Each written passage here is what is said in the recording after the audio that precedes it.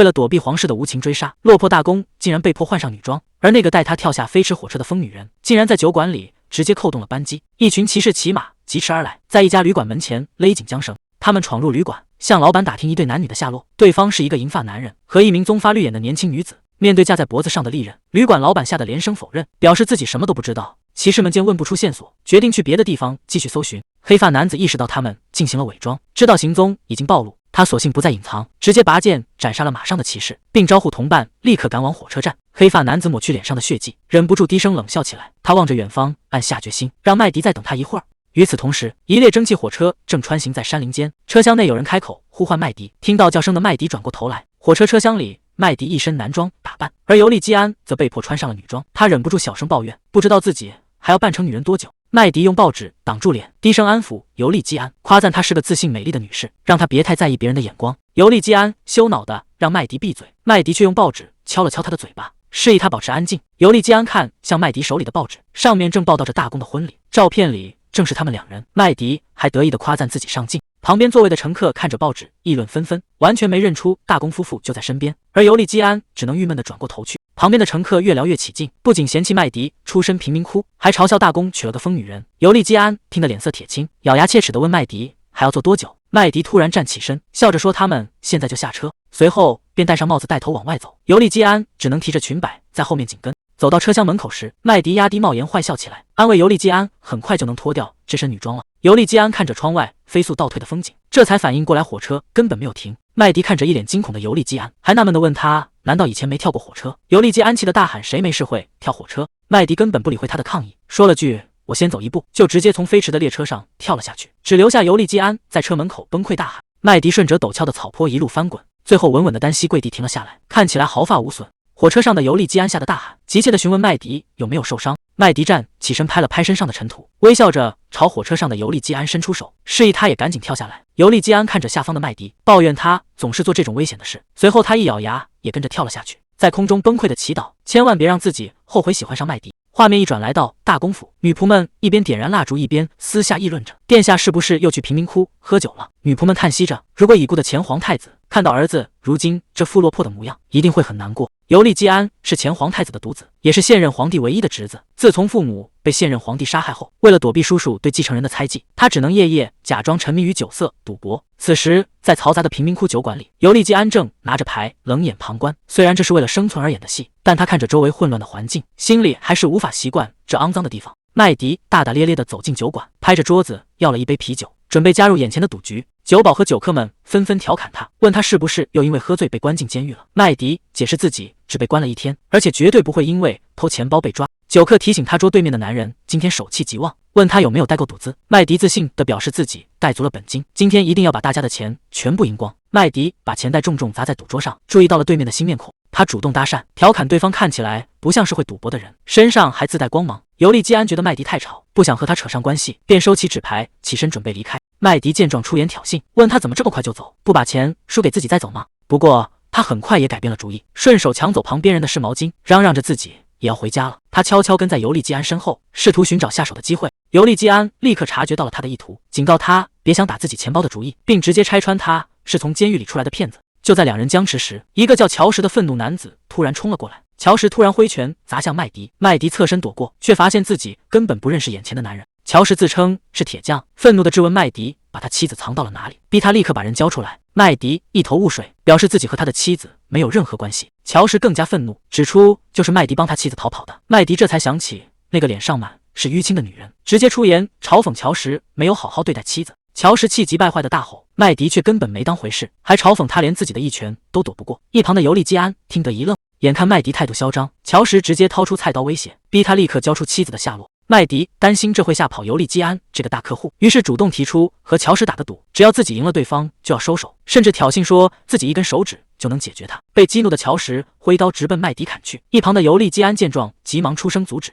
一声枪响过后，麦迪直接一枪打中了乔什的腿，乔什痛苦的倒地惨叫。一旁的尤利基安彻底看呆了，他怎么也没想到这个女人做事会如此果断，而这一枪也彻底拉开了两人命运的序幕。中枪倒地的乔什痛哭惨叫，愤怒地指责麦迪作弊用枪。麦迪却一脸无辜地辩解，自己确实只用了一根食指扣动扳机，这怎么能算作弊？他收起手枪，表示开完枪突然想去喝一杯。于是麦迪转过身，热情地邀请一旁的尤利基安，问他要不要一起去喝一杯。而目睹了全过程的尤利基安，此时已经被麦迪的疯狂举动震惊得不知所措。麦迪看尤利基安半天没反应，以为他是被刚才的枪声吓傻了，便主动伸手想要扶他，结果手还没碰到，就被尤利基安一把狠狠拍开。他愤怒地警告麦迪别再跟着自己，随后便转身大步离开。被拒绝的麦迪倒也不生气，他转头向周围的酒客大喊，提议用乔什的钱包请大家喝酒。听到有免费的酒喝，酒客们立刻兴奋地欢呼起来，只留下受伤的乔什在地上绝望惨叫。麦迪则高高兴兴地带着大家朝酒馆走去。夜幕笼罩着贫民窟，尤利基安独自走在潮湿的街道上，脚踩在积水里发出沉重的声响。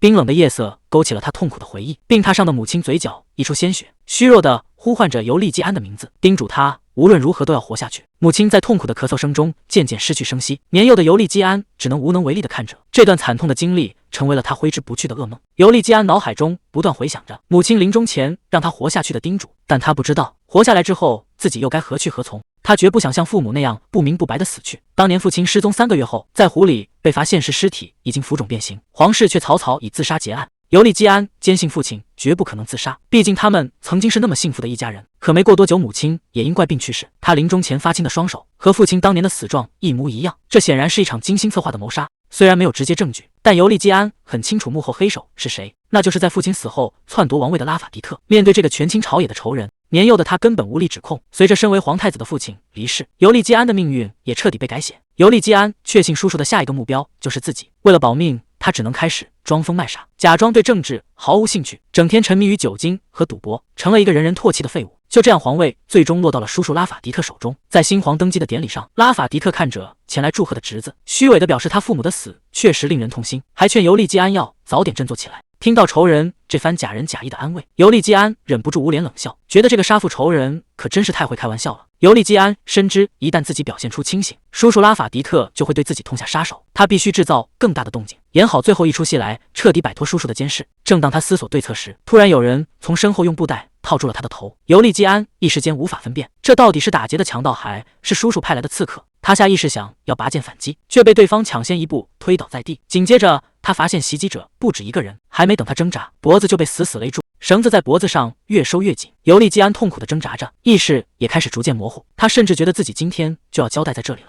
恍惚间，他眼前闪过大公府那张冰冷的床，耳边只剩下自己痛苦的咳嗽声。就在他快要窒息的时候，旁边突然飞来一脚，直接把袭击者踹飞了出去。尤利基安瘫倒在地，大口喘气，抬头一看，救下他的居然是麦迪。麦迪动作极快，直接用斗篷套住袭击者的头，顺势借了一个过肩摔，将对方重重砸在地上。袭击者口吐鲜血到地不起，看着眼前的女人，满脸难以置信。袭击者还想挣扎反抗，结果被麦迪一把揪住衣领，接连几记重拳和袭击，直接把他打得口吐鲜血。袭击者痛苦地瘫倒在地上，只能惊恐地开口求饶。麦迪根本没有停手，直接一刀狠狠刺了下去，伴随着袭击者的惨叫，现场瞬间安静下来。麦迪缓缓站起身，坐在一旁的尤利基安彻底看傻了，忍不住出声叫住他。看着眼前的女人，尤利基安突然觉得不对劲，他们明明才刚认识，对方却表现得过于热心，而且一个普通平民手里怎么会有枪？还没等他想明白，麦迪已经转过身朝他走来。看麦迪身手如此干脆利落，尤利基安不禁暗自警惕，怀疑他是皇帝派来的刺客。可还没等他理清头绪，麦迪却突然像是想起了正事，转过身走向倒地的袭击者，毫不客气地搜刮起对方身上的财产。他捡起沉甸甸的钱袋，顺手抛给了地上的尤利基安，说是抵扣之前那个胸针的找零。看着手里的钱袋，尤利基安一时间彻底愣在原地，完全没想到他连追兵的钱都抢。麦迪嘲笑尤利基安反应太慢，说他要是再这么迟钝，自己连他的内衣都能偷走。尤利基安这才猛然发现，麦迪手里正拿着他原本戴在胸前的胸针。麦迪得意地承认是自己顺手牵羊，还调侃说如果刚才尤利基安陪他玩牌，他绝对会把对方扒得一干二净。尤利基安听完彻底无语，忍不住质问他是不是个疯子。麦迪笑着承认自己确实有点疯，随后主动伸手想拉尤利基安起来，尤利基安却没理会他的好意，自己默默站起身拍了拍身上的灰尘。麦迪看着眼前的男人，笑着表示希望以后能经常见面，甚至直截了当地表白说自己很中意他，随后便转身离去。尤利基安看着手里的钱袋，意识到刚才的袭击者其实是刺客，那个疯女人竟然救了自己的命，他心中猛地一震，突然想到了一个计划，立刻出声叫住了麦迪。尤利基安快步追了上去，一把拉住麦迪，表示有重要的事情要和他谈谈。他终于找到了能让皇帝彻底对自己放手的最后一步棋。麦迪却毫不客气地甩开他的手，警告他不要随便动手动脚，接着又笑着调侃这位殿下比自己想象的还要大胆。尤利基安慌忙解释自己只是太焦急，随后他突然反应过来，质问麦迪是怎么知道自己身份的。麦迪却一脸轻松地表示，他那一头显眼的银发和华丽的衣着，只要不是间谍，谁都能认出他是皇室成员。尤利基安听完有些难以置信，既然麦迪早就知道他的身份，居然还敢对他如此无礼，难道就不怕被治罪吗？麦迪笑着打断了他的质问，提醒他追上来是为了谈合作。随后他转身带路，让尤利基安跟他走。麦迪在前面轻快地带路，带着尤利基安走入偏僻的深巷，看着周围越来越荒凉的环境，尤利基安不禁有些后悔。他意识到对方虽然救了自己，但并不代表就是盟友，如果在这里被伏击，就彻底完了。他正打算转身离开，伴随着一声门轴的吱呀声，麦迪笑着推开门，热情地邀请这位新客户进入他的办公室。尤利基安看着隐藏在墙里的房间，虽然心中充满疑惑，但还是跟着麦迪走了进去。进屋后，麦迪热情地请他落座，准备正式开始两人的合作咨询。看着有些警惕的尤利基安，麦迪表示理解他的多疑，毕竟他经常被刺客盯着。他拿出纸笔准备记录，并主动提起自己的名字麦迪，随后笑着询问尤利基安，这次想要雇佣他做什么工作。麦迪确认尤利基安是想雇他当保镖，询问是不是只需在他秘密出行时负责殿后。随后他主动谈起报酬，提出每天100迪龙的日薪。尤利基安却突然打断了他，严肃地质问他是否对这个国家忠诚。麦迪听完一脸嫌弃地表示，自己只是个拿钱办事的流浪者，根本谈不上什么国家忠诚。尤利基安并没有就此罢休，他突然按住桌子站起身，表示在正式雇佣前必须确认2件事，那就是麦迪到底是不是间谍，以及他是否真的有能力保护自己。面对尤利基安的质疑，麦迪若有所思地伸手摸向裙底。尤利基安盯着他的动作，猜测他是不是在裙子下藏了武器。麦迪调侃他往哪看呢？随即猛地甩手，一把飞刀瞬间飞射而出。尤利基安转头看去，发现飞刀精准地钉死了一只蜈蚣。麦迪笑着解释说，自己只是觉得虫子太恶心，才不想用手去碰。尤利基安不得不承认，他的身手确实很厉害，但他依然没有放松警惕。麦迪主动提起第2件事，问他是不是想确认自己到底是不是皇帝派来的间谍。接着他信誓旦旦地保证，自己是个极有职业道德的人，绝对不会轻易背叛雇主，只要给钱他甚至能为客户拼命。尤利基安却没那么容易相信，追问自己该如何确信他的忠诚。麦迪指了指墙上被钉住的蜈蚣，笑着反问他，难道以为刚才那一刀指是刺中了虫子吗？麦迪笑着表示，因为尤利基安是他的客户，他自然会保证忠诚。尤利基安看着墙上的飞刀，心里也明白过来，如果麦迪真是皇帝派来的间谍，在他走进这间密室的时候，自己就已经没命了。尤利基安稍微松了口气，又好奇地问麦迪，当初在酒馆主动搭讪，是不是看出他需要保镖？麦迪听完直接否定，坦白说自己只是看他长得帅，他一直对银发蓝眼的帅哥毫无抵抗力。接着麦迪凑上前，笑着提醒尤利基安，既然现在决定雇佣他，那就要按时给钱，自己一定会拼尽全力保护他。看着眼前这个财迷又颜控的女人，尤利基安只能无奈地扶额叹气。麦迪指着墙上的价格表，滔滔不绝地介绍起自己的业务，表示只要钱给够，明杀暗杀，甚至送人头服务他都能办，还因为尤利基安长得帅给他免了运费。看着自封为商业奇才的麦迪，尤利基安只觉得一阵头疼，他无奈地打断对方，表示不需要他暗中行事，刚才袭击留下的尸体他会派人处理。听到不用自己收尸，麦迪顿时松了一口气，直言自己已经快饿扁了，打算签完合同就先去吃顿饭。尤利基安听完一愣，不解地问他，难道不该先去处理尸体？麦迪却理直气壮地反问，难道殿下每次吃完饭都会立刻洗碗吗？这让尤利基安彻底无语。麦迪一边哼着歌，一边把吃完饭立刻洗碗和顾家好男人写进合同里，这让旁边的尤利基安彻底崩溃，拍着桌子质问他为什么要写这些。麦迪却嫌他大喊大叫太吵，抱怨这里隔音不好，而且把自己的字都给震歪了。尤利基安无奈叹气，顺势打听起他的来历，问他这一身本领是在哪训练的。麦迪一边用笔挠头，一边坦白自己根本不知道，因为他不记得16、17岁之前的事了。说话间，他手里还熟练地转着刀。麦迪表示自己虽然失忆，但对刀枪等武器非常熟悉，甚至还会改装枪支，猜测自己以前就是干这一行的。说着，他笑着把一把匕首递还给尤利基安。尤利基安大吃一惊，根本没发现防身匕首何时被偷，但也彻底确信他不是间谍。看着麦迪的身手，尤利基安忍不住猜测，他会不会是某个贵族千金？面对询问，麦迪没有回答，而是突然掀起了自己的裙摆。这举动把尤利基安吓了一跳，原来麦迪是想让他看自己大腿上密密麻麻的伤疤。看着这些触目惊心的伤痕，尤利基安彻底愣住了。麦迪觉得露大腿可能不太合适，索性拉起袖子露出胳膊上的伤疤。自嘲贵族千金可不会像他这样，自己只是个无父无母的跑腿丫头。随后麦迪单膝跪在尤利基安面前，握住他的手，郑重承诺，只要把安全交给自己，他就会拼尽全力保护他的安全。尤利基安看着眼前的女人，反手握住她的手，表示在开始合作之前，得先决定好他对自己的称呼。麦迪觉得尤利基安太挑剔，表示自己只在暗中保护，没必要纠结称呼，并提议开始商量雇佣价格。话音未落，尤利基安突然一把抓住他的手腕，直言自己并不是想雇他当保镖，麦迪听完有些意外，开玩笑地问他，难不成是想让自己当他的情人？尤利基安看着眼前的麦迪，心中早已有了盘算，只要有这个疯狂的女人在身边，皇帝和监视他的人就会彻底移开视线。于是他盯着麦迪，神色认真地表示自己要娶她为妻。尤利基安直接向麦迪求婚，解释说，既然他不是皇帝的间谍，而且身首了得不容易死，就是最合适的人选。麦迪听完大惊失色，一边挣扎着踢开他，一边愤怒地表示自己不接这种活，质问他凭什么要自己嫁给他。被踢倒的尤利基安依然死死拉着他，笑着坚持要和他结婚。麦迪气得大喊，自己绝不会为了钱出卖人生。然而当尤利基安开出1亿的高价时，麦迪有些不敢相信自己的耳朵，追问是不是自己听错了。尤利基安见他面不改色，以为他对这个价格还不满意，为了能留下这个强力的帮手，他索性把筹码加到了10亿。尤利基安解释说，这是3年期的契约婚姻，双方不需要发生肉体关系，离婚后还会为他准备出国的资金，询问麦迪是否愿意接受。听到如此丰厚的条件，麦迪的态度瞬间发生了180度大转变，他双眼放光的紧紧握住尤利基安的手，热情的直呼对方为亲爱的，毫不犹豫的一口答应了这门婚事。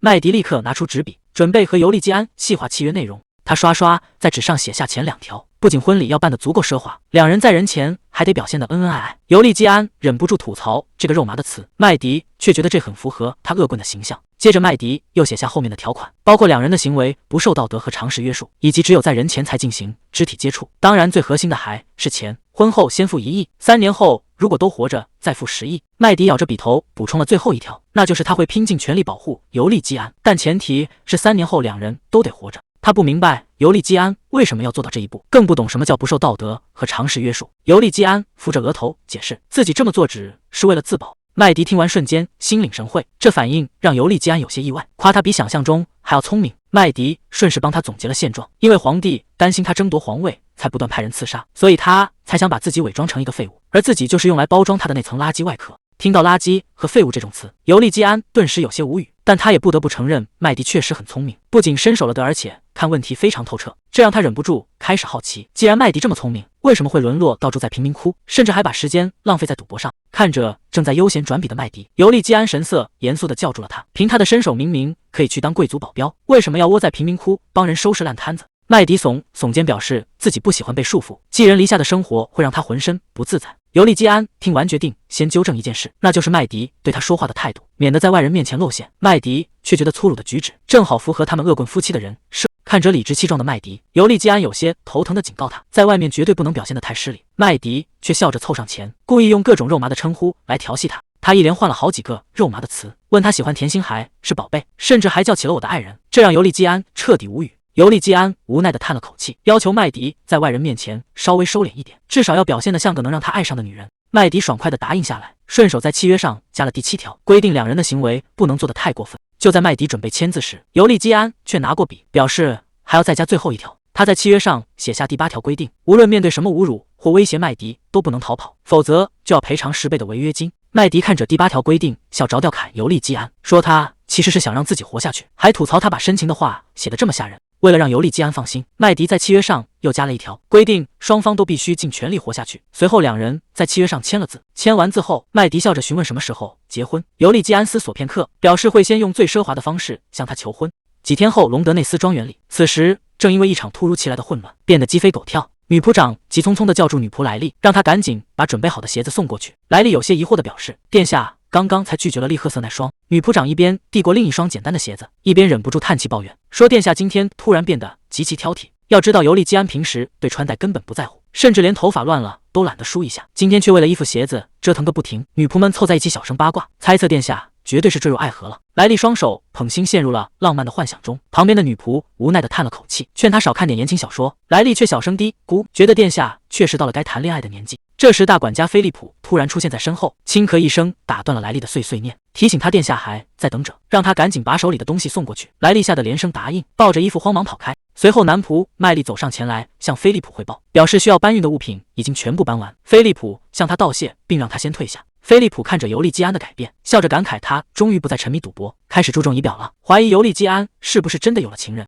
而退下的男仆麦利却在暗中窥视。另一边，尤利基安乘马车抵达了目的地，他有些紧张地咽了咽口水，随后迈步走下马车。此时的尤利基安盛装打扮，手里还捧着一束精心准备的鲜花，准备去见麦迪。尤利基安很清楚，要骗过全国上下就不能留下破绽，他必须演出一副陷入爱河、激动又沉迷的模样。他转头吩咐马车夫在原地等候，并高调表示自己待会儿会带另一个人一起回去。马车夫听完大吃一惊，此时尤利基安余光一扫，察觉到四周正有不少眼线在暗中窥视，他按捺下心思，准备等见到麦迪后就立刻展开行动。尤利基安在心里反复演练着情话，打算一见面就把鲜花送给麦迪。既然要假装未婚夫妻，他就必须表现出神魂颠倒的样子，才能骗过暗中监视的眼线。然而当他来到约定的巷口时，四周却根本没有麦迪的身影。尤利基安忍不住皱起眉头，怀疑他是不是临时逃跑了。还没等他多想，远处突然传来一声响亮而亲热的呼唤。麦迪身穿盛装，一路欢快地跑了过来，满脸笑容地冲向尤利基安，大声喊着自己想死他了。麦迪这一声热情的宝贝，直接把尤利基安给喊懵了。他怎么也没想到，对方一上来就演得这么逼真。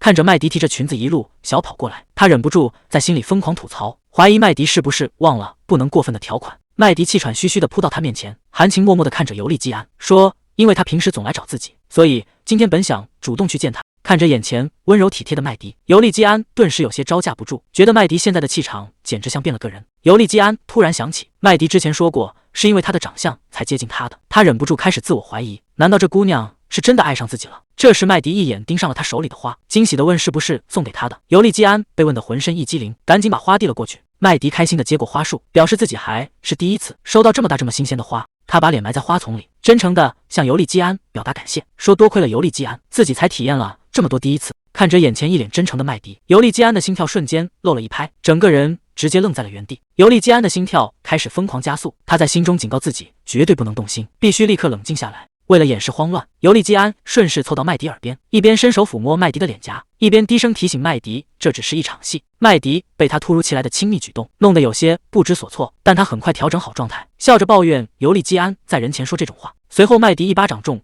拍在尤利基安背上，疼得他忍不住叫出声来。麦迪笑着让殿下别再开玩笑了。尤利基安还没从刚才的打闹中缓过神，麦迪就抱着花凑到他耳边，低声警告他赶紧振作起来。接着麦迪换上一副关切的表情，大声询问殿下是不是身体不舒服，并主动提议换个地方说话。然而麦迪却用只有两人能听到的声音，微笑着低声威胁尤利基安，问他是想现在死在自己手里，还是等会儿被皇帝的人解决。面对麦迪这毫不掩饰的威胁，尤利基安顿时被吓得出了一身冷汗。被威胁的尤利基安猛然清醒，他深吸一口气，强迫自己冷静下来，决定速战速决，赶紧把这场戏演完。尤利基安深情地看着麦迪，说自己再也按捺不住心中的情感，哪怕这里不是合适的场合，也要说出来。麦迪表面上露出一副受宠若惊的模样，内心却在疯狂催促尤利基安赶紧进入正题。尤利基安见状便顺水推舟，他温柔地执起麦迪的手，在众目睽睽之下深情地注视着他，正是向麦迪求婚，让他嫁给自己。麦迪手中的花束掉落在地，他有些不知所措地红了脸，小声道歉说自己是不是听错了。尤利基安顺势上前拉住麦迪，当众深情地向他表白，说自己只要能和麦迪在一起，其他什么都不需要，希望两人能永远相伴。这番深情告白让周围围观的邻居们感动不已，大家纷纷大声欢呼，恭喜麦迪终于找到了好归宿。看着麦迪羞红的脸颊，邻居们忍不住笑着调侃起来。面对邻居们的调侃，麦迪突然脸色一变，大喊一声对不起，转身就往巷子深处狂奔。这突如其来的变故把尤利基安整懵了，他只能硬着头皮在后面追，心里暗骂这根本不在计划内。尤利基安一边追一边抱怨，麦迪明明身手了得，现在却跑得比兔子还快，让他这个体弱的皇子在后面狂撵。好不容易在拐角处，尤利基安一把抓住了麦迪的手，连他自己都有些不敢相信，居然真的能追上麦迪。尤利基安一边喘着粗气，一边疑惑地质问麦迪，好端端的为什么要逃跑？麦迪低着头小声嘟囔，说自己不想嫁给尤利基安。尤利基安顿时愣在原地，有些不敢相信自己的耳朵，他急忙按住麦迪的肩膀，焦急地追问为什么，毕竟两人之前明明都签好契约了。麦迪眼含泪水，委屈的大喊说尤利基安可是高高在上的大公，别人肯定会觉得是自己勾引了他，而且他也觉得自己根本配不上这份幸福。看着麦迪哭着扑进尤利基安怀里，尤利基安瞬间反应过来，这又是在演戏。这精湛的演技让他忍不住起了一身鸡皮疙瘩。尤利基安在心里疯狂吐槽，这出戏根本没在计划内，他完全不知道该怎么接话。麦迪却越演越起劲，大喊着要把东西都还给他，接着把怀表、戒指和袖扣一股脑全砸回尤利基安怀里。看着手里多出来的贵重物品，尤利基安整个人都傻了，他甚至都不知道麦迪是什么时候把这些东西偷走的。还没等尤利基安开口解释，麦迪就哭喊着开始捶打他的胸口，控尤利基安作为高高在上的大公，迟早会因为别人的反对而抛弃自己。麦迪这顿粉拳捶得太用力，尤利基安甚至怀疑麦迪想谋杀自己。正当他不知所措时，麦迪突然揪住他的衣服，小声命令尤利基安赶紧抱住自己。尤利基安只能配合地搂住麦迪，周围的围观群众顿时发出一阵惊叹，怀里传来的淡淡花香让尤利基安一时间有些失神。麦迪紧接着又小声指挥，让尤利基安说出永远不会放弃自己的誓言。为了把戏演足，尤利基安深情地看着麦迪，大声向他表白，承诺自己绝对不会放手。可还没等他松口气，麦迪又小声下达了新指令，让尤利基安用大拇指去碰他的嘴唇。这要求直接把尤利基安整不会了。尤利基安虽然有些迟疑，但还是按照指令，用戴着手套的大拇指按住麦迪的嘴唇。接着他顺势低下头，借着手指的遮挡，在外人看来就像是深情地吻了上去。这一幕瞬间引来围观群众的阵阵欢呼，大家纷纷大声向麦迪送上祝福，甚至还有人笑着调侃尤利基安，让他以后小心点，因为麦迪可不是个好惹的野丫头。麦迪转头对着起哄的群众大喊，质问他们自己谈恋爱结婚有什么错。尤利基安在一旁看着，忍不住在心里赞叹麦迪的演技，确信自己找对了合作对象。为了让这出戏更加逼真，尤利基安顺势掏出准备好的戒指，深情地向麦迪表白，并亲手为麦迪戴上。麦迪看着手上的戒指，露出一副受宠若惊的娇羞模样，询问尤利基安是否真的不介意他的身份。尤利基安一把将麦迪拥入怀中，深情的回应，除了麦迪别无他人。他确信这出戏绝对能骗过所有眼线。这场精心布置的求婚戏码效果立竿见影。到了当天傍晚，大公与贫民窟女子相爱的消息就登上了各大晚报的头条，全城上下为此一片哗然。大家这才反应过来，原来尤利基安频繁往贫民窟跑，根本不是去赌博，而是为了会见情人。这出跨越阶级的爱情戏码迅速在市井间传得沸沸扬扬。求婚的消息传开后，尤利基安便带着麦迪一路回到了隆德内斯庄园。大管家菲利普带着仆人们早就在门口列队迎接。为了在众人面前把戏演足，尤利基安体贴地提醒麦迪小心台阶，并主动向麦迪伸出了手。麦迪也十分配合，甜甜地喊着宝贝牵住尤利基安，在众人的注视下优雅地走下马车。庄园厨房里，肉排正滋滋作响，主厨乔什却一脸愤愤不平，他怀疑麦迪是看中了大公的身份，才故意勾引殿下。女仆莱利在一旁小声嘀咕说，殿下回来时一直牵着麦迪的手，显然已经彻底沦陷了。乔什听完更加坚信是麦迪利用了殿下的单纯，气头上的乔什往肉排里狂撒盐，发誓绝不让这个女人好过。大管家菲利普及时出面制止，提醒大家必须服从殿下的决定，毕竟殿下从小孤身一人长大，也许麦迪真的能填补他内心的空缺。随后热腾腾的饭菜被送上餐桌，尤利基安贴心的帮麦迪切好肉排，麦迪看着盘子里的食物甜甜道谢，当着仆人们的面继续大秀恩爱。麦迪顺势插起一块肉排递到尤利基安嘴边，甜笑着要亲自喂殿下吃饭。旁边的仆人们顿时吓得大惊失色，乔什更是在心里拼命祈祷殿下千万别吃。尤利基安只能硬着头皮把肉吃下，可刚嚼了一口，那超量的重盐就差点把他当场咸晕过去。被咸得不轻的尤利基安赶紧提议和麦迪交换餐盘。麦迪有些疑惑，尤利基安借口说自己的肉排太熟，而自己平时又比较挑食，顺便把责任推给了一旁的主厨乔什，还用冰冷的眼神警告了乔什和莱利。不挑食的麦迪爽快地答应了交换，直接把尤利基安那份肉排换了过来。麦迪尝了一口交换过来的食物，发现红薯上的黄油十分顺滑，里面甚至还带着蜂蜜的甜味，开心地向尤利基安夸赞起来。尤利基安顺势看向一旁的主厨乔什，询问是不是这样。被点名的乔什吓得倒吸一口凉气，赶紧结结巴巴地承认，说自己确实加了最顶级的黄油和蜂蜜。麦迪听完甜甜的感叹，难怪这么好吃，接着顺杆爬，撒娇问能不能把尤利基安那份红薯也给他。尤利基安宠溺地笑了笑，大方地把自己的餐盘递了过去。麦迪笑着接过盘子，可当他低下头看向红薯时，脸上的笑容却瞬间消失了。他死死盯着眼前的食物，眼神变得异常冰冷。深夜，麦丽鬼祟祟地溜进储藏室，他走到红薯筐前，从怀里掏出一个小药瓶，准备下毒。还没等他动手，一只手突然从后面死死揪住他的衣领，直接将他整个人拽了过去。麦丽吓得倒吸一口凉气，转头却对上了麦迪冰冷的笑脸。麦迪当场戳穿他就是那个下毒的人。还没等麦丽开口辩解，麦迪就直接一记重击将他放倒。深夜，麦丽从昏迷中醒来，发现自己被绑在椅子上，眼睛也被蒙住。听到麦迪的声音，麦丽立刻认出这是打晕他的女人，开始拼命挣扎。麦迪警告他别乱动，并慢条斯理地告诉他，塞在他嘴里的正是他带来的毒药。麦丽吓得魂飞魄散。麦迪接着补充，塞的不是注射器，而是他口袋里那个拳头大的毒药瓶。麦迪慢条斯理地解释，他把毒药瓶的木塞换成了布，警告麦丽如果流口水打湿了布，毒药就会加速渗进嘴里。接着，麦迪一把揪住麦丽的头发，逼问他幕后主使到底是谁。麦丽虽然吓得浑身发抖，但想到招供会连累家人被杀，只能咬紧牙关死活不开口。见麦丽态度坚决，麦迪也懒得继续废话，直接放弃了逼问，并冷笑着提醒他，这里是偏僻的储藏室，短时间内绝对不会有人来救他。麦迪笑着跟麦丽道别，随后关门离去。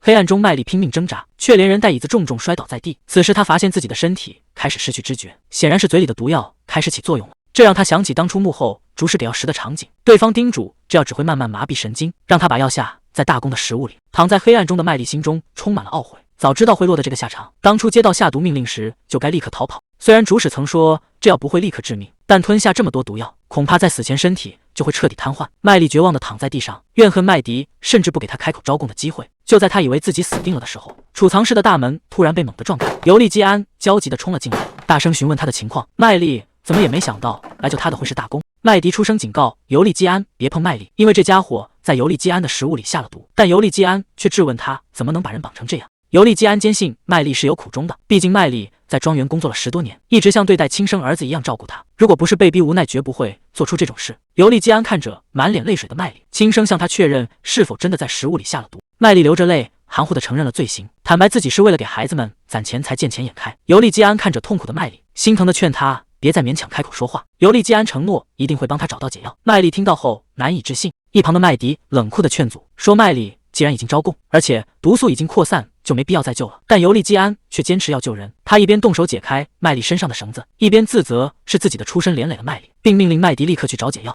麦莉被尤利基安的善良彻底打动，心中充满了懊悔与愧疚，决定在临死前把幕后主使供出来，帮大公避开危险。他拼尽全力想要说出那个名字，可因为舌头麻痹，只能发出含糊的字音，断断续续地喊着伯爵2个字。尤利基安劝麦莉别再说话，承诺会帮他拿到解药，并让他明早立刻离开这里。麦莉虽然拼命想要解释，但舌头麻痹，只能发出含糊的怪声。尤利基安只能安慰他自己都懂。冷眼旁观的麦迪看着这一幕，在心中暗骂麦莉是个蠢货。其实他故意没堵住麦莉的嘴，绳子也绑得很松，就是为了让他能自己挣脱逃跑。麦迪实在无法理解他的仁慈，在他看来，对企图毒杀自己的人就该斩草除根。尤利基安承认他的计划确实高明，如果单靠拷问，麦莉绝不会说实话。还好自己及时阻止了他，没让他直接往麦莉嘴里灌毒药。处理完麦莉的事，尤利基安突然想起麦迪之前也吃了带毒的烤鼠，忍不住关切地询问他的身体状况。麦迪表示自己体质特殊，并无大碍，还顺势戏谑地问殿下是不是在关心他。尤利基安无奈地让他别闹，提醒他赶紧上马出发。两人同骑一匹马离开。麦迪想起麦莉临别前含糊不清的怪叫，好奇地向尤利基安打听那句词的含义。尤利基安叹了口气，神色变得异常凝重。他向麦迪坦白，麦莉拼死指认的蒙特内扬多伯爵其实就是他的亲舅舅。麦迪听完却一脸淡定，甚至提议现在就去干掉对方。尤利基安被这危险的想法吓了一跳，赶紧大声制止他。麦迪揉着耳朵抱怨他声音太大，解释说只是看他刚才太郁闷，顺便提醒他只有他活过3年，自己才能拿到10亿狄龙。尤利基安向他保证自己绝不会轻易死掉，并真诚地感谢他今天的帮助。尤利基安吐槽他动作利索却不会骑马，还质问他为什么非要坐在自己前面。麦迪笑着解释自己只是没学过，顺势靠在尤利基安的怀里，好奇地问他为什么不雇几个贴身护卫。尤利基安无奈地透露，自己小时候的护卫要么逃跑，要么死了，现在根本没人敢接这个差事。麦迪听完若有所思。尤利基安看着怀里的麦迪，心想他可能连3个月都撑不过，就会因为怕死而逃跑。麦迪却突然转过头灿烂一笑，宣布自己要做他第一个绝不逃跑的护卫。尤利基安听完直接愣在原地，随后无奈地低头笑了起来，心想今天明明差点丢了性命，他们居然还能这样笑得出来。尤利基安感慨，如果自己能活下来，全都要归功于麦迪。麦迪笑着让他放宽心，接着兴奋地欢呼起那10亿狄龙的赏金。尤利基安看着他，只觉得又无奈又好笑，甚至怀疑自己是不是也被他传染了。随后两人骑马回到了庄园，尤利基安扶着麦迪下马，带着他一起走回屋里。一旁的菲利普和莱利默默看着两人。麦迪体贴地对尤利基安说，殿下一早出门辛苦了，自己这就先回房休息。尤利基安看着麦迪离去的背影，在原地沉默了片刻。就在麦迪准备离开时，尤利基安突然出声叫住了他。麦迪疑惑地转过头，尤利基安上前一把拉住他的手，直接提议今晚去他的房间一起睡。麦迪有些迟疑地跟在后面，忍不住开口询问，觉得两人现在同房有些不妥。尤利基安却理所当然地表示，反正迟早要结婚，同房也是顺理成章的事。随后便带着麦迪走进了房间。尤利基安无奈地叹了口气，直接向麦迪伸出手，让他把偷拿的家族印章戒指交出来。麦迪一边在裙兜里摸索，一边纳闷他这次怎么发现的这么快。尤利基安拿回戒指，警告他把其他顺手牵羊的东西也交出来，要是被仆人发现丢了珠宝，他就会被当成小偷赶出去，到时候那10亿狄龙的赏金可就泡汤了。听到赏金可能没了，麦迪只能妥协，提起裙摆准备把藏着的东西都交出来。麦迪这一抖，金币、怀表、宝石，甚至连餐叉，噼里啪啦掉了一地。尤利基安看得头皮发麻，忍不住质问他这才半天功夫，到底顺走了多少东西。麦迪突然反应过来，又从身上掏出一张纸，表示这份契约书也是刚拿的。尤利基安仔细一看，发现那竟然是自己保管的那份契约，他连忙抢了过来，质问麦迪怎么连他身上的东西都偷。麦迪却理直气壮地反驳，谁让他把这么重要的东西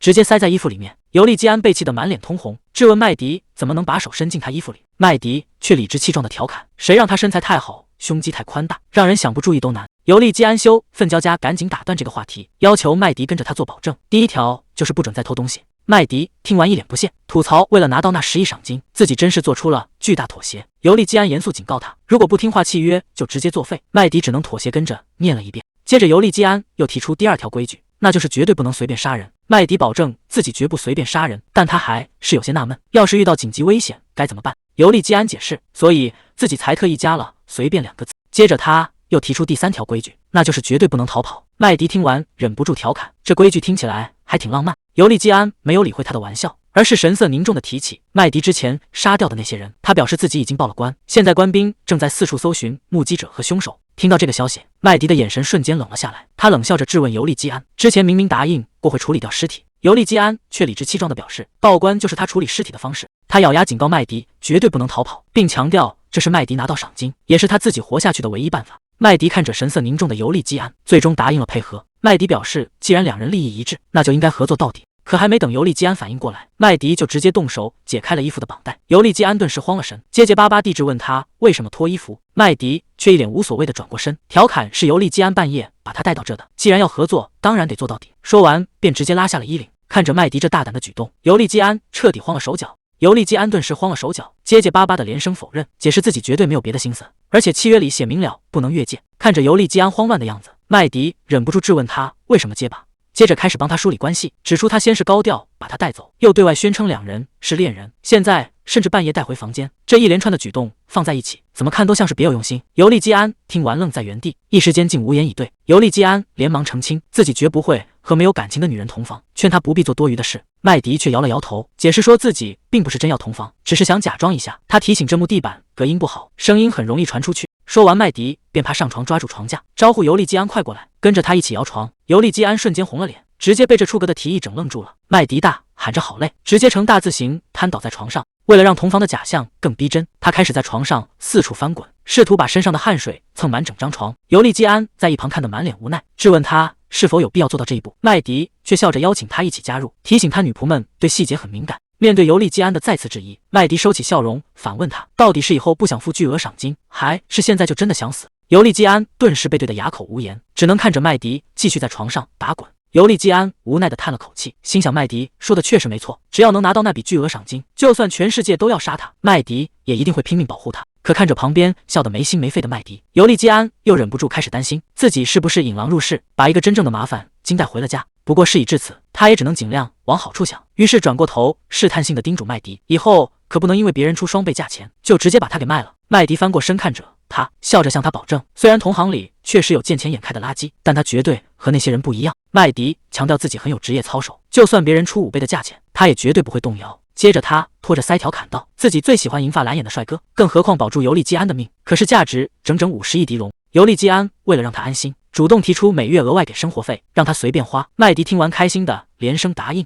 可当尤利基安追问要是别人出10倍价钱怎么办时，麦迪却故意逗他说那自己可能就要考虑一下了。尤利基安顿时急得大喊他的名字，麦迪则在一旁得意的偷笑起来。麦迪笑着解释刚才只是开个玩笑，让他赶紧睡觉，调侃他是不是因为熬夜脸色才这么差。尤利基安躺下后还是有些不放心，追问他如果别人出10倍的价钱，他是不是真的不会抛弃自己。麦迪信誓旦旦地保证这次是真话。随后他顺手吹灭了蜡烛，还伸手戳了戳尤利基安紧绷的脸，让他别再一直板着脸。尤利基安忍不住好奇地问他为什么总是盯着自己的脸不放，难道自己长得像他的初恋？麦迪听完只是笑了笑，并没有回答。麦迪笑着顺势调侃说他就是自己的初恋，接着让尤利基安安心睡觉，承诺如果夜里有坏人袭击，自己一定会妥善解决。第二天一早，麦迪在餐厅里大口吃着早餐。尤利基安想起刚才走来时仆人们私下偷笑讨论昨晚房间里传出的动静，他顿时满脸得意，确信昨晚那场同房的大戏已经彻底瞒过了所有人。麦迪在餐桌上递给尤利基安一封信，说是早上顺手截下的紧急信件。尤利基安却讲起餐桌礼仪，表示吃饭时不方便看信。麦迪做事要扔掉信件，顺口提到伯爵正准备来拜访他。尤利基安一听急，忙把信抢了过去。麦迪忍不住在一旁调侃他。尤利基安拆开信件，发现是舅舅写来警告他的，信中直言麦迪是个多次入狱的骗子，娶她简直是荒谬至极。如果已故的皇太子知道此事定会痛心，并要求明天中午见面详谈。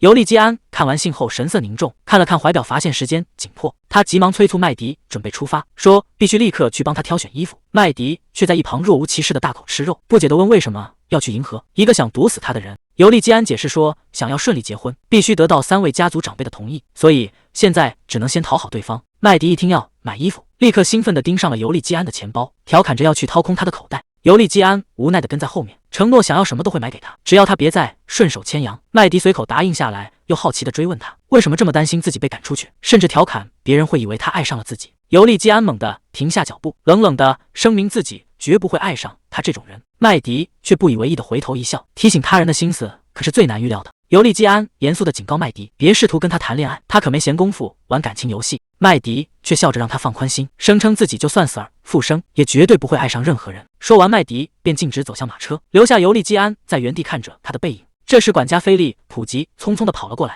尤利基安看着气喘吁吁的菲利普，询问发生了什么事。菲利普面露难色的建议他，今天最好还是留在府邸里，因为突然发生了一件紧急情况。尤利基安听完，顿时心头一紧，毕竟平时根本不会有什么紧急突发事件。尤利基安怀疑这事和麦迪有关，甚至后悔当初没把尸体处理干净。为了不耽误行程，他吩咐菲利普找个女仆陪同，自己则先去和麦迪道别。菲利普领命后急忙退下。尤利基安走到马车旁，严肃地叮嘱麦迪，在外面千万别偷东西，也别杀人。麦迪却一脸无所谓的反问，是不是还要加上一条不能逃跑？看着麦迪这副满不在乎的态度，尤利基安的脸色瞬间沉了下来。他按捺住怒火，追加警告，叫他在外面老实点，别再惹事。毕竟他以前的所作所为早就成了大家议论的焦点。麦迪嫌他太唠叨，直接伸手捂住了他的嘴，让他赶紧闭嘴。这时，管家菲利普带着女仆来立走了过来。麦迪见状，立刻热情地打招呼。尤利基安有些尴尬地清了清嗓子，把麦迪托付给莱利照顾。莱利紧张地答应下来，表示会尽快带麦迪回来。麦迪坐上马车出发，临走前还不忘笑着跟尤利基安告别。送走麦迪后，尤利基安立刻询问到底出了什么事。菲利普神色凝重地从怀里掏出一封信，透露这是皇帝亲自送来的密信。得知是皇帝的来信，尤利基安的脸色瞬间变得极其难看。马车缓缓驶出庄园，陪同的莱利一路上死死盯着麦迪，心里暗暗发誓，一定要戳穿这个为了钱勾引大公的骗子，让他哭着滚蛋。麦迪却根本没注意到莱利的敌意，正趴在车窗旁看着外面惊叹，明明已经过了大门，怎么马车还在庄园的花园里转悠？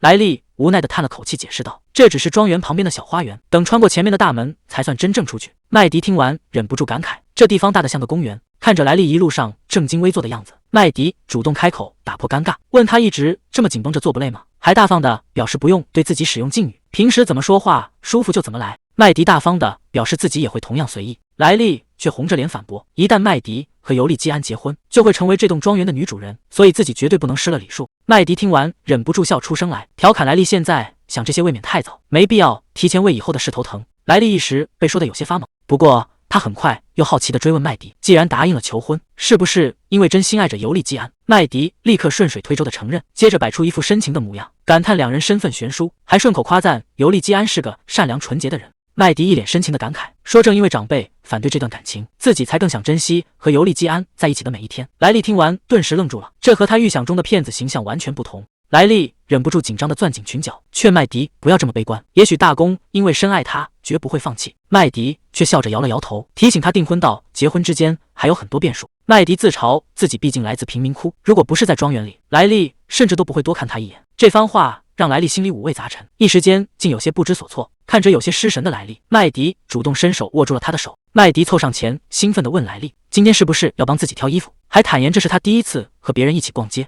莱利听完有些吃惊，追问他难道没有家人或兄弟姐妹吗？麦迪笑着摇了摇头，承认自己确实没有家人，所以现在心里其实特别紧张。看着麦迪有些落寞的笑容，莱利心里突然有些不是滋味，觉得他虽然没什么教养，但本性其实并不坏。于是莱利主动开口安慰麦迪，让他不用担心，自己一定会帮他挑出最漂亮的衣服。莱利有些不好意思的解释，这都是尤利基安的吩咐。麦迪听完开心的向他道谢，感慨就算今晚被赶出庄园，能和他一起逛街也是美好的回忆。接着麦迪有些不好意思的询问莱利的名字，得知对方叫莱利后，麦迪大方的拉起他的手，让他以后直接叫自己麦迪就行。看着毫无防备的麦迪，莱利心里五味杂陈，觉得他其实是个心直口快又天真的人，甚至有些同情他以后要面对的指责。莱利被麦迪的温柔所打动，决定以后要对他好一点。可麦迪一转头就露出了得意的坏笑，原来他刚才的温情全是装出来的，目的就是为了拉拢庄园里的人。为了那笔巨额赏金，麦迪发誓绝不让自己被赶走，哪怕要把蒙特内扬多伯爵的头发拔光，他也一定要留下来。此时蒙特内扬多伯爵已经来到了府邸，尤利基安主动上前迎接舅舅的到来。蒙特内扬多伯爵一坐下，就怒气冲冲地质问尤利基安凭什么提出这么荒谬的婚约，接着便逼问那个女人到底在哪。尤利基安笑着打起圆场，解释麦迪只是为了盛装出席，才稍微耽搁了一会儿。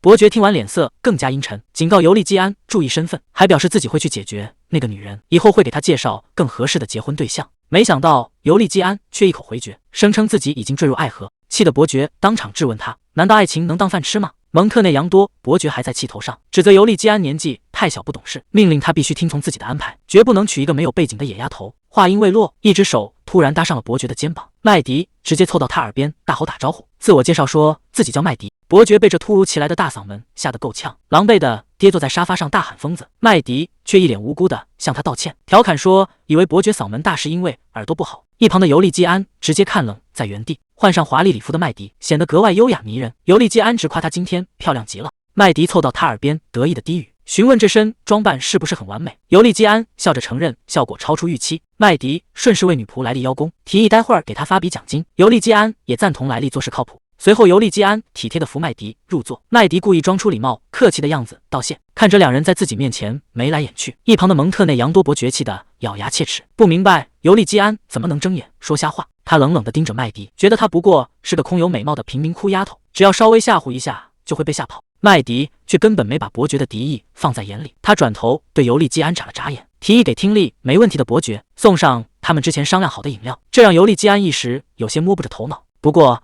他很快反应过来，猜到麦迪肯定又在动什么歪脑筋，于是笑着点头配合他。一旁的伯爵听得一头雾水，忍不住追问他们到底在说什么饮料。麦迪端着托盘走上前，表示这是专门为伯爵准备的。他把托盘放在桌上，介绍这杯绿色的饮料叫苦艾酒。伯爵盯着眼前的绿酒，脸色大变，紧张的咳嗽起来，质问这东西喝多了是不是会出人命。麦迪笑着承认一次喝太多却实会死，接着又一脸轻松的反问：这颜色难道不漂亮吗？蒙特内扬多看着眼前的绿酒，怀疑麦迪是不是知道了毒药的秘密，但他转念一想，如果尤利基安知情，绝对不会这么淡定，这丫头大概率只是在虚张声势。麦迪笑着举起酒杯，热情地招呼伯爵干杯。看着杯子里晃动的绿色液体，伯爵心里直打鼓，根本不敢下嘴。麦迪见蒙特内扬多迟迟不敢动口，猜测他可能是第一次喝苦艾酒，于是主动提议自己先来尝一口。在蒙特内扬多惊恐的注视下，麦迪端起酒杯直接一饮而尽，还一脸享受的大赞美味。接着他意味深长的补了一句，说这酒好喝到就算是毒药，自己也心甘情愿喝下去。这番话让蒙特内扬多彻底慌了神，他确信麦迪已经知道了他下毒的秘密，甚至开始后悔今天早上没有把手下失踪的事情当回事。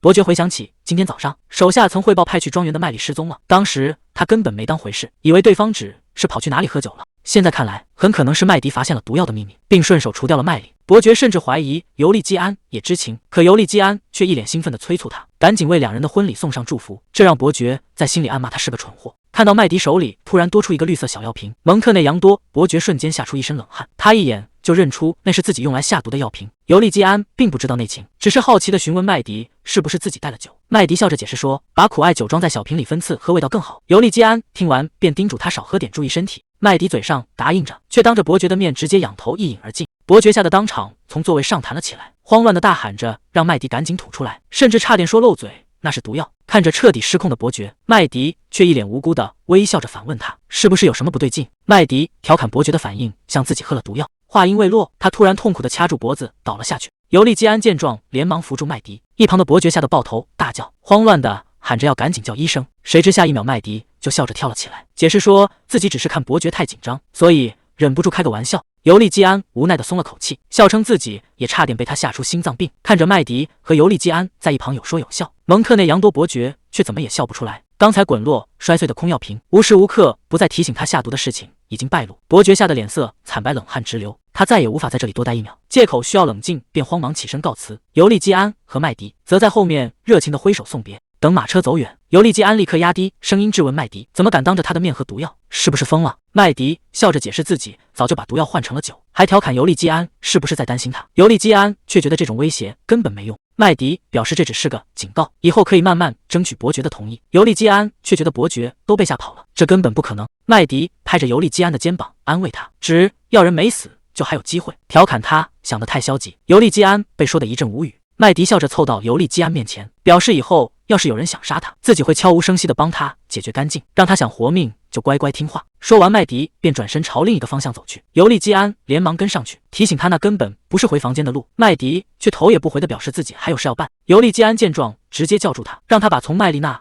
拿走的毒药交出来，免得带着到处乱晃惹出麻烦。麦迪在身上摸索了半天，突然俏皮地敲了敲脑袋，笑着说自己好像搞错了，刚才喝下去的其实是真毒药。听到这话的尤利基安瞬间愣在原地，心跳开始疯狂加速。尤利基安脑海中闪过母亲中毒的画面，他害怕麦迪也会像母亲那样死去。耳边瞬间响起刺耳的鸣音，整个人陷入了极度恐慌。他身子一晃，急忙扶住麦迪，慌乱地询问他喝下去多久了，叮嘱他千万别乱动，自己这就去叫医生过来。看着尤利基安急得手忙脚乱，麦迪却显得异常平静，直接伸手一把按住了他的肩膀。麦迪顺势搂住他的脖子，轻声安抚说自己不会死，解释说自己天生百毒不侵，就算喝下毒药也完全没事。尤利基安听完直接愣在原地，麦迪提醒他别在人前示弱，免得被旁人看扁。随后他松开手，叮嘱他注意周围的视线，便微笑着转身离开。尤利基安突然反应过来，周围可能正有侍从在暗中观察，他终于明白麦迪刚才为什么要微笑。为了不让旁人看出破绽，尤利基安顺势上前搂住麦迪，在他耳边亲昵地叮嘱外面冷要多穿衣服，让他办完事早点回来。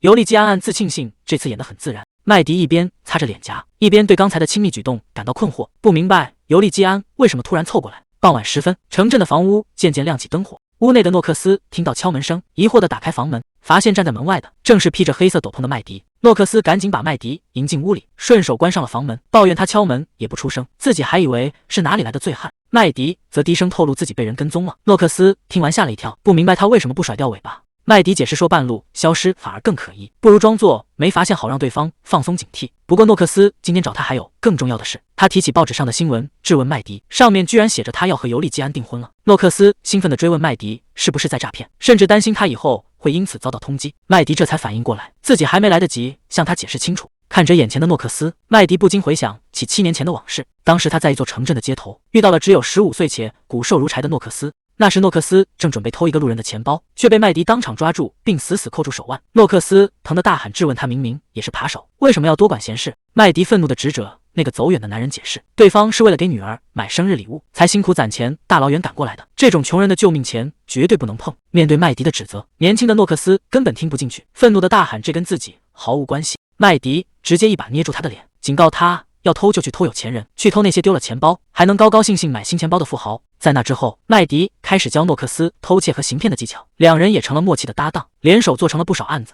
画面回到现在，诺克斯好奇地打听麦迪这次是不是打算单枪匹马把尤利基安的财产全部骗光。在麦迪眼里，诺克斯是他见过最优秀的骗子，无论是演技还是身手都无可挑剔。但这次的计划显然不同以往。诺克斯一听有大买卖，立马激动地凑上去撒娇，嚷嚷着非要加入这次的计划。麦迪可不吃他这一套，直接反手扣住他的手腕，冷冷地命令他坐下闭嘴。诺克斯瞬间就老实了。麦迪心里很清楚，这次的计划不仅要保命，甚至还要随时准备动手杀人。他不想把诺克斯拖进这种危险的泥潭，而且知道秘密的人越多，就越容易暴露。于是麦迪转过身，一脸认真地告诉诺克斯，自己是真的决定要和尤利基安结婚了。这可把诺克斯给听傻了。诺克斯根本不敢相信自己的耳朵，追问麦迪是不是又在搞什么新骗局，比如卷走嫁妆，在婚礼当天逃跑。他实在想不通麦迪为什么要动真格的。面对诺克斯的质问，麦迪一脸淡定地表示，因为尤利基安在看清他的真面目后，依然深深地爱着他。这话直接把诺克斯惊得目瞪口呆。诺克斯缓过神来，连连追问对方是不是连他是扒手和骗子的事都知道。麦迪表示尤利基安确实知道大半，也清楚和他扯上关系有多麻烦。他在心里暗自嘀咕，这也不算说谎。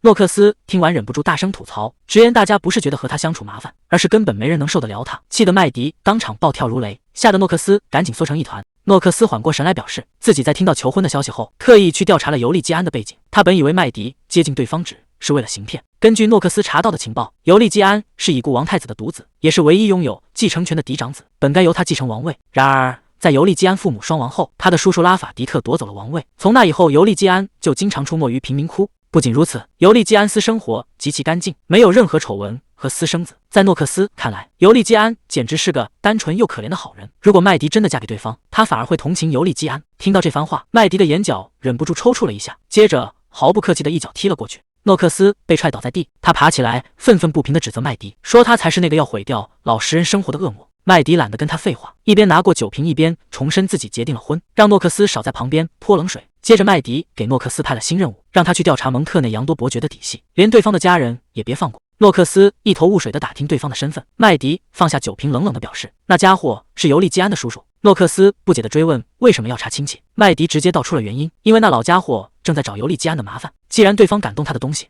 就必须付出代价。一旁的诺克斯被吓得直冒冷汗，心想蒙特内扬多伯爵这下彻底完了，居然能把麦迪气成这样。麦迪在心中暗自发誓，既然伯爵敢来砸他的饭碗，他绝对会用最狠的手段，让对方付出惨痛的代价。看着麦迪满脸狠劲，洛克斯吓得心惊胆战，生怕他失控拿东西当凶器，连忙默默把桌上的酒瓶拿走。他赶紧顺着麦迪的话应和，打听这次具体打算怎么设局，以便明确调查方向。看着麦迪喝了大半瓶酒，毫无醉意，诺克斯忍不住暗自吐槽他的酒量。诺克斯把酒瓶放到一边，打听麦迪打算做到哪一步，是不是要让对方倾家荡产。麦迪拖着下巴陷入思考，表示自己还没想好，是随便给个教训彻底毁掉对方，还是做得干净点。不过具体细节他会再好好想想。听到干净点这3个字，诺克斯顿时吓了一跳，连忙质问麦迪是不是又想杀人。面对质问，麦迪直接否认。诺克斯感到非常意外，追问他这次怎么改了脾气。麦迪带着微笑解释，因为尤利基安特意叮嘱过他，以后不能随便便杀人。这番话让诺克斯彻底愣在原地。麦迪被诺克斯调侃得有些恼火，他没好气地强调，大公向自己求婚，而他也答应了，纯粹是因为自己喜欢对方。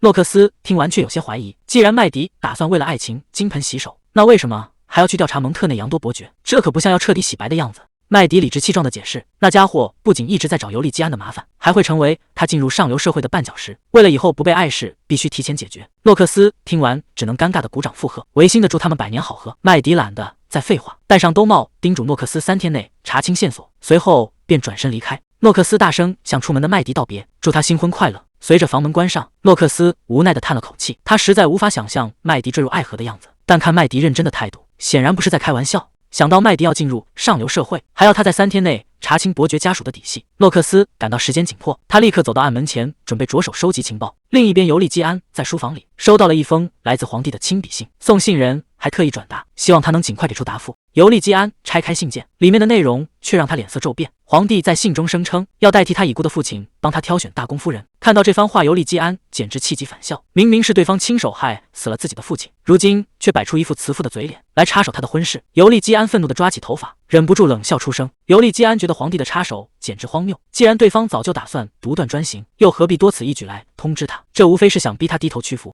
尤利基安愤怒地将信纸揉成一团，直接扔进了旁边的壁炉里。看着信件在烈火中化为灰烬，脑海又想起母亲临终前传来一阵剧烈的咳嗽。尤利基安感到无比憋屈和愤怒，他忍不住在心中呐喊：自己明明已经按照母亲的遗愿，拼尽全力想要活下去了，为什么命运还要被别人肆意摆布？尤利基安愤怒的一掌拍在桌上，试图驱散脑海中那些折磨他的声音。他猛地一挥手，将桌上的墨水瓶狠狠扫落到地上。他咬紧牙关，在心中发誓，无论如何自己都必须活下去，哪怕像狗一样卑微的爬行，也绝对不会向命运低头。发泄过后，尤利基安扶着桌子大口喘着粗气，只留下地上的墨水在缓缓蔓延。尤利基安正为无法替父母报仇而痛苦自责，突然一只脚踩在了流淌的墨水旁，紧接着传来调侃的声音，说自己可不喜欢有暴力倾向的丈夫。尤利基安惊讶地转过头，麦迪微笑着关切地询问他是不是遇到了什么烦心事。尤利基安此时根本没有心情应付他，冷冷地丢下一句明天再谈。麦迪却不依不饶地跟了上去，笑着提议要不要一起出去走走。还没等尤利基安反应过来，一只戴着黑色手套的手已经搭上了他的肩膀。麦迪突然凑到尤利基安耳边低语，提醒他对面树上的阴影里有人在监视，不过对方身上并没有携带武器，看起来不像是要动手，倒更像是来试探他们感情真伪的。尤利基安听完顿时心头一紧，怀疑这眼线是不是皇帝派来的。为了不让暗处的监视者看出破绽，麦迪主动搂住尤利基安的脖子，伸手抚摸他的脸颊，让他放松表情，随后微笑着贴近他，提议干脆给对方好好秀一把恩爱。麦迪突然出手一把拽过尤利基安，将他拉向自己。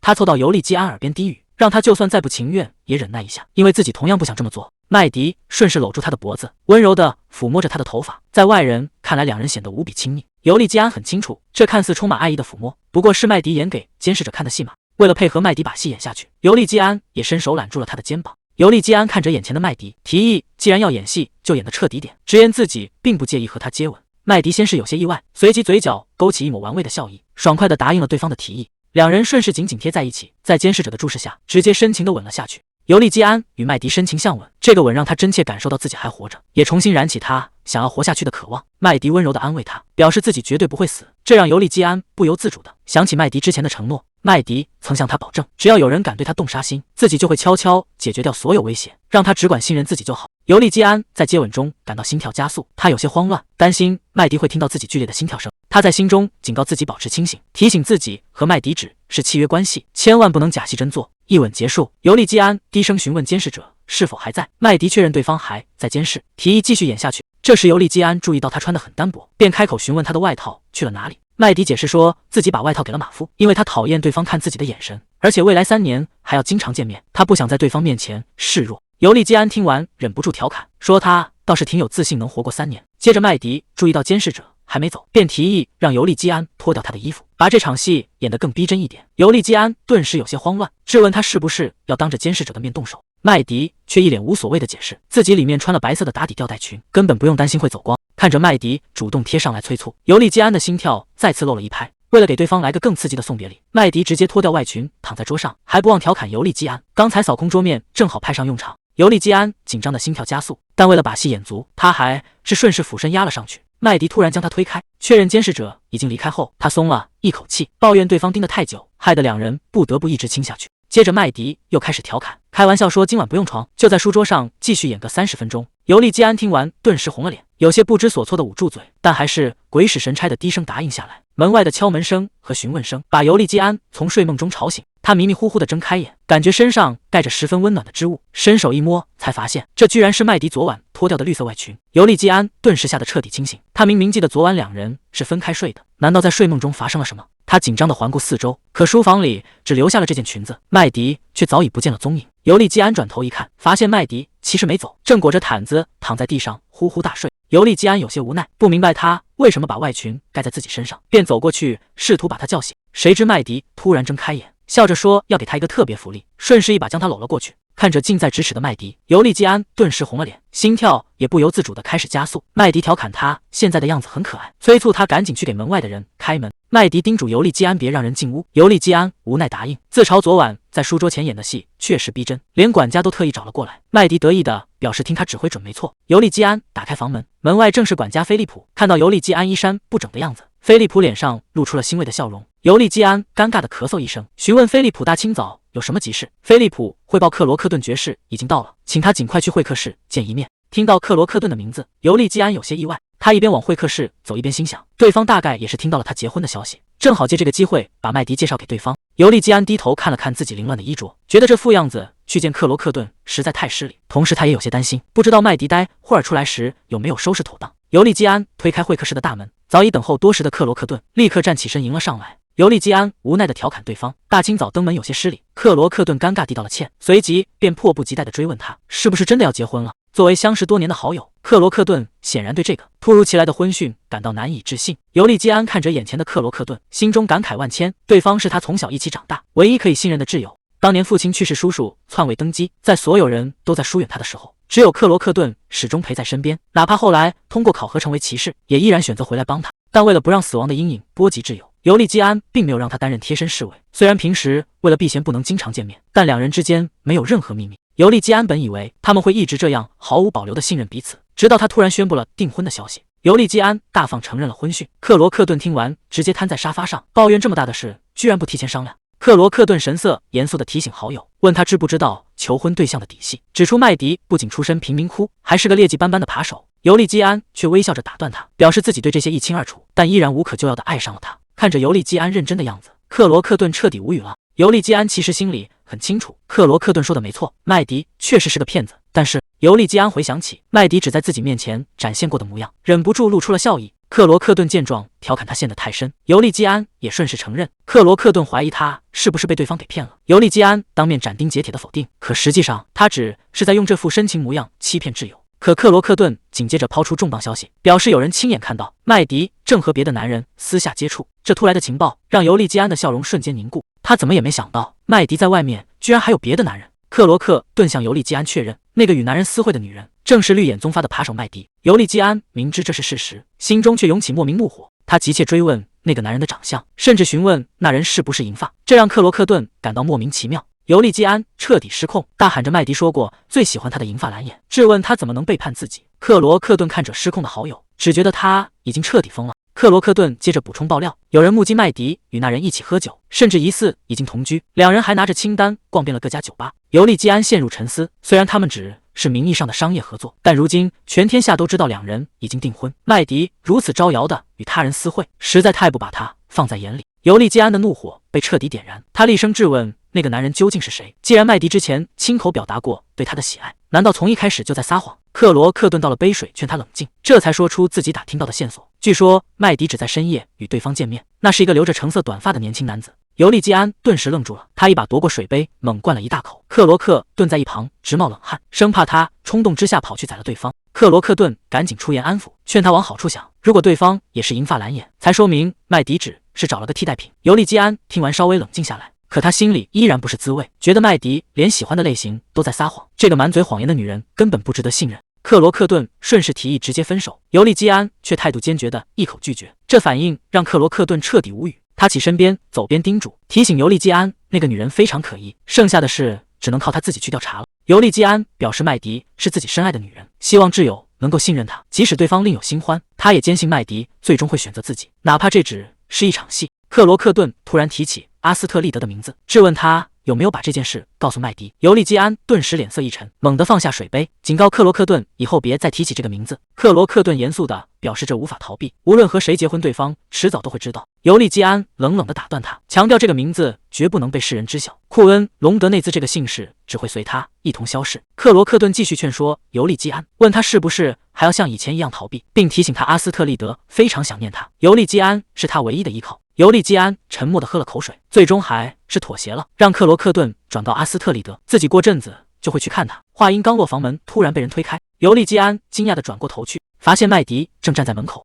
尤利基安深吸一口气，提醒自己必须保持冷静，继续在人前扮演深爱麦迪的角色。他主动开口打破沉默，询问麦迪为什么站在门口不说话。麦迪微笑着解释，自己觉得他们似乎在谈重要的事情，所以才选择在门外等待。听到重要事情这几个字，尤利基安顿时有些紧张，担心麦迪听到了关于阿斯特利德的事，但眼下他也只能强装镇定，决定暂时忽略这个隐患。尤利基安主动牵起麦迪的手，向克罗克顿介绍这是自己的未婚妻。麦迪也礼貌地向对方打招呼，随后尤利基安向麦迪介绍，克罗克顿是帝国骑士，也是他最好的朋友。克罗克顿暗讽麦迪应该认清身份，回到属于自己的地方。麦迪却反过来质问他，作为朋友是不是太轻视这份真爱了？他甚至直接挑衅克罗克顿，问他能不能亲吻尤利基安。一句话让克罗克顿脸色大变，克罗克顿当场讽刺麦迪缺乏教养，麦迪却丝毫没有示弱，反过来调侃骑士的门槛也不过如此。两人之间的气氛降到冰点，克罗克顿还没来得及拔出长剑，麦迪就已经抢先一步，将锋利的剑刃抵在了他的喉咙前。他甚至还一脸轻松地挑衅对方，眼看局势就要失控，尤利基安赶紧冲上前夺下长剑，大声喝止麦迪的危险行为。麦迪却觉得十分委屈，抱怨是克罗克顿先出言不逊的。尤利基安没有多解释，向克罗克顿道了歉，便拉着麦迪快步离开会客室。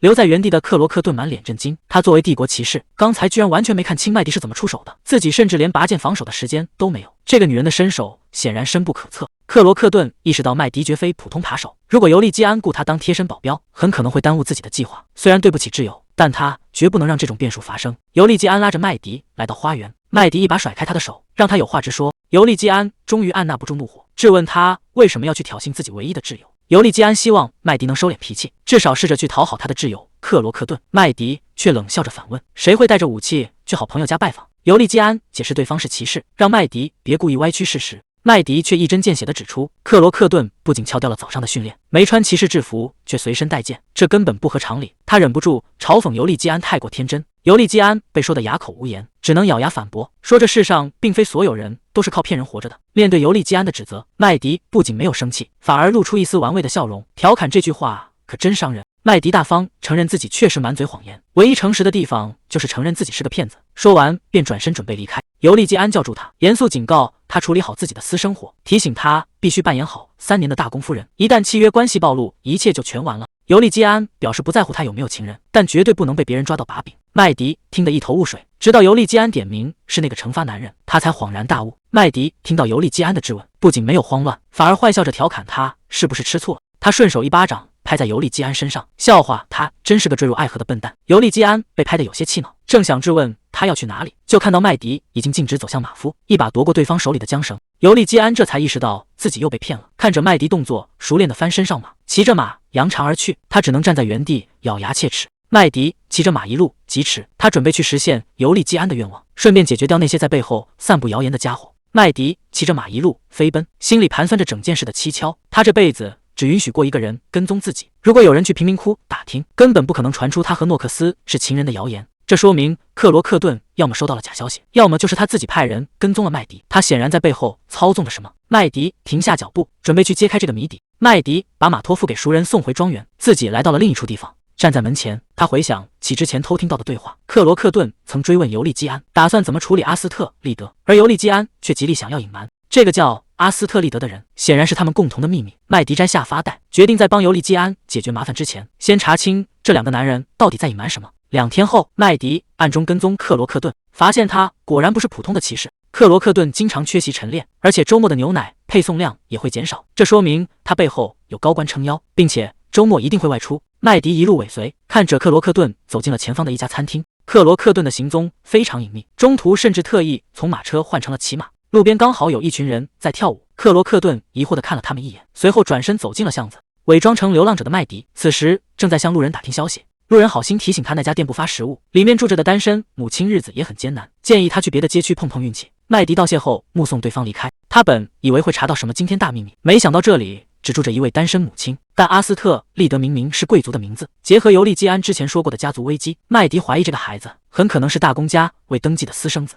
可尤利基安连皇帝要杀他的事都说了，为什么偏偏要隐瞒这个秘密？为了能彻底保住尤利基安的命，麦迪决定亲自去确认这个猜测。麦迪看着眼前的房子，心想如果阿斯特利德是尤利基安的软肋，他必须先确认里面住的是不是这个人。转眼过了3天，大公府邸里依然不见麦迪的身影。莱利向同伴打听麦迪的归期，对方也表示不知情，本以为他送回马匹后就会现身。莱利提起今天早上尤利基安曾向他打听麦迪离开前有没有偷拿府里的东西，这让莱利感到十分气愤，坚信麦迪绝不是那种人。莱利回想起上次陪麦迪去精品店时，自己曾好奇麦迪要买多少衣服，麦迪却表示今天只是来为客人挑选衣物的。当时麦迪居然打算只买1件，莱利急得大喊：见客、赴宴、进宫，还有日常穿搭，怎么可能只准备1件衣服？麦迪却有些不好意思地笑着解释，自己以前从来没有买过新衣服，所以根本不懂这些规矩。莱利越想越觉得麦迪懂事的让人心疼，不明白尤利基安殿下怎么能怀疑他，甚至直言自己对殿下感到很失望。一旁的女仆长立刻冷声训斥，警告他不许在背后非议殿下，毕竟麦迪已经无故失踪了3天，殿下起疑也是人之常情。旁边的车夫看着这一幕，心想女仆长虽然嘴硬，但心肠不坏。随后他主动透露，上次麦迪曾拜托自己送他去贫民窟。麦迪突然开口询问车夫是不是有个女儿，车夫顿时脸色大变，整个人都警惕了起来。麦迪指了指他手腕上的蒲公英手链，又问他大拇指上的花是不是女儿画的，调侃他女儿一定很爱他。车夫吓得直冒冷汗，不明白他是什么时候发现这些细节的。麦迪没有回答，反而笑着拿出一件精致的披肩，让他带回去送给女儿，这让车夫更加摸不着头脑，搞不懂这个女人到底想干什么。麦迪凑上前低声解释，既然大家都在这世道上挣扎求生，不如互相帮个忙搭把手，哪怕只是暂时的合作。自己小时候也渴望穿上漂亮衣服，哪怕将来可能会被赶离这里，也希望2人以后能好好相处。莱利听完大受触动，坚信麦迪其实心地善良。一旁的乔什却气得当场呵斥，指责莱利完全中了麦迪的圈套。尤利基安殿下这几天茶饭不思，手下的人竟然还在替那个女人说话。莱利依旧极力维护麦迪，表示他绝不会不告而别，更不可能做出伤害殿下的事。乔什却根本听不进去，愤怒地质问他这么久没回来，分明是改不了贫民窟的恶习，跑去外面找别的男人了。莱利气得当场大吼，坚信麦迪绝对不会做出那种事。屋内的车夫听到动静，转头看向窗外，意外发现麦迪已经回到了府邸。而此时的尤利基安正独自在房间里纠结，麦迪无故失踪了2天，让他心乱如麻，不明白对方为什么连个招呼都不打，明明答应过自己绝对不会死，却还是让他陷入了无尽的担忧中。他回想起自己曾对麦迪说过，不是所有人都要靠骗人活命，不禁怀疑是不是这句话伤了他的心，又或者是因为自己干涉了他的私生活，要求他处理掉身边的男人，可这明明不在2人的契约范围内。尤利基安越想越气，愤怒的一拳砸在桌上，心想就算真的有情人，只要瞒着所有人不被发现就好了，为什么非要一声不吭的逃走？他靠在书架旁无奈叹息，实在想不通麦迪为什么会为了这点小事连10亿狄龙的契约京都不要了。一阵急促的敲门声打断了尤利基安的思绪，手下在门外急忙报告说麦迪已经回到了府邸，但他的状态看起来非常糟糕。尤利基安猛地站起身，心中涌起一股不祥的预感。只见麦迪低着头走来，神色显得十分憔悴。尤利基安顿时紧张起来，担心他是不是遇到了什么危险。麦迪满脸是伤的走了进来，尤利基安看到他这副模样，顿时愣在原地。他冲上前一把抓住麦迪，愤怒地质问他为什么不告而别，是不是背着自己去私会情人，又为什么会搞得这么狼狈？麦迪只是冷静的让他进屋再说，可尤利基安根本听不进去，继续逼问他是不是和那个男人待了3天，那个男人到底是谁？麦迪冷冷的让他闭嘴。尤利基安气得咬紧了牙关，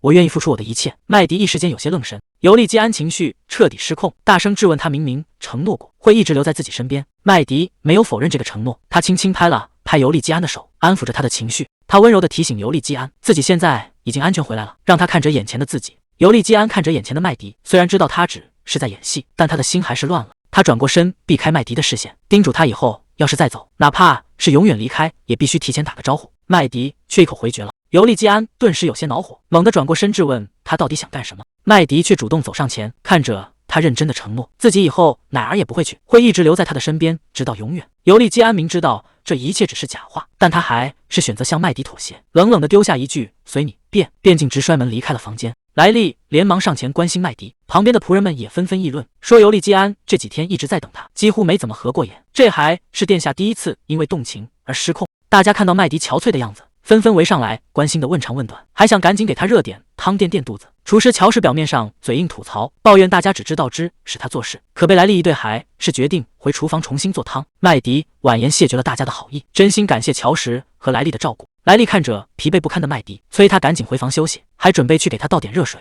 一直强撑着的麦迪再也忍不住低声哭了起来，把一旁的莱利吓得不知所措。莱利慌忙询问麦迪是不是因为殿下刚才发了脾气，麦迪却笑着摇了摇头，说自己只是感到很高兴。一旁的女仆长冷哼一声，责备他让殿下白白担心了这么久，实在不懂他到底在高兴什么。麦迪看着大家，坦言自己从小到大还从没有被人这样等待过，这让在场的仆人们和菲利普都愣住了。麦迪转身准备回房，心里却忍不住在想，他真的没料到如果自己不回来，尤利基安会急成那个样子。麦迪看着亮着灯的走廊，心想以前有人离开，自己只会习惯性的选择遗忘，认为这就是人生的常态。可现在看着深夜里为他留着的灯火，他才第一次体会到被人等待的滋味。原来世界上真的会有人因为他的失踪而担心生气。麦迪忍不住流下眼泪，为自己的失态向大家道歉。看着他这副模样，一旁的莱利、乔什和菲利普也感动得直抹眼泪。车夫多走上前拍了拍麦迪，别扭地安慰他说，人不回家，大家自然会担心。随后他转头吩咐厨师乔什去给麦迪做点汤或者拿些剩饭。乔什感动得一把鼻涕一把泪，嚷嚷着光喝汤怎么能饱，非要亲自去给麦迪烤肉，催他赶紧去餐厅等着。麦迪看着他风风火火的背影，有些哭笑不得的小声嘀咕，其实自己刚才已经吃过面包了。平时严厉的女仆长也走上前，温柔地拍了拍麦迪的肩膀，安慰他以后大家都会一直等他回家。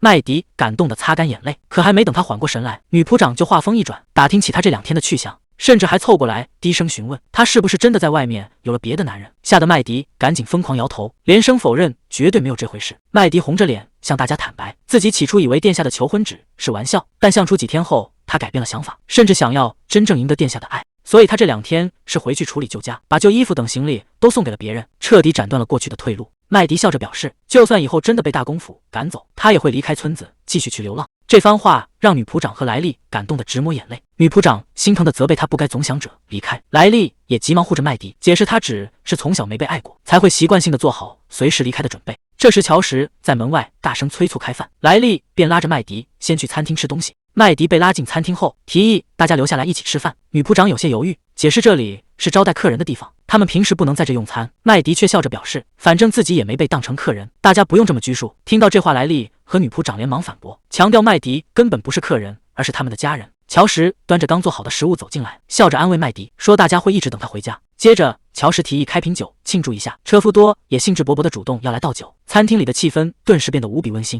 看着大家为自己忙前忙后，麦迪心里感到一阵温暖。麦迪暗自得意，计划进行得很顺利，他已经成功赢得了仆人们的信任。第2天一早，一辆华丽的马车停在大公府门前，夏洛梅在哥哥的关切下走下马车，他自信地表示自己一个人没问题，毕竟他是巴托罗兹家族的成员。夏洛梅看着眼前的大公府邸，深知自己必须独自完成皇帝的命令。随后他走上前敲响了大门，管家菲利普随即开门迎接。大门被缓缓推开，门外站着的正是夏洛梅，她微笑着向尤利基安行礼问候，并自我介绍是巴托罗兹家族的成员。夏洛梅随即说明了来意，表示自己是奉了皇帝的命令前来陪同大公一起参加帝国舞会。听到巴托罗兹这个仇敌的姓氏，尤利基安的脸色顿时阴沉下来，因为巴托罗兹伯爵不仅是皇帝亲信，更是涉嫌谋杀他父亲的幕后黑手。他没想到皇帝竟然如此嚣张，在不打任何招呼的情况下，直接把仇人的女儿送到自己面前，甚至还强令他们一同出席舞会。皇帝的意图已经再明显不过，就是想强迫尤利基安接受联姻，剥夺他的意志，让他做一辈子傀儡。然而夏洛梅却毫不客气，直接吩咐仆人准备4、5间客房，还要安排专门侍奉他的随从。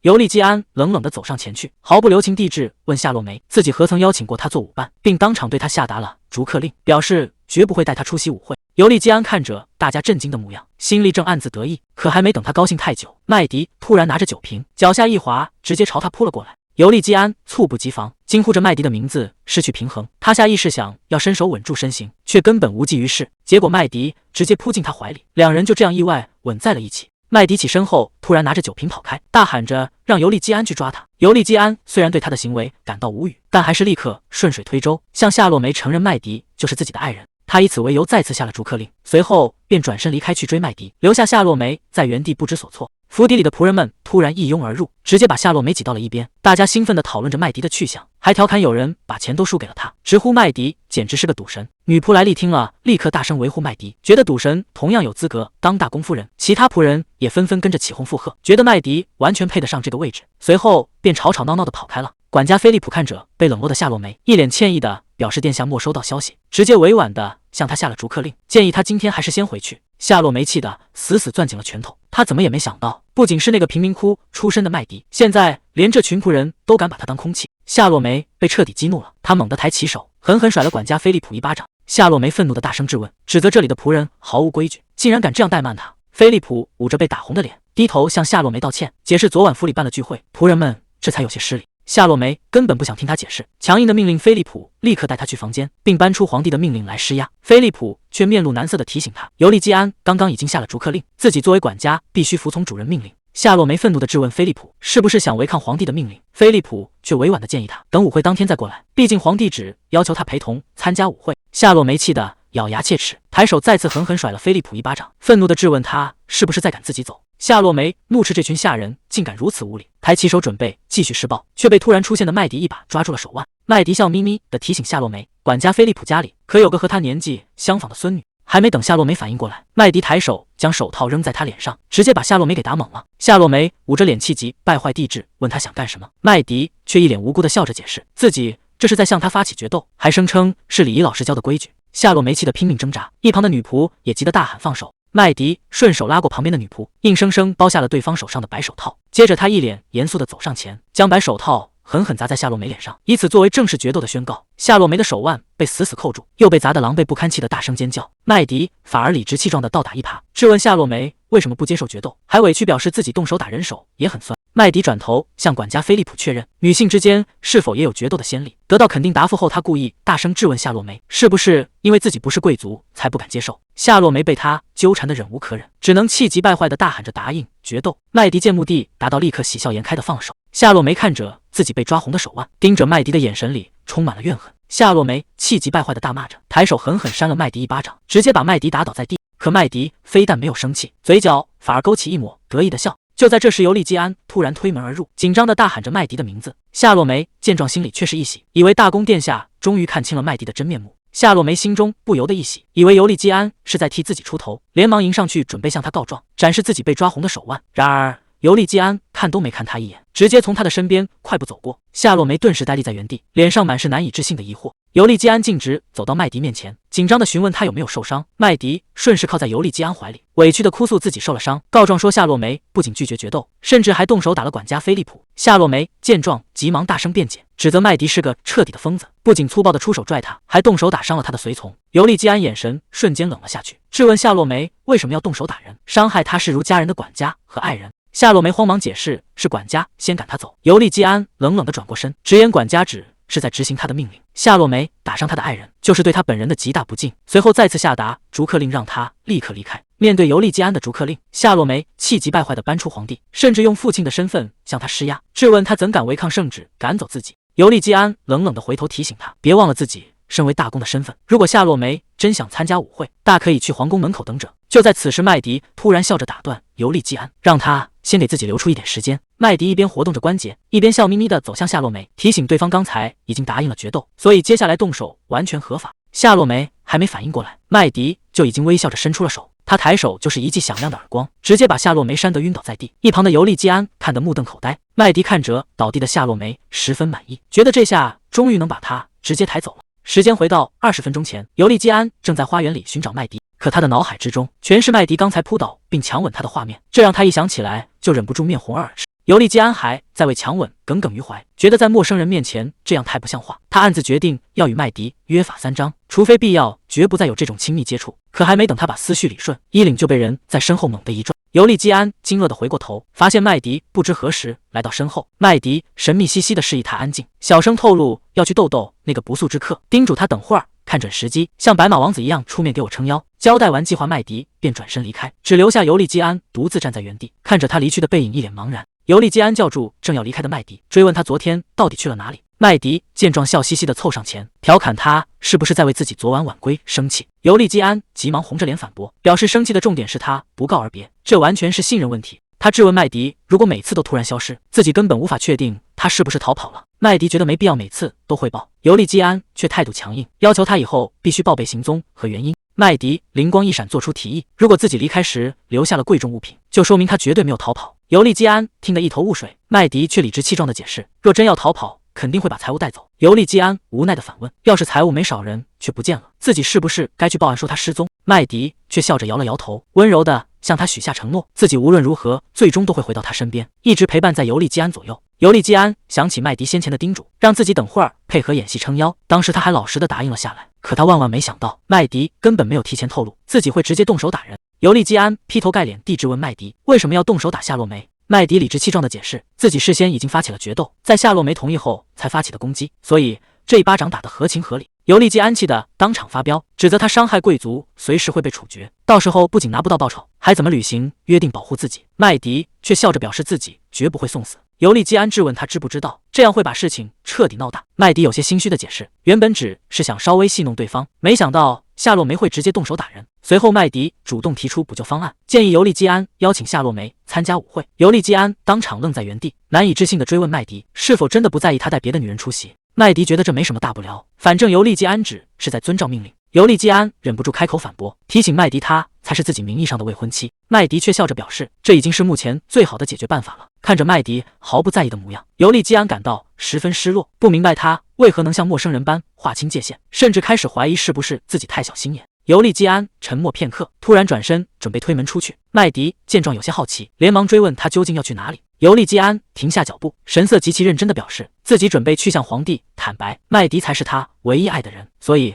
绝不会和夏洛梅参加舞会。麦迪听完直夸这个决定太酷了，随后他主动走上前去，笑眯眯地凑到尤利基安身边，追问他是不是还藏着什么秘密情人。麦迪表示自己只是想提前做准备，免得以后突然被蒙在鼓里。尤利基安连忙澄清自己绝没有什么秘密情人。麦迪听完立刻放下心来，伸手一把将他推了出去。看着尤利基安离去的背影，麦迪在身后热情地挥手告别，直到对方彻底走远。麦迪脸上的笑容变得耐人寻味，要是让阿斯特利德听到他这么说，恐怕非要伤心不可。尤利基安为了推掉和夏洛梅的舞会，独自来到皇宫面见皇帝。在侍从的带领下，他快步穿过皇宫走廊，他心里忍不住暗自抱怨，皇帝居然让他干等了2个小时，甚至连一杯茶都没准备。不过让他感到意外的是，皇帝竟然会轻易同意这次私下会面。随着侍从推开大门向皇帝通报，尤利基安迈步走了进去。皇帝高高坐在大殿之上，语气熟络地向他打起招呼。尤利基安不敢怠慢，连忙上前抚胸躬身向皇帝致敬。与此同时，在大宫邸里，麦迪主动走到管家菲利普身边，关切地询问他脸上的伤势如何。菲利普有些意外麦迪会过来，客气地称呼他为小姐。麦迪连忙让他不用见外，像平时一样随意称呼就好。菲利普笑着询问他的来意，麦迪拿出带过来的2个鸡蛋，表示要帮他敷脸消肿，顺便吐槽夏洛梅下手实在太狠。他把鸡蛋递给菲利普，并亲自示范如何揉脸按摩。菲利普有些好奇地询问麦迪怎么会知道自己有个和他差不多大的孙女。麦迪随口解释说，这个年纪有孙辈很正常，随后又有些八卦地打听起他的婚姻状况。菲利普笑着解释自己结过婚，只是妻子已经过世，孩子们也都有了自己的家庭。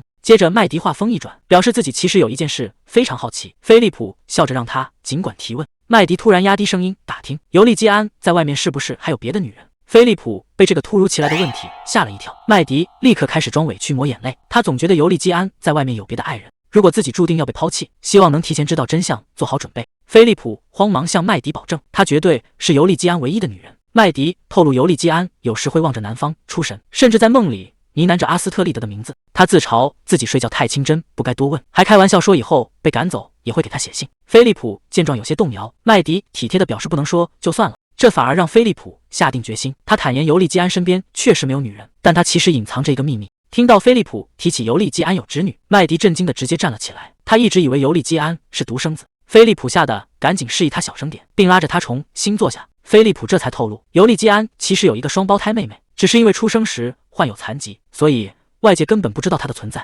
麦迪急忙追问是什么残疾，紧张之下甚至直接捏碎了手里的鸡蛋。看着手里被捏碎的鸡蛋，麦迪有些尴尬的笑了笑。菲利普一边帮他擦手，一边解释起那个秘密。原来尤利基安的妹妹天生左手无法张开，这在讲究完美的贵族社会里会被视作无法容忍的巨大缺陷。为了保护这个孩子，皇太子夫妇和皇室达成一致，对外宣称小公主在出生时就已经夭折。菲利普接着透露，虽然妹妹不能外出，但她和尤利基安一起度过了幸福的童年，直到皇太子海登突然去世，紧接着皇太子宫就遭遇了一场大火。麦迪一听顿时觉得不对劲，这未免也太巧合了。他怀疑是有人故意放火，想要斩草除根。菲利普叹了口气承认，当时确实是有人蓄意纵火，好在火势不大，没有造成伤亡。但这也让本就悲痛的皇太子妃彻底警惕起来，他深知女儿的存在一旦暴露，随时都会招来杀身之祸。皇太子妃为了保护女儿，决定让她在宫外像普通人一样生活。麦迪听完有些好奇，追问妹妹是不是已经结婚生子。菲利普却有些不确定的表示大概如此。麦迪对这个模糊的回答十分惊讶。菲利普尴尬的解释，皇太子妃当年为了安全彻底断绝了联系，所以连女儿后来的近况都并不清楚。麦迪追问尤利基安又是怎么找到侄女的，菲利普表示具体细节自己不能多说，但他特意提醒麦迪，如今在大公心里最真实的人其实就是麦迪。听完菲利普的提醒，麦迪先是愣了一下，随后笑着表示自己记下了，并向管家道谢。还没等菲利普反应过来，麦迪就兴奋地蹦了起来，大声宣告自己也超级爱大公，甚至爱到了无法自拔的地步。其实从第一次见到尤利基安起，麦迪就有一种奇妙的感觉，仿佛两人早就有了某种约定，让他忍不住想要去保护这个男人，要把自己过去和未来偷来的一切都献给他，哪怕是从别人手里抢夺，也一定要让尤利基安获得幸福。从相遇那一刻起，他就决定守护他的未来。菲利普听完这番大胆的宣言，整个人直接愣在了原地，随后他欣慰地笑了起来，恳请麦迪以后能好好照顾大公。这一刻他终于明白了大公选择麦迪的原因。与此同时，尤利基安正坐在马车里，一路上他都显得有些心神不宁。时间回到1个小时前，在皇宫大殿上，皇帝拉法迪克让尤利基安抬起头，端详着他的脸，感叹他长得越来越像先皇。拉法迪克自嘲不像先皇，反倒是尤利基安这个孙子更像。尤利基安表面上恭敬致谢，心里却在冷笑。当年拉法迪克为了掩盖传言，杀光了所有议论的人，甚至连亲生母亲皇太后都没放过。官方宣称皇太后是上吊自杀，但一个连路都走不稳的虚弱妇人，怎么可能自己爬上天花板？所有人心里都清楚，那是场谋杀。尤利基安收起思绪，主动提起陛下最近要举办舞会。拉法迪克证实舞会是为女儿庆生，要求尤利基安必须出席。尤利基安一口答应，却表示自己已经有了心上人，无法与皇帝派来的夏洛梅同行。拉法迪克不悦地敲着扶手，质问他是否因为那个贫民窟的女人，指责他把大公领地的命运系在了一条流浪狗身上。尤利基安解释，只想组建家庭，安分守己的生活，以维护皇帝名誉。拉法迪克冷笑出声，嘲讽他收养了一只疯狗，竟然还妄想过上安稳日子。尤利基安暗自攥紧拳头，他料到皇帝听到了麦迪的传闻，决定效仿麦迪的大胆作风。他当即大声宣告，无论皇帝怎么想，自己都不会变心。他大声表白自己深爱着麦迪。拉法迪克有些意外，警告他娶一个身份不明的流浪女会影响大公的身份。尤利基安却说自己只是普通男人，甚至搬出已故的父亲当挡箭牌。他越说越肉麻，声称一分一秒都不想和麦迪分开。这番话让拉法迪克一脸嫌弃。尤利基安还在喋喋不休，大谈自己对麦迪的深情，甚至开始幻想婚后生活。这番肉麻的言论让拉法迪克彻底失去理智，当场崩溃的吼着让他闭嘴。拉法迪克被折磨得头疼不已，直言听他说话简直窒息，叫来卫兵把尤利基安架了出去。尤利基安被拖走时还在挣扎，大声请求皇帝成全，气得拉法迪克咆哮着把他轰走。尤利基安回想在皇宫的肉麻表白，虽然觉得难以置信，但好歹能让绯闻在宫里传开。现在就只剩下接下来的舞会了。他推开房门呼唤麦迪，然而房间里空无一人。女仆莱利告诉他，麦迪今天下午就已经出门了。尤利基安气得大吼，明明叮嘱过他出门要提前报备。此时麦迪正一身男装打扮，推门走进一间屋子，他摘下帽子询问诺克斯，这3天有没有查到蒙特内扬多伯爵的线索。诺克斯看着一身西装马甲的麦迪，纳闷他今天怎么穿得像个男人。麦迪解释，大公以为诺克斯是他前男友，如果被大公发现两人还在私会，事情会变得非常麻烦。诺克斯瞬间惊呆了，急忙追问为什么不解释他是弟弟。麦迪理直气壮地表示他们又没有血缘关系，这让诺克斯气得当场崩溃大叫。麦迪觉得他有些大惊小怪，表示自己已经做好了防范，不会让谣言继续扩散。诺克斯却突然抓住重点，追问麦迪是不是真的有男朋友。麦迪笑着否认自己有男朋友，还做了一个抹脖子的手势，解释说自己只是把传谣言的人解决了。他觉得让大公继续误会更好，毕竟大公反应迟钝，让他蒙在鼓里能让戏演得更逼真。诺克斯听完直接抓狂，吐槽这简直是强盗逻辑，这样大公只会误会得更深。他气得大叫讨厌麦迪。麦迪懒得听他抱怨，催促他赶紧去调查蒙特内扬多伯爵。诺克斯查到蒙特内扬多伯爵是大公往来最频繁的亲戚，自从大公父母去世后，其他亲戚为了不惹怒皇帝都避之不及。麦迪觉得伯爵留下来肯定另有所图。诺克斯证实了他的猜想，这个伯爵之前因为赌马输光家产，加上伯爵夫人花钱大手大脚，一家人当时差点流落街头。奇怪的是，财务危机突然迎刃而解，对外宣称是继承了岳母的巨额遗产，大家都以为是伯爵孝顺才拿到钱，但实际情况却完全相反。麦迪指出伯爵在马场有外遇，而伯爵夫人的贴身保镖其实是伯爵夫人的地下情人，所以伯爵根本不可能拿到巨额遗产。诺克斯听完直接惊呆，追问麦迪是怎么知道这些秘闻的。麦迪解释说，那个保镖经常在酒馆吹嘘，自己以前听过几次，只是没在意。麦迪将匕首插在桌上，指出现在的关键问题是，到底是谁帮伯爵还清了债务。诺克斯叹了口气，承认自己查了很久也找不到资金来源。麦迪意识到线索被刻意隐藏，幕后黑手一定拥有极大的权势，毕竟在整个帝国里，能有实力帮大公叔叔还债的人，其实屈指可数。麦迪推断帮伯爵还债的人肯定和皇帝脱不开关系。为了查清真相，他决定在伯爵夫妇身上多花点钱，还要暗中散布伯爵夫人出轨的谣言。诺克斯听完有些哭笑不得，调侃他为了能顺利结婚，居然愿意做到这种地步。麦迪笑着抛起金币，毫不避讳地承认自己确实很爱大公。接着麦迪给诺克斯布置了新任务，让他打扮成贵族去马场赢钱，以此来吸引伯爵的注意。诺克斯追问如果对方上钩该怎么办，麦迪表示那就顺理成章和他交朋友，教他怎么在马场上押对马。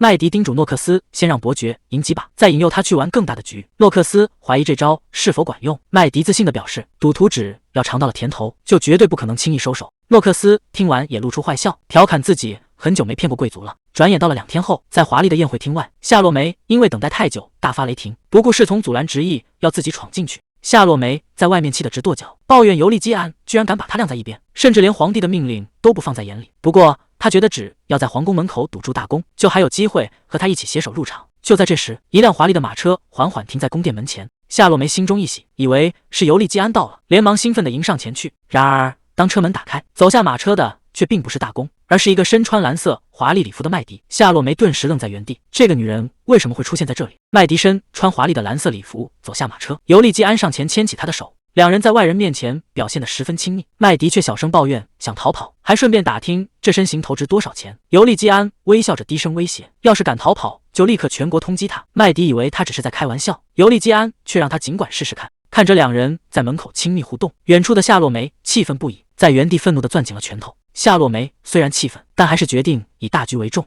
主动上前向尤利基安搭讪，询问他要不要一起入场。然而尤利基安态度十分冷淡，直接挑明从未答应过要等他，当面表明麦迪才是自己今晚的舞伴。夏洛梅愣在原地，眼看两人要走，急忙搬出皇帝的命令，试图挽留。尤利基安冷冷地回头表示，如果夏洛梅非要同行，就只能跟在他们旁边。夏洛梅气急败坏地质问，居然想让自己和贫民窟的女人并排走，声称侮辱他就是侮辱整个家族，甚至威胁要向皇帝告状。尤利基安听完忍不住冷笑，提醒他自己不仅是大公，更是皇帝唯一的侄子，伯爵的女儿根本没资格威胁自己，如果不想违抗皇命，就老实跟在后面。说罢便不再理会他。尤利基安带着麦迪快步走向宴会厅，周围人的窃窃私语让他十分厌烦。门口的守卫核对名单后拦下他们，声明只有持有邀请函的人才能入内。尤利基安怒不可遏，质问守卫是不是要把自己的爱人拒之门外。麦迪见状主动开口劝阻，表示自己可以独自回马车里等他。尤利基安伸手想拉住麦迪，麦迪却打着嗝祝他玩得开心，随后头也不回地朝马车走去，任凭尤利基安在身后呼喊。夏洛梅觉得这就是两人之间无法跨越的身份鸿沟。此时的麦迪正捂着嘴巴，被接连不断的打嗝折磨得够呛，心里苦笑着身份的高墙简直要把自己给折腾坏了。麦迪突然停下脚步，捂着嘴转过身来，当着所有人的面大声哭诉，说虽然身份的鸿沟将两人阻隔，但自己会永远等待殿下。尤利基安立刻心领神会，急忙冲上前去大声回应，宣称自己绝对不会抛弃他，无论如何都要和他在一起。两人在众目睽睽之下紧紧相拥，深情地呼唤着彼此的名字，把这场深情虐恋的戏码演到了极致。夏洛梅强行拉住尤利基安，催促他赶紧进入宴会厅。尤利基安急忙回头叮嘱麦迪，让他在外面耐心等待，并保证自己绝不会多看旁人一眼。随着宴会厅大门重重关上，麦迪被独自留在了门外。周围的贵族见状纷纷交头接耳，议论起这个被大公求婚的贫民窟女人，甚至感叹这段身份悬殊的爱情十分浪漫。听到这些议论，麦迪的嘴角忍不住微微上扬。宴会厅里热闹非凡，尤利基安被迫挽着夏洛梅入场，但他全程冷着脸，甚至直接拒绝了侍从递来的酒水。侍从们私下里小声嘀咕，大公今天居然滴水未进。旁边的贵族女眷也开始交头接耳，议论起那个被拦在门外的贫民窟女人。大家纷纷猜测尤利基安是在抗议，甚至为了那个女人冷落巴托罗兹家族。就在众人窃窃私语时，身后突然传来了呼唤尤利基安的声音。尤利基安转过头去，发现叫他的是皇帝的独生女米埃尔公主。尤利基安客套地祝她生日快乐，米埃尔有些紧张地道谢，随后两人之间陷入了尴尬的沉默。米埃尔实在受不了这窒息的气氛，赶紧找借口鞠躬告退。米埃尔一路小跑回到了父亲拉法迪克身边，拉法迪克主动开口询问女儿和堂哥尤利基安聊得怎么样。米埃尔有些紧张地替尤利基安掩饰，谎称他今天身体不太舒服，看起来有些消沉。拉法迪克信以为真，笑着安慰有些失落的女儿，并承诺之后会为他们安排一次单独见面。拉法迪克看着女儿去招待宾客，转头看向远处的尤利基安，他没想到尤利基安竟然真的敢这么做，开始怀疑他之前的表白是不是认真的。此时的尤利基安正躲在角落暗自窃喜，他意识到麦迪的计划完全正确，只要今晚的舞会一结束，大家关注的焦点就不会是公主的生日，更不会是夏洛梅如何与他一起入场，所有人讨论的话题都将变成他和麦迪之间的爱情故事。尤利基安觉得这个八卦很快就会在贵族圈子里传开，虽然他不太喜欢麦迪的计划，也就是让自己扮演一个为贫民窟女人发疯的痴情大公，但是已至此也无所谓了，毕竟他刚才已经在皇宫门口当众闹了那么一出。这时有侍从急忙跑来向他汇报，说有个贵族缠着和他一起来的麦迪，死活不肯放手。尤利基安一听顿时急了，猛地推开大门冲了出去，大声呼喊着麦迪的名字，他必须尽快找到麦迪，否则后果不堪设想。然而此时的庄园外，拉姆达正死死拽住麦迪的手腕，震惊问他居然还活着。面对男人的拉扯，麦迪立刻装作不认识对方，表示他一定是认错人了。拉姆达听完却冷笑起来，笃定麦迪还活着，深情表示自己从未怀疑过。他死死抓着麦迪的手，深情地唤他为阳，诉说着失去他时的痛苦。麦迪被这番话心得够呛，一边挣扎一边破口大骂，质问这个变态到底是谁。拉姆达向麦迪表明了自己的身份，一段陌生的记忆涌入脑海，画面中一个男孩正朝他挥手，耳边回荡着呼唤羊的声音。就在麦迪头疼欲裂时，尤利基安及时赶到，一把将他拽了过来，愤怒警告拉姆达放手。尤利基安咬牙切齿警告对方，竟敢当众勾引他的爱人，虽然平时绝不放过拉姆达，但今天决定先放他一马，让他立刻滚蛋。随后尤利基安搂着麦迪转身，温柔提议现在就回家。麦迪有些心神不宁地回头，身后的拉姆达看着背影，嘴角挂着邪魅的微笑，再次轻声呼唤羊的名字，让他回到自己身边。马车缓缓驶离了皇宫，麦迪坐在车里暗自纳闷，刚才纠缠他的男人究竟是谁？尤利基安脸色阴沉地转头质问那个混蛋究竟是什么人。麦迪见状笑着调侃，没想到大公殿下也会骂人。尤利基安却根本笑不出来，冷冷表示以为他早就处理好了身边的其他男人。麦迪赶紧收起笑容解释，自己完全不认识那个人，只是回车路上不小心撞到，对方就突然发疯拽住他，要不是当时在皇宫门口，他早就把那家伙按在地上暴揍了。而且看那人自己赶车整理衣服，推测对方应该不是贵族。麦迪看着尤利基安，指出他根本不信任自己。尤利基安毫不客气地反驳，既然麦迪从未说过真话，他又怎么可能信任一个骗子？车里的气氛瞬间降到冰点，看着沉默的麦迪，尤利基安怀疑他还有多少秘密，以及身边究竟有多少男人。他决定不能再坐以待毙，必须亲自去调查麦迪的底细。麦迪也越想越觉得不对劲，怀疑尤利基安不仅瞒着自己，甚至还偷偷养了个孩子。他下定决心要把尤利基安的秘密查个水落石出。1周后，麦迪换上一身便装，推门进屋，打听之前的计划进展怎样。屋里的诺克斯忍不住叹气，抱怨自己又在赌场耗了一天，那家伙的牌技实在太差，甚至不用动什么手脚，光靠之前掉落的彩票就轻轻松松拿下了对方。麦迪向诺克斯打听那个和伯爵夫人有染的骑士，诺克斯表示谣言传开后，那家伙正因面临失业而发愁。麦迪决定趁机抛出诱饵，并再次伪装成平民，面对诺克斯的询问，直言是要去为尤利基安办大差事。临走前，麦迪打听起舞会上纠缠他的黑发红眼男子，也就是拉姆达，对方当时似乎和他很熟。诺克斯听完若有所思，指出这种单方面认识的情况，通常只有2种可能，要么是帝国的官方人员，要么就是海外的警官。听完这番话，麦迪脑海中隐约浮现出画面，他觉得自己的确见过对方，但无论怎么绞尽脑汁去想，也记不起对方的具体身份。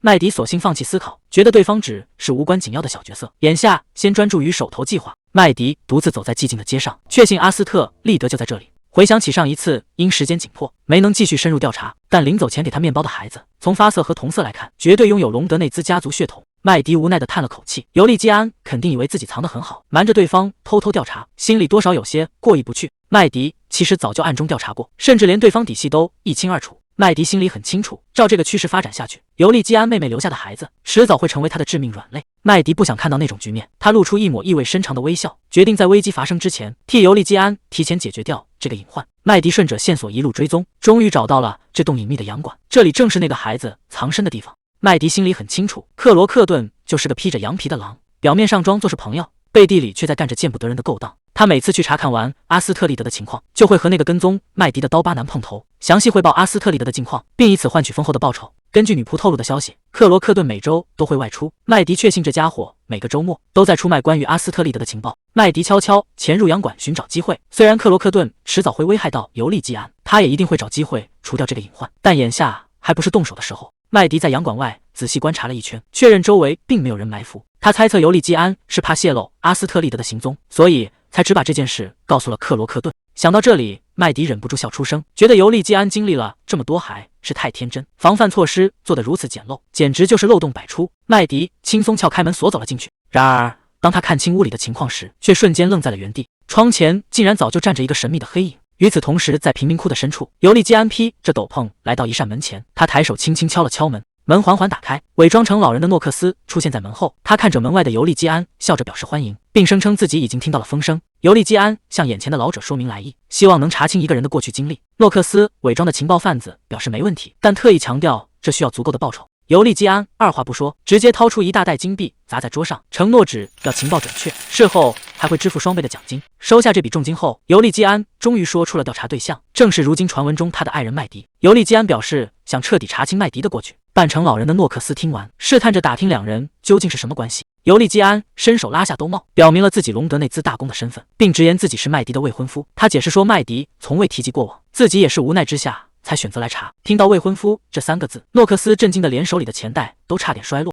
在尤利基安的关切询问下，他连忙扶正眼镜，保证一定会安排人手把这件事调查清楚。诺克斯伪装的老人试探着问尤利基安，如果查出麦迪是个暴力又贪财的强盗，尤利基安是否会因此取消婚约？看到尤利基安一脸疑惑，诺克斯赶紧慌乱地替麦迪说好话，解释说贪财说明有本事，爱喝酒也代表身体健康，需要相处很久才能发现他的好。诺克斯甚至激动地跪在地上，表示理解娶麦迪是个艰难的决定，但他还是含泪追问尤利基安，一旦查清麦迪的过去，到底会不会解除婚约？尤利基安看着眼前反应过度的老人，断定对方绝对是麦迪的熟人，但他没有拆穿，而是深情地表示自己和麦迪深爱着彼此，调查过去只是为了帮他分担痛苦。诺克斯听完感动得直抹眼泪，他激动地抓着尤利基安，大喊吐槽麦迪的性格，随后又欲盖弥彰地辩解自己根本不认识麦迪。尤利基安懒得看他演戏，严肃地警告对方绝对不能泄露给麦迪，并承诺会为此支付更多的封口费。诺克斯拍着胸脯保证一定会把麦迪的事情查个水落石出。尤利基安却表示不用特意去找他，自己10天之后会亲自过来拿情报。听到大公要亲自过来，诺克斯看着眼前这个体贴的未婚夫，忍不住在心里感叹麦迪真是走了大运。随后他笑着向尤利基安告别。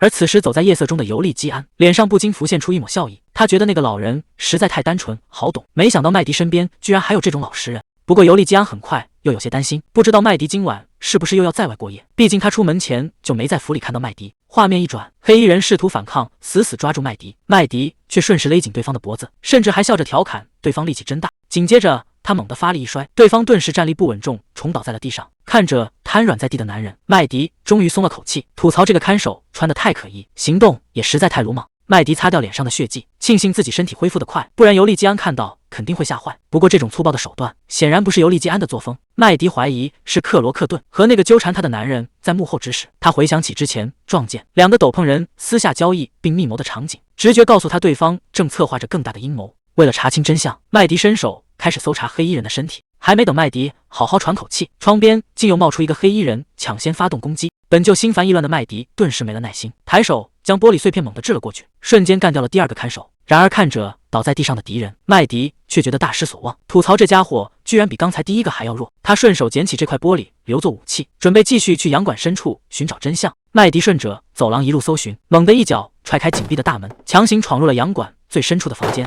屋里的看守被这突如其来的动静吓了一跳，惊慌失措地质问他到底是谁。麦迪没有理会看守的质问，只是擦了擦脸上的血迹，微笑着看向角落里那个瑟瑟发抖的女孩。看着眼前这个银发蓝眼的小女孩，麦迪终于确认了对方的身份，阿斯特利德。黑衣人突然大喊：“你是谁？”麦迪懊恼台词被抢了，旁边的黑衣人十分无语，甚至怀疑他是个疯子。2个黑衣人低声内讧，抱怨不该相信那个刀疤男，他们原本的任务只是杀人砸屋，没想到会遇到麦迪这个麻烦。麦迪在一旁冷眼旁观，视线落在了女仆身上，他敏锐地发现阿斯特利德的双手竟然完好无损。麦迪意识到自己之前想错了，尤利基安其实是在纠结，到底是把妹妹和孩子送走，还是帮他们隐瞒身份。但他的妹妹似乎已经去世了，只是具体时间还无法确定。尤利基安不能让孩子独自离开。草率行动只会惊动幕后黑手，失去最后一个家人的打击，足以彻底摧毁尤利基安。他看似坚强，内心其实非常脆弱孤独。要是他因此失去活下去的意志。那两人的契约可就泡汤了。最后倒霉的还是自己。麦迪走到床边，挥手向躺在床上的阿斯特利德打招呼，直言他长得很像自己认识的一个人。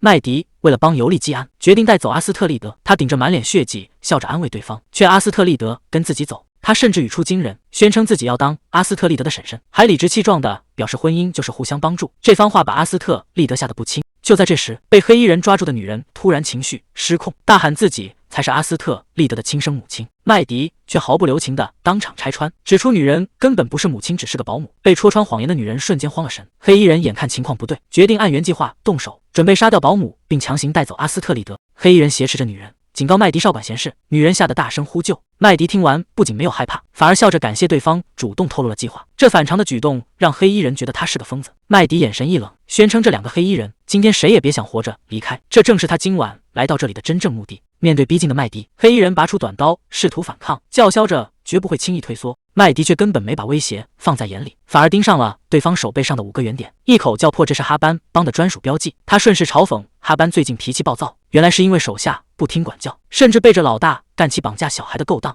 听到老大的名字，黑衣人顿时慌了神，难以置信地质问麦迪怎么会认识哈班。麦迪微笑着步步逼近，直言自己今晚就是来阻止他们带走孩子的，并当场揭穿这两人是背着哈班私接任务，想要独吞这笔赏金。麦迪其实是在虚张声势，他趁对方分神猛地扑了上去，动手的同时他低声叮嘱女人捂住阿斯特利德的眼睛，赶紧逃跑。麦迪挥舞着碎片与黑衣人缠斗，女人则趁乱抱起孩子往外跑。然而逃跑中女人不小心被绊倒，黑衣人见状面露凶光，举起短刀朝他狠狠刺了下去。千钧一发之际，一只手突然从旁伸出，死死扣住了黑衣人的手腕。麦迪趁势反手解决了黑衣人，他松了口气，叮嘱女人先带孩子闭上眼睛别动，随后动作利落地把尸体拖到一旁处理掉。等一切收拾妥当，麦迪招呼女人可以离开了。女人下意识回头一瞧，却被眼前的景象惊得目瞪口呆。原本穿着裙子的麦迪竟然换上了一身黑衣。面对女人的惊呼，麦迪一脸淡定的解释，说自己只是因为裙子弄脏了才换衣服，还顺口胡编自己是尤利基安派来的救兵。不过这显然又是他随口编的瞎话。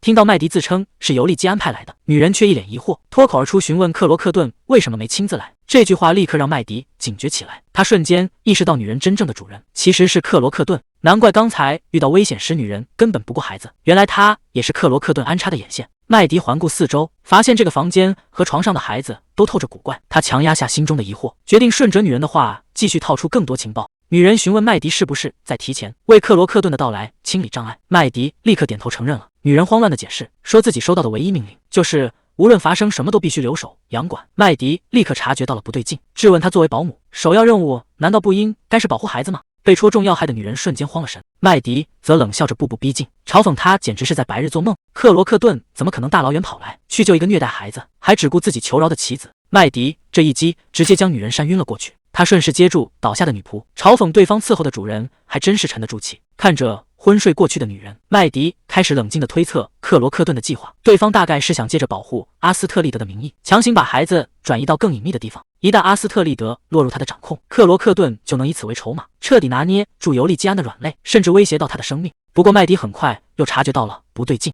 当时劫匪威胁要当场解决掉这个保姆，并警告麦迪少管闲事。麦迪觉得这群人简直疯了，居然想在孩子面前动手。他瞬间看穿了克罗克顿的意图，对方是想用这种残忍的方式在阿斯特利德心中种下恐惧，从而彻底掌控这个孩子。毕竟恐惧是让人屈服最快的方法，这让麦迪不禁想起了诺克斯曾经遭受折磨的痛苦画面。麦迪突然感到一阵剧烈的头痛，脑海中莫名浮现出一段奇怪的记忆。看着眼前瑟瑟发抖的阿斯特利德，麦迪对那些伤害孩子的家伙感到无比愤怒。麦迪单膝跪地，温柔地询问阿斯特利德要不要跟自己一起离开。看着眼前满脸是血的陌生人，阿斯特利德显得有些迟疑。为了缓解孩子的紧张情绪，麦迪主动搭话，询问他是不是已经5岁了。阿斯特利德摇了摇头，有些胆怯地伸出双手比了个7。麦迪见状立刻笑了起来，连忙解释自己是尤利基安的朋友，试图以此消除孩子的戒备心。麦迪为了让阿斯特利德安心，主动承诺没有允许绝不碰他，并提议如果不想说话就点头代替。阿斯特利德乖巧的配合。麦迪注意到孩子身上的伤痕，以及在寒冷房间里穿得过于单薄，询问是不是保姆虐待了他。阿斯特利德显得有些紧张，麦迪猜测是有人警告过他不许乱说。阿斯特利德再次点头默认，这让麦迪确信了心中的猜想。麦迪没有继续追问，而是决定换个话题。他开始在昏迷的保姆身上搜寻线索，很快便翻出了一封信件。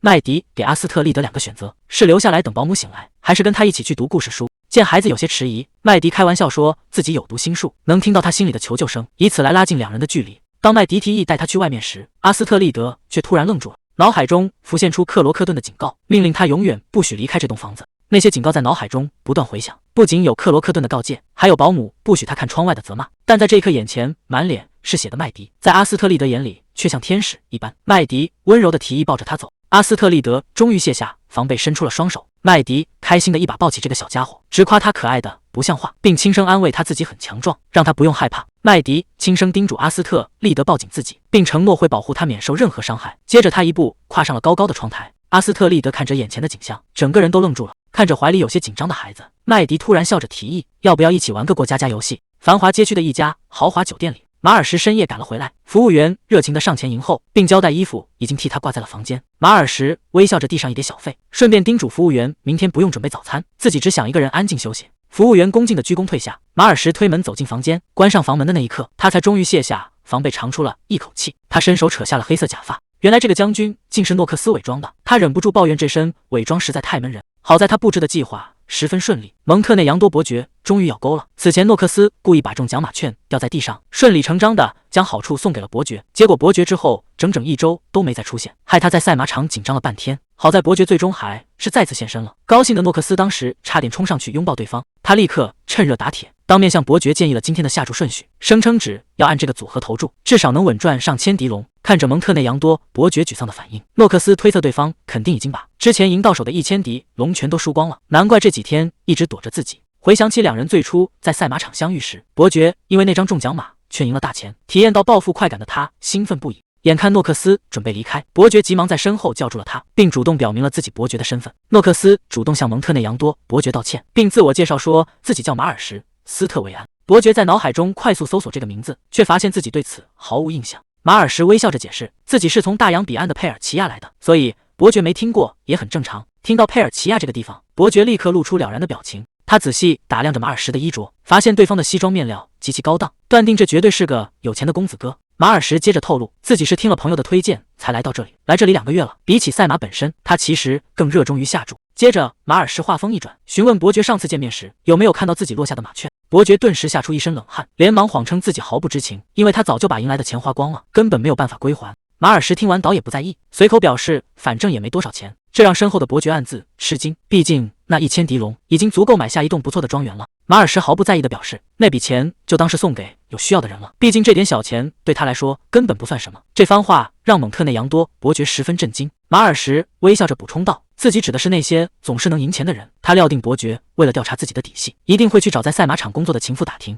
果不其然，伯爵立刻跑去找情妇，急切地打听起斯蒂维安将军的底细，但他根本不知道，这一切都在马尔什的掌控之中。马尔什早就摸清了他们的关系，甚至故意挑伯爵情妇值班的日子去赢钱，伯爵也绝对查不出。马尔什其实暗中贿赂了棋手来操纵比赛。与此同时，诺克斯已经悄悄行动了，他顺利潜入了洋馆。马尔什的计划进行得很顺利，蒙特内扬多伯爵已经开始动摇，只要再散布一些关于斯蒂维安的谣言，就能彻底取得伯爵的信任。诺克斯正准备着手执行麦迪交代的大计划，他一边哼着歌在走廊里走着，却突然察觉到前方有动静，立刻警惕地停下了脚步。等他看清走廊里的人影时，整个人直接愣在了原地。麦迪居然正抱着一个孩子走过来，更让诺克斯难以置信的是，这孩子竟然和尤利基安长得一模一样。麦迪笑着逗弄怀里的阿斯特利德，催促他向眼前的诺克斯打招呼，还热情地介绍这是他的诺克斯叔叔。看着孩子那张脸，诺克斯吓得双手抱头，脑子里蹦出一个荒唐的想法，以为麦迪和尤利基安居然连孩子都偷偷生了。麦迪无语地打断他的胡思乱想，催他赶紧关门进来。随后他把阿斯特利德安顿好，叮嘱孩子先跟着诺克斯，要是他敢乱来就直接咬他。临走前，麦迪温柔地为阿斯特利德擦干脸颊，承诺自己一定会在天亮前赶回来，到时候会带着尤利基安一起接他。他伸出小拇指和阿斯特利德拉钩做约定。看着眼前温柔的麦迪，阿斯特利德终于露出了开心的笑容。安顿好孩子后，麦迪严肃地警告诺克斯别去招惹人家。听到孩子管尤利基安叫舅舅，诺克斯这才反应过来，原来这孩子根本不是他们俩生的。还没等诺克斯问清楚到底发生了什么，麦迪就已经头也不回地推门离开，只留下一声重重的关门声。看着紧闭的大门，诺克斯整个人都傻眼了，只能尴尬地转过头，试探着和眼前的阿斯特利德打个招呼。诺克斯有些尴尬的自我介绍，试探着向眼前的孩子打听到底发生了什么事情。与此同时，尤利基安正在书房里处理着堆积如山的工作。最近因为麦迪的事情分心，导致他的工作进度落后了许多。虽然麦迪曾建议他别太拼命，好让自己看起来更像个混蛋，但他显然无法真正放任不管。尤利基安陷入了回忆之中。小时候，父亲曾对他说，生在皇室并不是因为做了什么好事，而是为了行善，所以必须肩负起无数生命的重量。年幼的尤利基安有些迷茫，看着怀里抱着的宠物狗，忍不住向父亲抱怨，说自己连一只小狗的重量都承受不起。父亲笑着摸了摸他的头，温柔地告诉他，所有的生命都是沉重的负担，哪怕是一只小狗也不例外。接着父亲问他，知不知道皇太子的工作是什么？年幼的尤利基安有些疑惑，不明白这为什么也算是一份工作。父亲抱起他，耐心地解释，既然被赋予了这个位置，就必须像爷爷那样承担起整个国家的重量。父亲告诉年幼的尤利基安，保护人民并分享幸福是他们必须承担的责任。回到现实，看着桌上堆积的文件，尤利基安叹了口气，看来今晚又得熬夜了。不过他心里也清楚，手头这些工作其实没那么重要。尤利基安在书房里根本无法入睡，因为麦迪已经离开整整3天了。他忍不住再次向管家打听，菲利普无奈地表示，这已经是第49次了，麦迪小姐依然没有任何消息。菲利普劝他早点休息，尤利基安却一边喝茶一边抱怨，不明白麦迪为什么走得这么突然，连个口信都不愿意留下。尤利基安回想起麦迪曾承诺会永远留在他身边，可如今他却连个招呼都不打就消失了，这让他感到无比愤怒。管家在一旁轻声劝道，殿下昨晚又熬了通宵，麦迪小姐一定也希望您能好好休息。尤利基安看着茶杯里的倒影，心想麦迪那么聪明，肯定一眼就能看出自己熬夜了，但他绝不会想到，这些失眠的夜晚全是因为在等他。他多希望麦迪能明白，有人是在真心关爱他这个人，而不是那个诈骗大师和假未婚妻，可他却总是这样擅自离开。尤利基安躺回床上，心里还在抱怨麦迪究竟在忙些什么，连坐下来聊聊天的时间都没有。结果他刚一闭眼，麦迪就突然扑到了床上，兴奋地大喊着自己回来了。尤利基安被吓得够呛，慌忙想要推开他，麦迪却笑着调侃他的装束，还开玩笑说要在契约里加上履行夫妻义务这一条。尤利基安被麦迪的调侃弄得满脸通红，他慌忙拉紧敞开的睡衣领，气急败坏地命令麦迪回自己房间睡觉，质问他知不知道自己消失了多少天，居然一回来就敢往他的床上钻。麦迪不仅没有退缩，反而凑上前笑嘻嘻地调侃他，说听这意思，要是自己早点回来，两人之间是不是就会发生点什么了？这番话让尤利基安紧张得直咽口水。看着近在咫尺的麦迪，尤利基安突然表示自己遇到了大问题。面对麦迪疑惑的追问，尤利基安捂着嘴，心跳加速，说觉得自己的身体有些不对劲，他感觉自己的心脏快要跳出来了。他看着眼前的麦迪，怀疑自己是得了创伤后应激障碍，毕竟之前亲眼目睹过麦迪杀人，所以现在一见到他就心慌。麦迪听完一脸懵，调侃他既不是赫拉克勒斯，怎么还会自我诊断？尤利基安气的大声纠正，那是希波克拉底，不是大力神，而且现在根本不是纠结这个的时候。麦迪却完全不在意，顺口说不管他是希波克拉底还是阳痿，自己都有正事要说。这词直接让尤利基安当场炸毛，满脸通红地质问这跟阳痿有什么关系？麦迪见状笑得一脸坏笑，反问他如果不是真的干嘛这么敏感，还顺便调侃起上次两人把床震了4次的事。麦迪笑着调侃，越是空马车响声就越大。尤利基安被气得满脸通红，大声抗议自己又没办法证明，麦迪却在床上蹦跳着继续嘲笑他。尤利基安忍无可忍扑了过去，警告麦迪要是真见识到了，绝对会吓得当场逃跑。麦迪却完全不怕，反而笑得更加开心。两人拉扯着一起摔到了地上，看着笑个不停的麦迪，尤利基安无奈地叹了口气。虽然气恼他一回来就捉弄自己，但只要有麦迪在身边，他就会感到无比的安心。只要和麦迪在一起，就能卸下防备，聊些轻松的废话。为了不被人看清，他过去总是强撑着优雅与端庄。麦迪随后顺口提到自己见到了可爱的阿斯特利德，听到这个名字，尤利基安瞬间愣住了，这对他来说简直是不可能的事。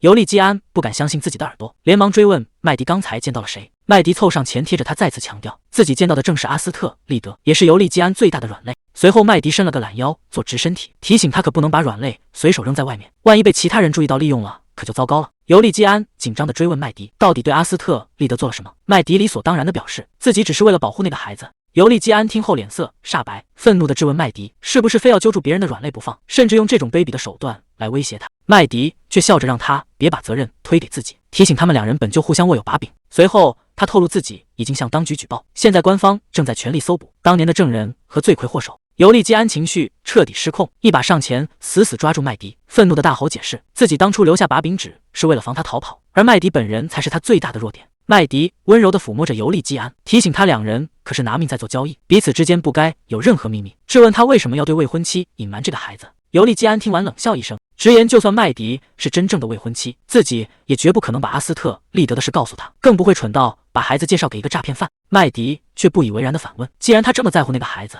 为什么要把人安置在那么容易潜入的地方，以至于随便来个杀手都能要了孩子的命？这番话让尤利基安瞬间变了脸色。尤利基安彻底失去理智，死死按住麦迪的肩膀，将他扑倒在地。他痛苦地解释自己只是想保护孩子，不想让阿斯特利德像他一样，整天过着逃避死亡的生活。尤利基安的声音颤抖着问麦迪是不是已经杀了阿斯特利德。麦迪平静地否认了，表示自己只是把孩子藏了起来。听到这个回答，尤利基安整个人愣在了原地。麦迪直言自己终于想通了，尤利基安之所以执着于复仇和活下去，全是为了保护阿斯特利德。尤利基安没想到他调查自己这么深，麦迪却表示只是对他的秘密感到好奇。尤利基安脸色阴沉地质问麦迪是不是对谁都用这种手段，靠调查背景和揪住弱点来试探别人。麦迪毫不避讳地承认了，直言自己从不相信任何人，就算别人表现得再可怜，也难保不会在背后捅刀子，所以必须彻底查清对方的底细。尤利基安听着他口中的生意经，神色变得更加复杂。他突然清醒过来，意识到对麦迪而言，这一切不过是一场交易。麦迪凑到他耳边低语，让他赶紧收拾衣架去见阿斯特利德。接着麦迪又神秘地笑了笑，警告他最好做好心理准备，因为接下来还有更刺激的消息等着他。麦迪正骑着马在夜色中疾驰，阿斯特利德竟然一直遭受着虐待。麦迪解释说，孩子大冷天只穿单衣，身上全是细小的伤痕，那些人为了应付尤利基安的检查，特意用细棍抽打，以防留下明显痕迹。尤利基安听后愤怒不已，自责提前通知对方反而害了孩子。麦迪接着透露了更严重的情况，在他赶到之前，已经有其他人先一步到达，并将阿斯特利德和保姆挟持为人质。麦迪得意地表示，自己趁阿斯特利德不注意，瞬间就把那些绑匪给解决了，所以根本不用担心。尤利基安听得一脸无语，问他是不是很享受讲这种杀人的事。麦迪却理直气壮地表示这很有趣，而且任务确实大获成功。麦迪解释说，自己不仅找到了尤利基安隐藏的软肋，还帮他把这个软肋保护得好好的。他得意的自我表扬。尤利基安有些傲娇地表示，根本没人求他插手这件事。说话间，两人已经骑马赶到了木屋前。麦迪反驳说，专业人士就该从源头解决问题。麦迪立落地翻身下马，得意地表示，就算雇主不知情，专业人士也会把问题解决。他自豪地宣称，自己被称为后项解决师，可不是浪得虚名，他可不是个废物。尤利基安听到这个词却愣住了，疑惑地追问他，废物到底是什么意思？尤利基安神色严肃地指出，这个词通常不会用来形容人。麦迪的脸色微微一变，随即装傻，表示自己听不懂他在说什么。见麦迪装傻，尤利基安迟疑了一下，还是决定不再追问，但心里依然充满疑惑。两人一边往木屋走，尤利基安一边打听保姆的下落，有没有把他和阿斯特利德一起带走。麦迪却随口回答说，保姆大概已经死了。尤利基安震惊地停下脚步，以为是麦迪杀了保姆。麦迪却觉得莫名其妙，反问自己为什么要这么做。他推测是克罗克顿亲自动的手。尤利基安根本不相信，觉得克罗克顿就算发现保姆虐待孩子，也绝不会冲动杀人。麦迪听完忍不住嘲笑他太天真，到现在居然还这么信任朋友。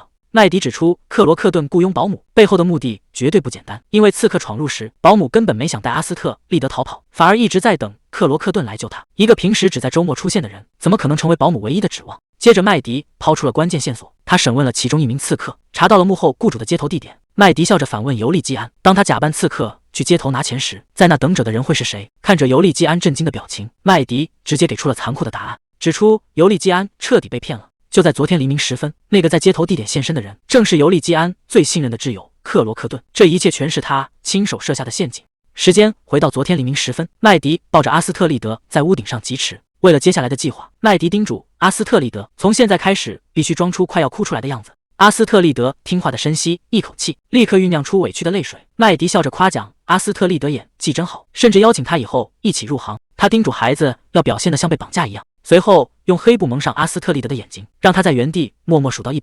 克罗克顿如期而至，麦迪主动开口索要剩下的尾款。克罗克顿冷冷地打量着他，认出他就是保姆提到的那个刺客。随后克罗克顿看向手里的信件，上面写着要他支付3倍的赎金，并且必须独自前往指定地点交易。这封信让克罗克顿回想起不久前，他曾愤怒地质问保姆信件的来历。保姆颤抖着解释，以为带走孩子的女人是克罗克顿派来的，对方还自称是奉命来清理门户。克罗克顿立刻意识到保姆被骗了，为了不让事情败露，他毫不犹豫地拔剑杀死了保姆。随后他戴上兜帽，决定将保姆的死伪装成被刺客所杀，反正尤利基安根本不会发现真相。麦迪耸了耸肩，直言不管克罗克顿有什么算盘，自己已经安全把孩子带了过来，对方应该先把尾款结清。随后麦迪轻轻放下阿斯特利德，克罗克顿开口让阿斯特利德过去。听到熟悉的声音，阿斯特利德立刻认出是克罗克顿叔叔。克罗克顿将钱袋扔在地上，阿斯特利德顺势回到了他的身边。他抱住孩子，冷冷地质问麦迪为什么不捡起钱袋？难道不想确认这3倍的赎金吗？麦迪解释说，自己本想等克罗克顿离开后再捡，但既然对方提起，他决定现在就确认一下金额。然而还没等他靠近，克罗克顿突然拔出长剑，毫不犹豫地朝他刺了过去。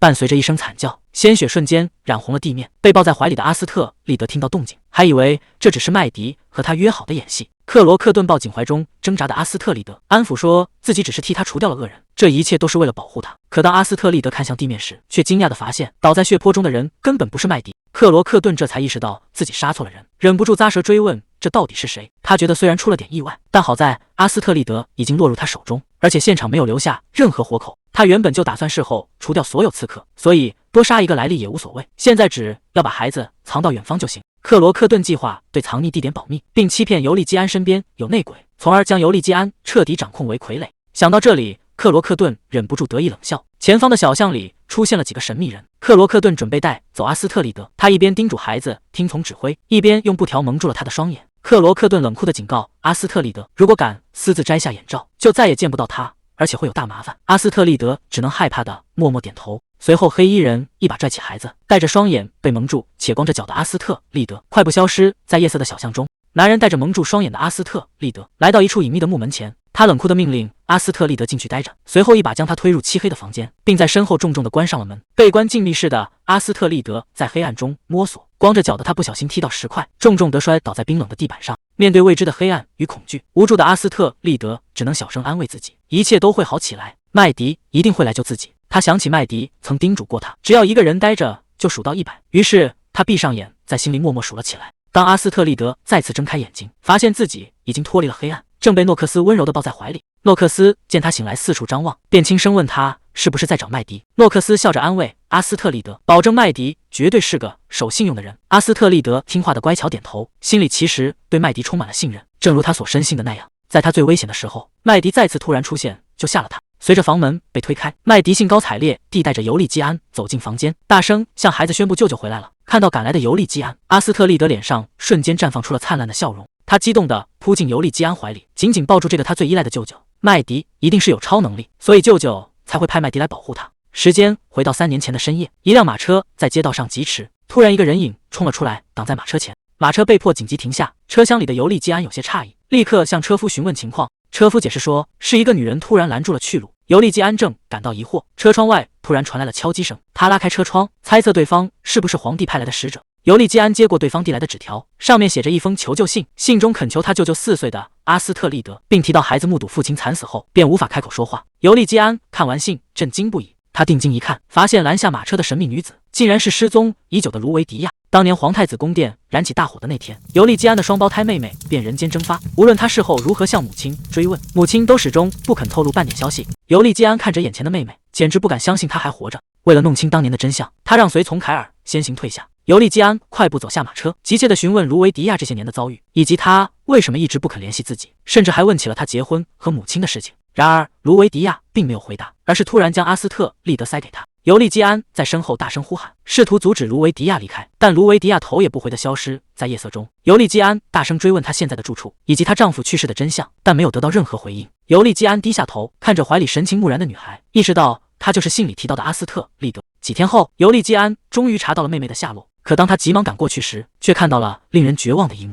那是一间位于贫民窟的破旧小屋，现场看起来像是一场入室抢劫，但小偷根本不可能盯上这种地方。尤利基安推开门，却看到卢维迪亚已经倒在血泊中，他急忙上前呼喊着妹妹的名字，可眼前的卢维迪亚早已没有了呼吸。尤利基安紧紧抱住满身是血的妹妹，他怎么也无法接受，两人时隔多年才刚刚重逢，对方却已经彻底失去了生命迹象。看着怀里冰冷的尸体，尤利基安突然明白过来，卢维迪亚或许早就知道自己难逃一死，所以那天才会急着把孩子托付给他。尤利基安抚摸着妹妹冰冷的脸庞，悲痛的流下眼泪。卢维迪亚为了保护孩子，最终落得独自死去的下场。卢维迪亚的葬礼秘密且低调的举行，尤利基安和克罗克顿等人默默送他最后一程。站在墓前的阿斯特利德神情木然，没有流下一滴眼泪。阿斯特利德因目睹父亲死亡患上失语症，尤利基安看着长相酷似妹妹的女孩，心中充满了痛苦与自责，甚至无法直视她。尤利基安向克罗克顿坦白，妹妹其实是替自己死去的，因为她的死会引起支持派贵族的动荡。幕后黑手用这种残忍的方式警告他，逼他放弃一切，彻底收手。尤利基安忍不住流泪苦笑。尤利基安回想起妹妹临终前的嘱托，他曾写信请求克罗克顿照顾孩子，并让尤利基安把阿斯特利德藏起来，无论如何都要让这个孩子活下去。在那之后，尤利基安曾去探望过几次，但阿斯特利德总是木然地看着他，脸上没有任何喜悦的表情。他以为这是孩子经历创伤后的正常反应，可如今看着在麦迪怀里大笑的孩子，尤利基安感到无比震惊。他怎么也没想到，阿斯特利德竟然还能笑得如此灿烂。尤利基安看着大笑的阿斯特利德，心中感慨孩子已经长大了，而自己却还停留在3年前的痛苦中。麦迪抱起阿斯特利德，嫌弃他身上又脏又臭，准备带他去洗漱。尤利基安见状主动上前，提出由自己来帮孩子洗澡。麦迪听后连忙摆手拒绝，提醒他阿斯特利德已经7岁了，不能再让异性长辈帮忙洗澡。他忍不住吐槽尤利基安缺乏常识，贵族在这方面真是无可救药。麦迪询问阿斯特利德，想让无聊的舅舅帮他洗，还是让有超能力的大法师带他去。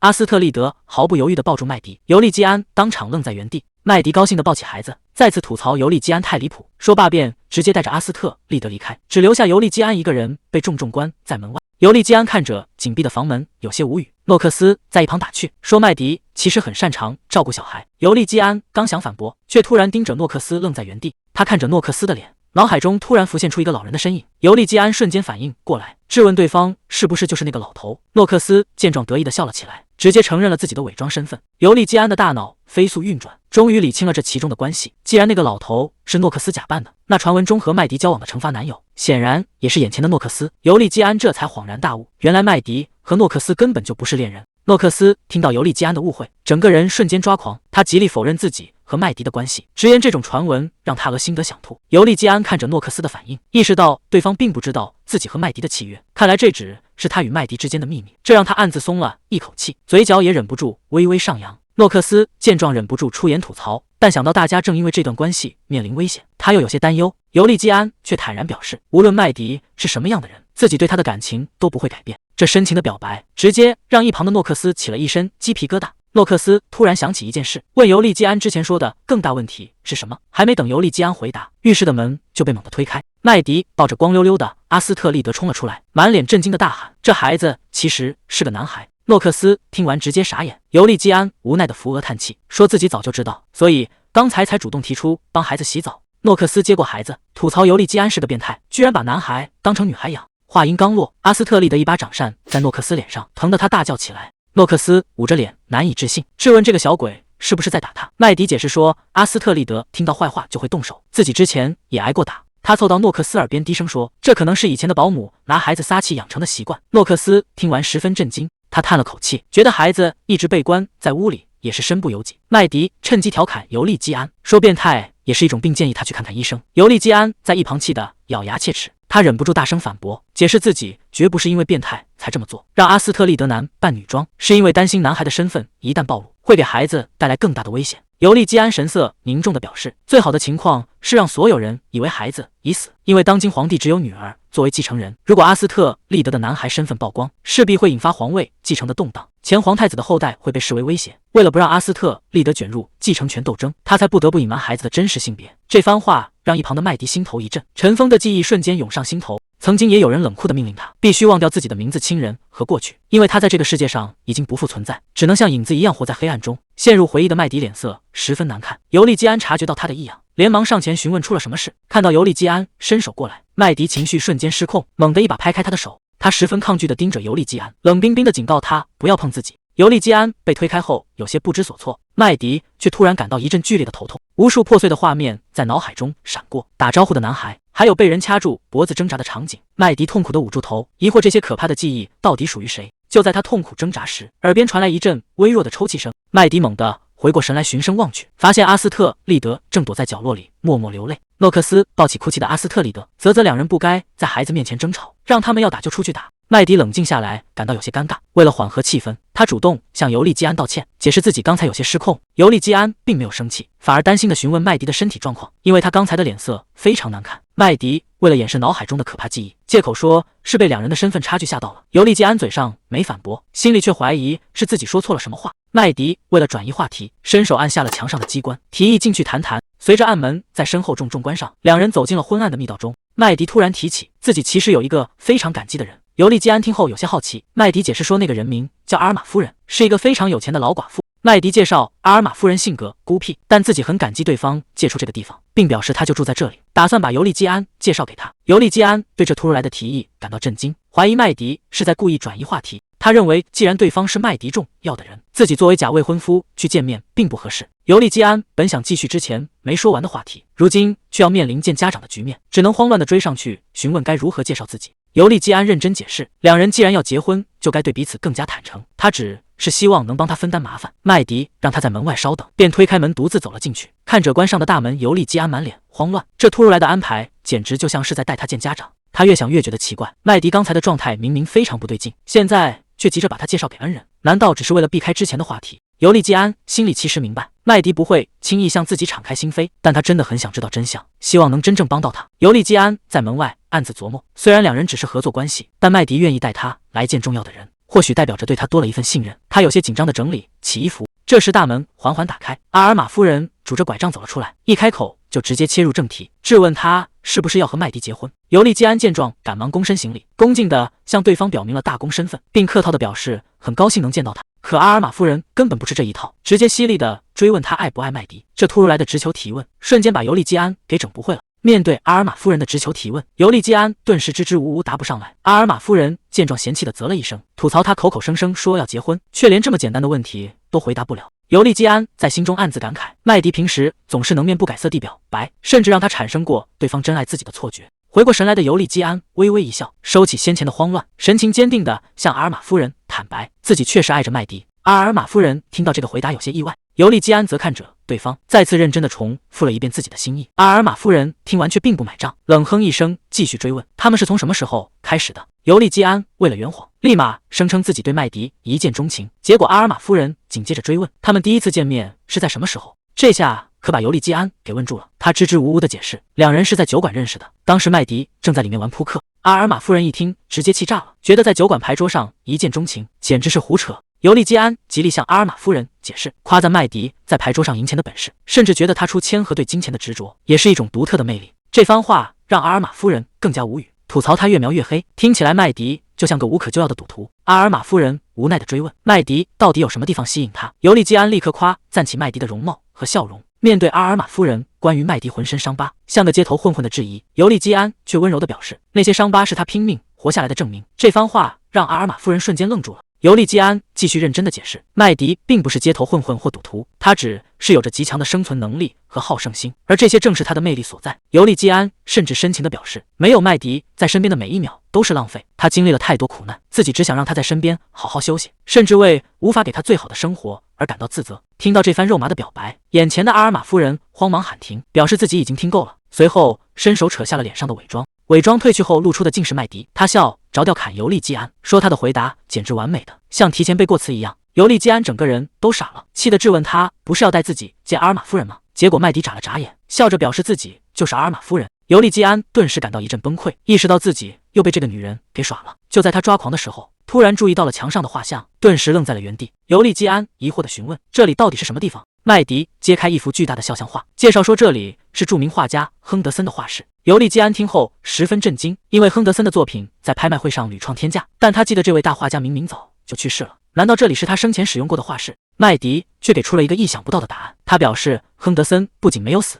而且这个世界上根本就没有这个人，这个名字其实是诺克斯扮演的虚构角色。尤利基安听后大吃一惊，以为墙上的名画都是诺克斯的作品。麦迪笑着否认，表示这些画其实都是自己画的，因为诺克斯根本没有这种创造力。尤利基安无奈地扶额叹气，不明白他既然有如此惊人的才华，为什么还要到处行骗？明明靠卖画就能轻松出名。麦迪一边脱下外套，一边反问他为什么突然提起这个，并解释自己有时是寡妇阿尔玛。麦迪接着表示自己还能是男爵、卖花老太，或是巡回舞者。尤利基安听得一愣一愣，追问这跟他扮成阿尔玛夫人戏弄自己到底有什么关系？麦迪扬起微笑，表示自己不仅仅是麦迪，他可以伪装成这世上的任何人，这正是他作为顶尖骗子的本事。麦迪主动提出自己可以帮阿斯特利德伪造全新身份，并把他送到没人认识的远方生活。他自信地表示洗白身份是自己的强项，无论是伪装成商人之女孩，是贵族千金，甚至送去国外继续扮成女孩，他都能不留痕迹地安排妥当，让孩子彻底远离皇室的权力斗争。面对麦迪这番大胆的提议，尤利基安一时间有些措手不及，连忙出声打断了他。尤利基安质问他，做这一切是不是为了说服自己送走孩子？麦迪得意地表示，光说不练可没有说服力，自己只是在展示业务能力。看着自信的麦迪，尤利基安陷入了沉思。他回想起麦迪刚带回阿斯特利德时，自己曾感到无比慌乱和愤怒，但得知唯一的朋友克罗克顿企图挟持外甥当人质后，他其实无比感激麦迪救了孩子。虽然麦迪的行事作风有些古怪，但在两人的契约期间，他确实在尽心尽力地协助自己。尤利基安原本打算向麦迪坦白一切，包括阿斯特利德为什么要隐姓埋名，以及孩子父母的遭遇。可他现在觉得麦迪只是把孩子当成赚钱的工具，之前那些脆弱的反应不过是他演出来的戏码，自己居然还傻傻的为他担心。尤利基安试探性的问他，难道不想知道孩子为什么不能说话吗？麦迪满不在乎的转过身，表示只要能拿到钱，这些事和他没有任何关系，而且他自己也大致调查过，没必要再听他细说。听到麦迪如此冷酷的回答，尤利基安暗自攥紧了拳头。尤利基安当场质问麦迪是不是疯了，他才刚把阿斯特利德救回来，麦迪居然又想把孩子送走。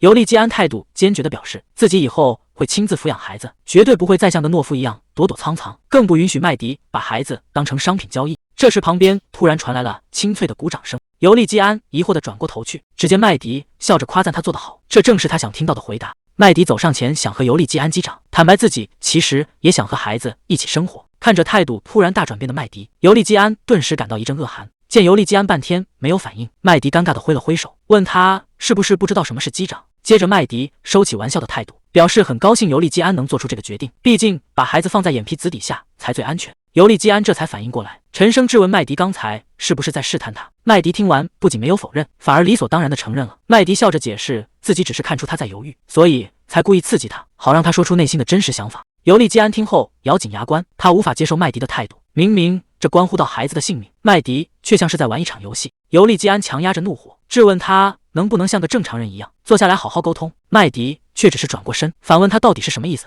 为什么要秘密抚养外甥，以及接下来打算怎么安置这个孩子。你不能像正常人一样问我这些问题吗？尤利基安愤怒地质问麦迪，为什么非要把人逼到绝路，用这种极端的方式来试探反应。麦迪听完不仅没有生气，反而笑着伸手挑起他的下巴，理所当然地表示，只有在被枪口顶着的时候，人们才会吐露最真实的真心话。尤利基安质问麦迪是不是一点都不信任他。麦迪理直气壮地反驳，表示尤利基安也同样不信任他，而且这是他最习惯的做事方式。尤利基安想起麦迪曾说过自己从不信任任何人，他心中不禁感到一阵失落。本以为两人经历这么多已经拉近了距离，甚至幻想过契约结束后还能继续在一起，但现在看来无论自己怎么想，麦迪都无法理解他的心意。尤利基安看着眼前的麦迪，心中涌起强烈的挫败感。在这段仅靠契约维系的关系里，似乎只有他一个人动了真感情。他深吸一口气，质问麦迪为什么要带他来这里，又为什么要用阿尔玛夫人的谎言骗他。尤利基安不明白关于外甥阿斯特利德的事情，麦迪明明可以直接开口商量，为什么非要用这种方式来测试他。面对尤利基安一连串的质问，麦迪一时间愣在了原地。尤利基安自嘲地大笑起来，觉得自己真是彻底被麦迪耍了。他表示麦迪现在可以放心，随时都能毫无顾虑地抽身离开。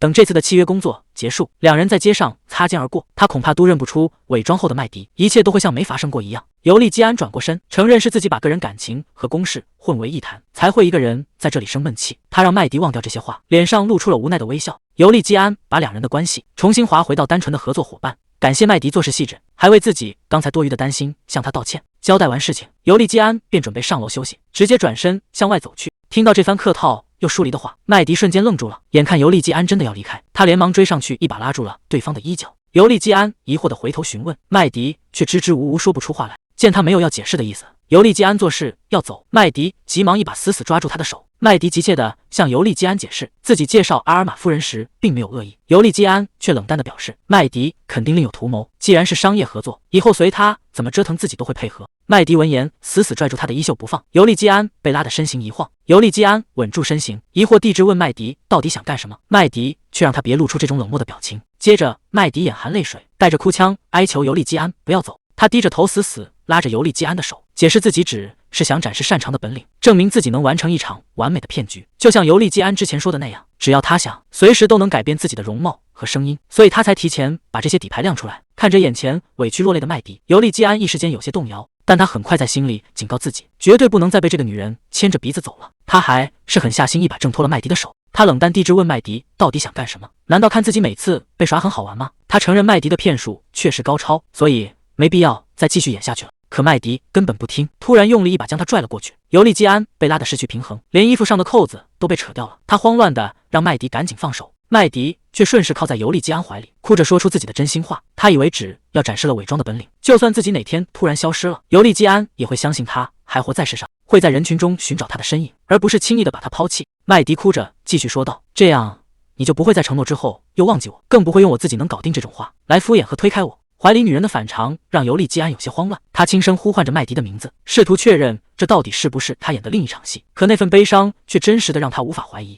麦迪却只是崩溃的大哭起来，语无伦次的问尤利基安是否能认出他，并不断为自己的所作所为道歉。看着麦迪那双充满绝望的眼睛，尤利基安彻底愣在了原地，那沉重的目光仿佛是在哀求他千万不要放弃自己。尤利基安温柔地将麦迪搂进怀里，轻声安慰他不要再哭了。麦迪靠在他的肩头，有些难以置信，因为尤利基安从未对他如此温柔。还没等麦迪缓过神来，他便身体一软晕了过去。尤利基安慌乱地接住他，并抱紧对方。看着失去意识的麦迪，他在心中承诺自己绝不会忘记他。想起他之前说过的那些话，明明说过任务结束就会消失，却又想让他每次看到路人都想起他，甚至怀疑那是不是伪装后的他。尤利基安无奈地抱紧了麦迪，坦言就算他不要求，自己余生也会一直寻找他。他已经彻底无法忘记麦迪，也回不到两人相遇之前的日子了。麦迪在房间的床上醒来，发现尤利基安正守在床边，他刚一睁开眼，就看到对方敞开的衣襟里露出了结实的胸肌和腹肌。麦迪吓得猛地坐起身来，把旁边的尤利基安也吓了一跳。麦迪连忙询问他们什么时候回来的，以及诺克斯现在人在哪里。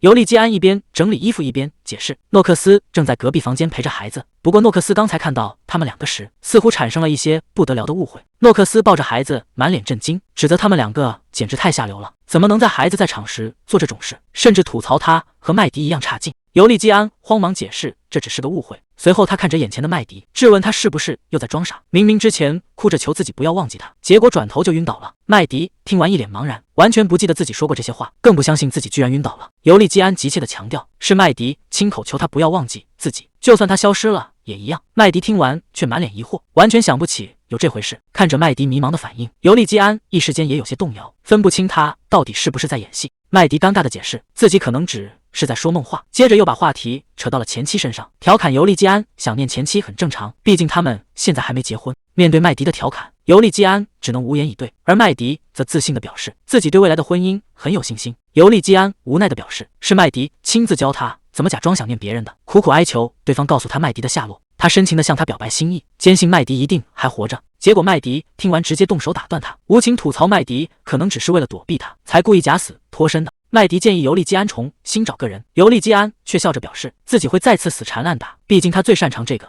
麦迪只当他是在开玩笑，笑着夸赞他演技好，还调侃他用美色和笑容诱惑自己。尤利基安的笑容渐渐消失，看着麦迪的背影，他突然意识到麦迪或许也和自己一样，在用玩笑掩饰真心。他或许自己都没意识到，其实他对这段关系也产生了一些依恋。尤利基安不禁自嘲地笑了笑，觉得自己明明被骗了那么多次，却还是忍不住抱有虚假的希望。麦迪醒来后整理着头发，询问诺克斯家里有没有酒。得到肯定的答复后，他主动提议和尤利基安一起喝一杯。麦迪背着喝醉的尤利基安，在夜色中艰难前行，他忍不住在心里吐槽，这家伙怎么能醉成这样，明明是尤利基安主动要喝，结果自己却是个一杯倒。回想起他刚才豪饮的架势，麦迪只觉得一阵无语。尤利基安趴在麦迪背上，迷迷糊糊的小声反驳，坚称自己没有喝醉，还抱怨那酒实在太烈。他疑惑地问麦迪为什么没醉，麦迪表示自己才喝了半瓶，就算喝下3瓶朗姆酒，他也完全不会有醉意。尤利基安把头埋在麦迪颈窝，嘟囔着夸赞他厉害，甚至调侃他不像人类，不仅千杯不醉，还能轻松背起他这个大男人。他闭着眼继续追问麦迪，难道自己一点都不重吗？为什么他身上连汗味都没有？麦迪淡淡的回答，因为自己根本就没出汗。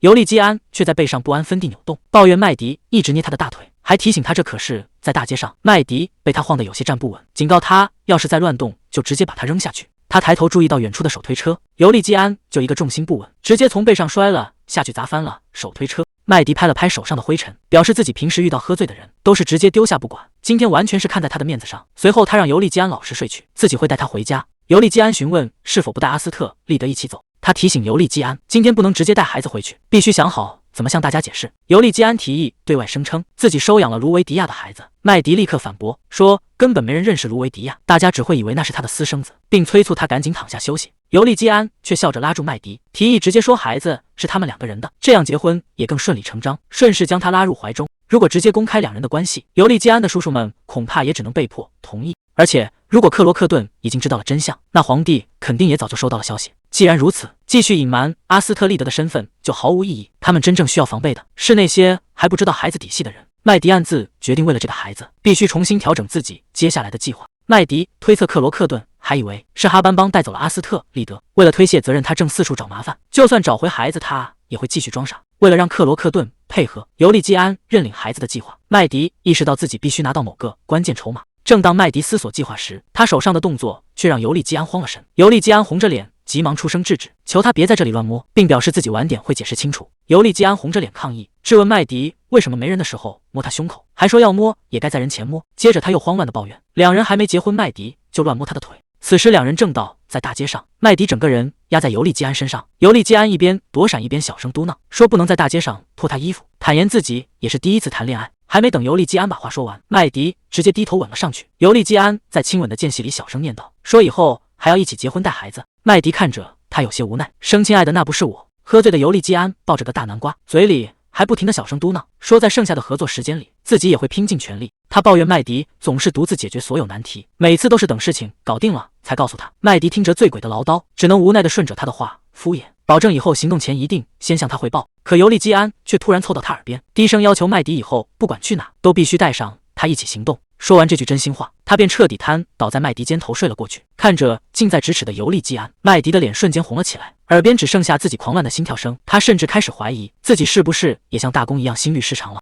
2天后，一辆马车在林道上疾驰，克罗克顿坐在车里，正看着尤利基安写给他的信。尤利基安在信中再次发出邀请，想要和他商量关于未婚妻的事，并希望他能听听自己的解释。克罗克顿看完信，愤怒地攥紧拳头，他觉得尤利基安简直是疯了。婚姻明明只是一场契约，为什么非要娶一个毫无用处的平民？他转头看向窗外，眼神中满是烦躁与不解。在克罗克顿的记忆中，尤利基安从小就对弱小的生命充满同情，无论是迷路的小狗、受伤的小鸟，还是当年在雪地里受冻的自己。那时年幼的尤利基安主动走向他，问他要不要进屋避寒，同伴却冷漠地表示这孩子只是个卑微的侍童，根本不用理会。尤利基安听后十分生气，这就是子爵家对待下人的方式吗？尤利基安不仅出言维护，还主动把自己的斗篷披在了克罗克顿身上，接着他一把抱住克罗克顿，心疼地安慰道，你看起来和我差不多大，站在外面一定又冷又痛吧。然而面对尤利基安的善意，克罗克顿心里却只有厌恶，他极其讨厌这种高高在上的同情。当初被父母卖去当侍童时，他都咬牙忍了下来，从未有过半câu怨言，哪怕被粗暴的对待，他也只是默默承受。因为被指责玷污了家族名声，克罗克顿再次遭到毒打，对方怒骂这一切都是因为他这个卑微的侍童。在遇到尤利基安之前，克罗克顿甚至没有意识到自己是贫穷的。在他被毒打并关在储藏室的第4天，滴水未进的克罗克顿已经奄奄一息。这时尤利基安突然推门走了进来，尤利基安愧疚地向他道歉，坦言自己没想到他回来后会受这种苦，并真诚地邀请克罗克顿和自己一起生活。但在克罗克顿眼里，这份善意只显得无比虚伪。面对尤利基安的邀请，克罗克顿其实别无选择，要么作为朋友活下去，要么继续被关在储藏室里等死。最终他还是牵起了尤利基安的手。后来皇太子突然离世，尤利基安不仅失去了父亲，还被赶出了皇宫。紧接着他那精神不稳定的母亲也撒手人寰。接连失去双亲的打击并没有击垮尤利基安，他依然像个没事人一样，笑着祝贺克罗克顿即将成为骑士，甚至还主动提出要送他一把佩剑。克罗克顿回想起过去，尤利基安送他佩剑并称他为朋友，甚至在他获得爵位后依然关照他，但在他眼里这只是高高在上的施舍。后来尤利基安流着泪找到他，恳求他帮忙藏好孩子阿斯特利德，并直言克罗克顿是自己唯一能信任的人。面对尤利基安的哀求，克罗克顿内心却充满了嘲讽，觉得对方只是把他当成收拾烂摊子的仆人，但他表面上还是微笑着答应下来，让尤利基安把一切都交给自己。克罗克顿在心里暗骂，尤利基安是个自私卑鄙的混蛋，做事从不考虑会给别人带来什么伤害。但那也是克罗克顿第一次看到尤利基安露出恐惧的神情，他意识到尤利基安是真的害怕失去这个孩子。在帮尤利基安安顿好阿斯特利德后，克罗克顿并没有保守秘密，而是直接转身去向皇帝告密，以此来确保那个家族的血脉能够延续。为了摆脱过去悲惨的生活，他在新皇帝拉法迪特面前下跪宣誓效忠，成为了安插在尤利基安身边的眼线。走出皇宫的那一刻，克罗克顿只觉得浑身轻松，仿佛终于挣脱了命运的枷锁。可如今他却把最关键的筹码阿斯特利德给弄丢了，这让他感到无比懊悔。尤利基安把克罗克顿叫来，当面宣布自己决定娶麦迪为妻。接着他深情地握住麦迪的手，主动坦白自己还有一个要照顾的外甥，希望两人婚后能共同抚养这个孩子。一旁的克罗克顿听得目瞪口呆，没想到尤利基安会突然提起孩子。他冷眼旁观，觉得没有女人能接受这事，只等看着两人的关系彻底破裂。尤利基安则一脸愧疚地看着麦迪，询问他是否还能接受这样的自己。麦迪决定抓住机会，当着克罗克顿的面演一出戏。他猛地扑进尤利基安怀里，大声表白说只要能在一起，就算下地狱也无所谓，还甜言蜜语地喊他宝贝。尤利基安立刻心领神会，温柔地抚摸着麦迪的头发，深情回应说要和他长相厮守。看着两人在面前恩爱甜蜜，一旁的克罗克顿气得直咬牙，拳头捏得咯咯作响，只觉得眼前这一幕简直荒谬至极。克罗克顿当场质问尤利基安，责怪他怎能把藏了多年的孩子秘密随意透露给一个来历不明的贫民窟女人，甚至质疑他是不是根本不想保护阿斯特利德。面对克罗克顿的愤怒指责，尤利基安却显得格外平静。他冷冷地表示，麦迪对自己来说就是这么重要。听到这毫无保留的偏袒，克罗克顿气得咬牙切齿，一时间被噎得说不出话来。克罗克顿觉得尤利基安简直是疯了，他上前用力戳着尤利基安的胸口，警告他赶紧清醒过来，别再被那个女人牵着鼻子走。尤利基安却显得异常冷静，他表示自己已经决定相信麦迪，并且希望克罗克顿也能信任他。看着一脸震惊的克罗克顿，尤利基安主动握住他的手，提起两人从小一起长大的情谊。他真诚地表示自己一直信任对方，但也需要克罗克顿的配合与帮助，来共同维护这份多年的友谊。尤利基安直截了当地表示，如果克罗克顿还是无法接受他选择麦迪，那就坦白说出来。克罗克顿犹豫了一下，反问如果自己真的无法接受会怎么样。尤利基安神色冷峻地给出回答，如果真是这样，那他们以后就别再见面了。听到这决裂的宣言，克罗克顿心头猛地一震，难以置信地愣在原地。看着尤利基安冷峻的表情，克罗克顿心里开始犯嘀咕，怀疑对方已经察觉到了自己的背叛。但他转念一想，尤利基安到底是怎么知道的？难道是阿斯特利德失踪的消息走漏了风声？克罗克顿在心中暗自思忖，如果尤利基安知道孩子失踪，绝对不可能表现得这么冷静。难道带走阿斯特利德的人就是他？但他很快否定了这个猜测，觉得尤利基安只是被麦迪迷了心窍，才会做出这种失去理智的决定。看着眼前态度冷漠的尤利基安，克罗克顿心中满是怨恨，觉得对方这10多年来表面上叫他朋友，实际上却一直把他当成下属对待。不过克罗克顿反而觉得有些释然，因为从始至终他也从未把尤利基安当成过朋友。听到尤利基安要决裂，克罗克顿立刻换上一副笑脸，表示自己其实一直支持他的决定。他在心里暗自盘算，自己还没从尤利基安身上榨干价值，绝对不能现在被甩掉。于是克罗克顿假装关心地解释，自己只是担心尤利基安太冲动，把秘密透露给刚认识的人会有危险。尤利基安笑着回应，感情的事谁也控制不了。克罗克顿见状只能妥协，主动提出去把阿斯特利德接过来，让两人在房间里等着，免得引起不必要的谣言。尤利基安和麦迪点头同意，克罗克顿笑着向两人道贺，随后转身走出了房间。刚一关上门，他的脸色就彻底阴沉了下来。他必须尽快找到失踪的阿斯特利德，既然已经查到了哈尔班邦的基地，今晚就必须亲自去探个究竟。随后他坐上马车，行色匆匆地离开了庄园。房间里的麦迪站在窗前，看着远去的马车，转头告诉尤利基安，克罗克顿已经走了。麦迪夸奖尤利基安刚才表现得很好，尤利基安叹了口气，向他道谢，一切确实都在按照计划进行。麦迪让尤利基安在克罗克顿回来前仔细听好他接下来的话。他知道尤利基安对克罗克顿还抱有幻想，所以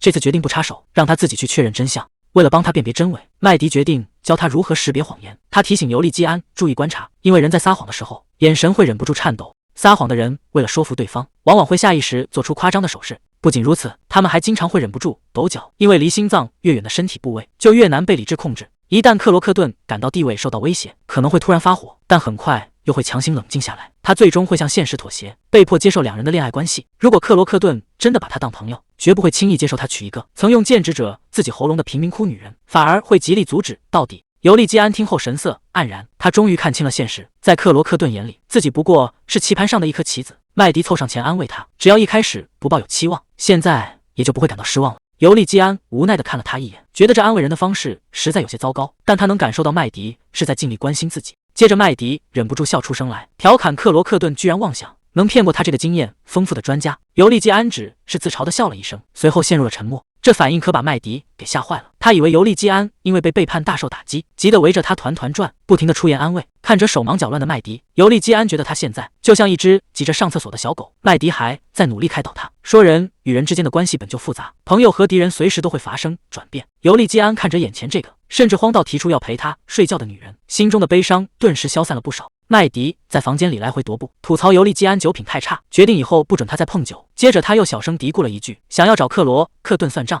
尤利基安突然开口追问，麦迪以为他是在问克罗克顿的事，连忙解释说那家伙就是个叛徒。可尤利基安却笑着摇了摇头，表示自己想听的并不是这个。看着尤利基安脸上古怪的笑容，麦麦迪忍不住在心里吐槽，这家伙的情绪实在太不稳定了。尤利基安却突然走上前去，提起麦迪之前慌乱中说过的承诺，问他是不是答应过要陪自己睡觉。麦迪顿时愣在原地，还没等他反应过来，尤利基安就温柔地发出邀请，希望他今晚能留下来陪自己，并保证自己绝对不会哭。尤利基安可怜巴巴地表示，如果自己一个人待着，真的会忍不住哭出来。麦迪脑补出他像小孩一样大哭的画面，顿时有些心软，只能无奈地答应留下来。尤利基安立刻露出一副得逞的表情，连声向他道谢，直言没想到麦迪会对自己这么温柔。麦迪没好气地强调，只要尤利基安一睡着，自己就会立刻离开。尤利基安体贴地建议他可以先换上舒服的衣服休息，等天黑了自己会努力平静下来。麦迪一边往外走一边小声嘀咕，吐槽这家伙心思实在太敏感，最后叮嘱他好好休息，便转身离开了房间。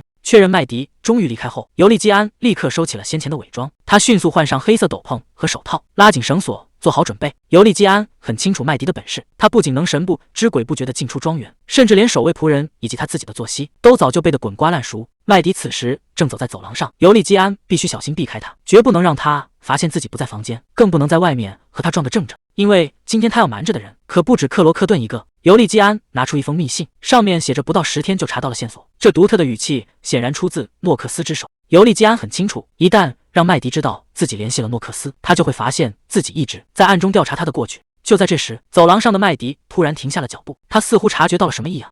躲在暗处的尤利基安紧张起来，听着外面越来越近的脚步声，他心里很清楚，为了自己和诺克斯的性命安全，绝对不能让麦迪发现自己要偷溜出去。此时麦迪正准备开门离开，手刚碰到门把手，身后就突然传来了呼喊声。麦迪疑惑地转过头，发现是女仆莱莉抱着一大包东西，因为腾不出手，便请求麦迪帮他开一下门。麦迪看着莱莉怀里抱着的衣服，疑惑地询问这是要干什么。莱莉解释说，觉得麦迪缺少衣服，所以特意从精品店带了一大堆过来，想让麦迪都是穿一下。麦迪对这突如其来的关心有些怀疑，莱莉见状连忙催促他帮忙，并提到还有很重的珠宝需要搬运。听到珠宝2个字，麦迪瞬间两眼放光，态度大变的催促莱莉赶紧进屋，生怕珠宝掉在地上。躲在暗处的尤利基安松了一口气，他深知麦迪的性格，无奈地心想自己的准备好给精品店付账了。虽然刚才情况紧急，但莱莉出现的时机刚刚好，成功帮他们引开了麦迪。房间里，麦迪正兴致勃勃地打听珠宝，表示自己只喜欢昂贵的东西。听到有蓝宝石和钻石，他忍不住暗自窃喜。莱莉调侃麦迪太爱财，问他如果要在尤利基安和珠宝中2选1，他会怎么选？正准备溜走的尤利基安听到这话停下了脚步。麦迪顺着话头假设，如果是尤利基安被绑架，而绑匪用珠宝来交换，莱莉好奇地追问他会怎么做。麦迪没有犹豫，表示自己还是会选择救尤利基安。听到麦迪毫不犹豫地选择救自己，尤利基安顿时心跳加速。然而麦迪紧接着补充道，自己是为了拿到大公的赏金，顺便把绑匪的钱财也洗劫一空。莱莉在一旁打趣，觉得麦迪只是害羞才故意这么说。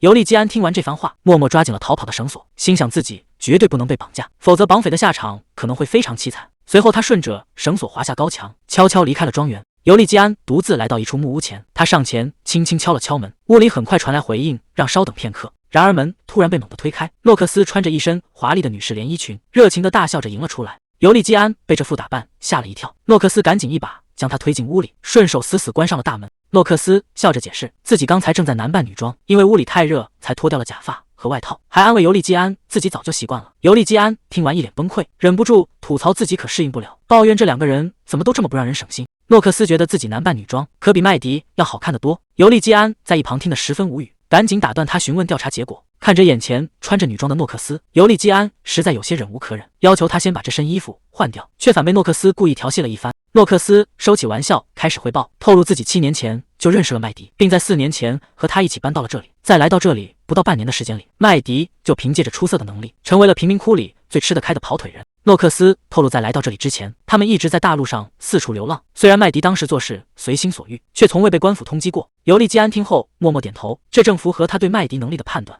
诺克斯顺口喊了一声老大，却被尤利基安冷冷的纠正。诺克斯只好无奈的改口称呼殿下。接着诺克斯又提到一个怪象，麦迪虽然没有被官府通缉，却总是表现得像是在躲避什么人的追捕，这让尤利基安感到十分困惑。既然不是官府，那到底会是谁在暗中追捕麦迪？诺克斯向尤利基安透露，麦迪虽然能面不改色的欺骗贵族，但有时会陷入极度焦虑的状态，甚至像失去理智一样痛苦挣扎。尤利基安听后若有所思，联想到麦迪之前的种种反常表现，猜测他过去是不是也经常这样发作。诺克斯叹了口气，继续抱怨，麦迪从他刚认识时就是这副脾气，表面上看着挺善良，实际上性格恶劣得很，但又总会在暗中默默照顾人。诺克斯忍不住吐槽，麦迪虽然一直照顾他，却又经常把他气得半死，根本感觉不到有多珍惜他。尤利基安在一旁赞同的直点头，没想到诺克斯和自己有着完全相同的感受。尤利基安看着麦迪7年前的调查报告，认为必须查清他更早以前的经历。他甚至向诺克斯坦白，自己曾怀疑麦迪是连环杀手。诺克斯听完直接惊掉了下巴，没想到他连自己的未婚妻都怀疑。尤利基安却捂着胸口深情解释，自己只是因为太爱麦迪，想做好最坏的打算，免得失去他。诺克斯忍不住翻了个白眼，调侃他可真是个浪漫主义者，还不忘打趣两人之前的亲密举动。尤利基安刚想红着脸反驳，就被诺克斯指着报告强行打断。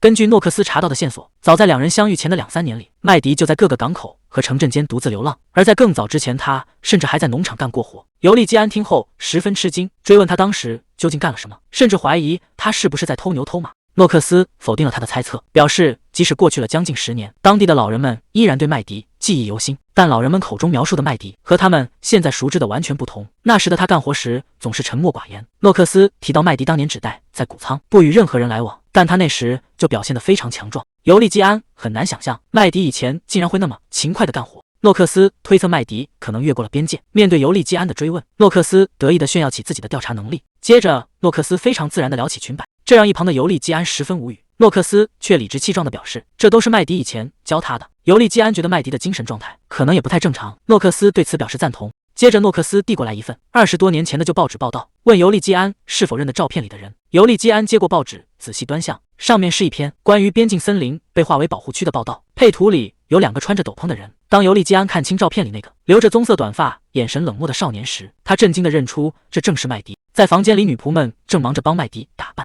两人还为首饰搭配争论起来。女仆觉得祖母绿最适合麦迪，莱利却吐槽对方不能因为麦迪眼睛是绿色的就做出这么敷衍的选择。莱利接着表示，麦迪必须配上黄金饰品，黄金可比白银衬他得多。正当麦迪看着镜子里的配饰时，门外突然响起了敲门声，管家菲利普推门走了进来。菲利普走上前，递给麦迪一封信，说这是专门送给他的。诺克斯在一旁询问他的看法，尤利基安给出了肯定的回答，并继续追问诺克斯还查到了什么。尤利基安推测麦迪曾住在边境附近，并在那里被划为保护区后被迫离开。他想知道麦迪去农场干活后又发生了什么。诺克斯无奈地表示，自己虽然仔细调查过，但关于麦迪更早的过去却完全查不到任何信息。尤利基安感到十分震惊。诺克斯见状赶紧解释，自己平时最擅长追踪线索，但唯独在麦迪身上彻底碰了壁。报告上记录着麦迪最早出现在农场，在那之前的信息却是一片空白。尤利基安觉得不可思议，不明白一个人怎么会没有过去。诺克斯吐槽麦迪就像是凭空出现一样，他原本想通过寻人启事找线索，翻遍了旧报纸，才好不容易找到了那张照片。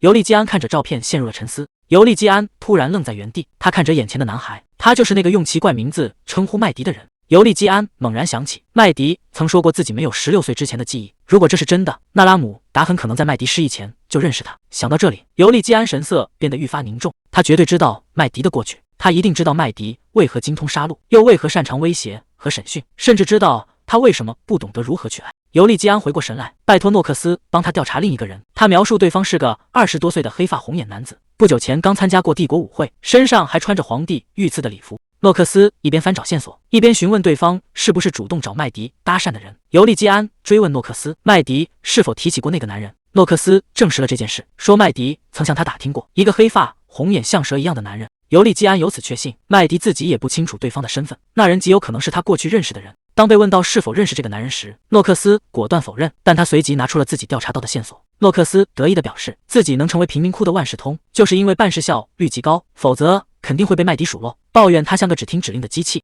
接着他指着报告说明，舞会名单上唯一符合特征的是巴托罗斯家族的长子拉姆达，今年29岁。尤利基安看着报告十分诧异，拉姆达竟然是那个女人的哥哥，但两人长得完全不像，而且拉姆达即将被任命为最年轻的皇家禁卫队队长。尤利基安意识到，知道麦迪过去的人远比他想象的还要接近，但他想不通这位贵族长子为什么会和麦迪产生交集。诺克斯也表示完全查不到两人之间有任何联系。拉姆达留学前的信息一片空白，猜测麦迪可能原本就来自艾斯兰。他有些心虚地询问尤利基安，需不需要自己再深入调查一下。尤利基安却觉得这些线索已经足够，还破天荒地夸奖了诺克斯一番，表示多亏他自己才了解了这么多。从小到大没被这么夸过的诺克斯大受感动，直接激动地扑上去，死死抱住尤利基安，甚至连姐夫都喊出了口。尤利基安嫌弃的挣扎，让他赶紧把身上这套难看的女装换掉。闹腾过后，尤利基安冷静下来分析，结合目前掌握的所有线索，麦迪似乎只拥有最近10年的记忆。诺克斯在一旁点头表示赞同，但尤利基安随即又产生了一个新的怀疑：麦迪有没有可能是在假装失忆？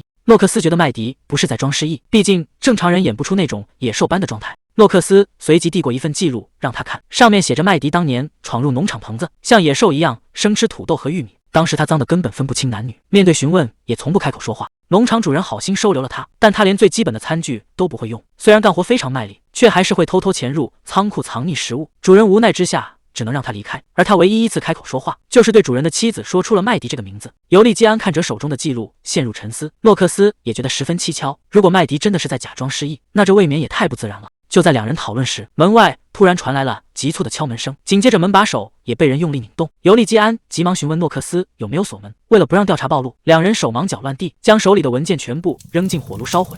文件刚被扔进火炉，木门就被人硬生生暴力砸开，连门把手都掉在了地上。尤利基安被这阵势吓得脸色大变，一旁的诺克斯更是直接吓到灵魂出窍。破门而入的竟然是麦迪，他透过门缝露出令人毛骨悚然的微笑。麦迪推开门，缓缓走入室内，阴恻恻地质问两人单独待在这里干什么。面对麦迪的质问，尤利基安慌忙辩解这里只是个旅馆，麦迪却一边逼近一边冷笑，顺便质问两人到底在密谋什么。尤利基安紧张的直接把麦迪直接上前将他逼到墙角，调侃他不是说想和自己同床共枕吗？怎么会突然出现在这里？尤利基安只能借口说自己只是路过，麦迪却根本不信，指出这里可是偏僻巷子的最深处，根本就是特意找来的。面对麦迪的质问，尤利基安终于坦白自己是特意来的。他表示想更深入的了解麦迪，而诺克斯是唯一知情的人，所以才特意来找他打听。尤利基安温柔地握住麦迪的手，调侃他虽然看起来像个麻烦，接触下来却是个善良的人。他希望在两人结婚前，去父母的墓前好好介绍他，免得父母对他产生误解。尤利基安看着眼前的麦迪，真诚地表示希望自己的家人能够喜欢他。面对这突如其来的温情，麦迪一时间有些失神，默默地看着他没有说话。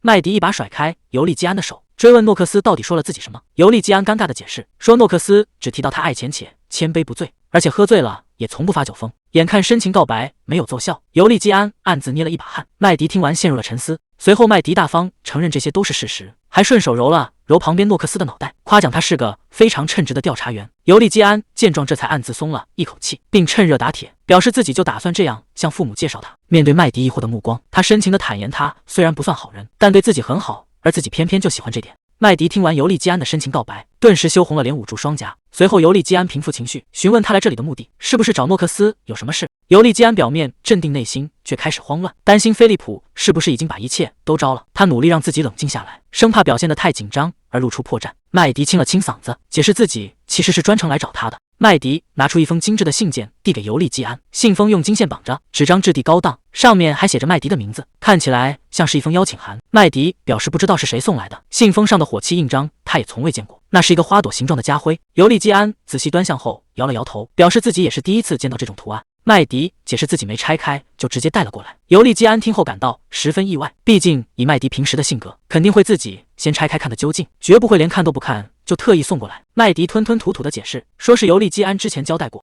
以后遇到事情要两个人一起面对，不能再独自承担，直接扔下结果。看着坐立不安的麦迪，尤利基安一时没想起自己说过这话，只觉得他今天的反常有些蹊跷。直到他瞥向一旁，才恍然大悟。此刻瘫在椅子上翻着白眼的诺克斯，显然已经彻底晕了过去。他微笑着夸赞麦迪做事专业，并温柔地提议两人一起拆开这封信。面对尤利基安这突如其来的温柔攻势，麦迪瞬间心跳加速，慌乱不已。他急忙大声警告对方收起那副表情，强调他们现在是在工作，这让尤利基安感到十分无辜和困惑。尤利基安起身后暗自琢磨，怀疑这可能是麦迪对他的细心度测试。他伸手拉住麦迪，追问他口中所说的工作到底是指什么。尤利基安突然深情告白，说贵族的婚姻或许只是交易，但他们之间是因为爱情，甚至直接对麦迪说出了我爱你。麦迪整个人直接愣在原地，反应过来后一把揪住尤利基安，质问他是不是脑子烧坏了。尤利基安赶紧示意他小声点，指了指旁边还没醒来的诺克斯。麦迪这才冷静下来，叹了口气，意识到自己差点被对方带偏。随后他不再纠结这个话题，直接动手拆开了那封神秘的信件。两人凑在一起查看信里的内容，信上写着晚上7点，要求必须独自前往。尤利基安直接撕碎了信件，劝阻麦迪不要去冒险，认为没必要理会这种奇怪的邀请。麦迪无奈地叹了口气，觉得这封信来自重要人物，自己必须去一趟，正好可以借此澄清两人的关系。尤利基安却更加担忧，害怕这只是个针对麦迪的陷阱，甚至可能让他受伤。看着极力阻止自己的尤利基安，麦迪忍不住笑出声来，调侃他实在太胆小了。尤利基安咬紧牙关，说受伤在所难免，但他绝不想再看到有人因自己而死。话一出口，尤利基安就后悔了，担心这听起来像是在推卸责任，连忙慌乱的想要解释。麦迪却温柔地握住他的手，保证自己绝对不会出事，还调侃这就是他选择和自己订婚的原因。尤利基安冷静下来，却依然无法放心，质问他是不是真的要去见那个陌生人。麦迪决定亲自去赴约，表示到了地方自然就知道是谁送的信。他甚至早就换好了华丽的礼服裙，还开玩笑说要让对方在床上乖乖等他。尤利基安看到这身打扮直接傻眼，问他是不是早就做好了准备。麦迪解释说光看信纸就知道对方是贵族，所以自己连衣服都没换就赶过来了，毕竟贵族的心思总是让人捉摸不透。随后麦迪披上诺克斯的斗篷准备出发，尤利基安还是不放心，追问他是不是真的要去。麦迪吐槽他太爱操心，催促他赶紧回家，说天黑之后这地方可不太安全。尤利基安却一把拉住他，坚持至少要送他到门口。麦迪不明白尤利基安今天为什么这么固执，看着他一脸委屈的模样，麦迪忍不住调侃他可爱，还打趣说结婚后一定会很有趣。说完，麦迪便挥手告别，直接推门离去。被留在原地的尤利基安十分抓狂，不明白他既然早就计划好独自解决，为什么还要特意跑来这一趟？但此时麦迪已经坐上马车，独自前往赴约的地点。麦迪整理好鞋子和耳环，回想起刚才尤利基安真诚的模样，忍不住在心中感叹他实在太温柔。在麦迪看来，尤利基安虽然嘴上说着想当个败家子，却只用自己的钱去喝酒赌博，每晚都在为领地的管理资金发愁。如果要在百姓和自己的生命中做选择，尤利基安绝对会毫不犹豫地选择百姓。麦迪心里很清楚，尤利基安虽然嘴上说着想活命，但他其实并不在乎自己的生死，他最害怕的是无辜的人因为自己而丧命。想到尤利基安的所作所为，麦迪意识到两人有着本质的区别，对方就像是神明创造的完美造物，而自己却来自一个根本没有信仰的深渊。麦迪的脑海中闪过零碎的记忆，他只记得自己一直在被什么东西追赶，同时又在不停地追寻着别的东西。他心中怀着对某个人的怨恨，却又无比思念着另一个人。在无尽的挣扎中，他最终选择放弃。当他再次睁开眼，看着头顶那片绿意盎然的树木，这是他记忆中最清晰的起点。麦迪回想起自己最初醒来时的场景，当时他浑身是血地躺在原野上，看着头顶那片晴朗的蓝天，心中却无比笃定这个世界根本没有神明。也许正因如此，他开始频繁做梦，梦里是一个被神明彻底遗弃的黑暗之地，那里聚集着所有失去信仰的人们。在那个充斥着荆棘与废墟的梦境中，他只能一次又一次地经历死亡。麦迪的脑海中闪过零碎的梦境，梦里有一只手温柔地抚摸着他，伴随着一道温暖的光芒，有人在黑暗中轻声呼唤着他的名字。那个模糊的身影轻声问他，离开这里之后最想做什么？那道比蓝天还要温暖的光芒，一次次将他从死亡的边缘唤醒。坐在马车里的麦迪收回思绪，他曾怀疑那道光是不是神明，但转念一想，如果神明真的存在，世界又怎会如此残酷不公？马车缓缓驶向目的地，麦迪看着窗外，默默心想，也许自己正在承受某种惩罚。在反复做过几次相同的梦后，他终于确信自己就是来自那个深渊。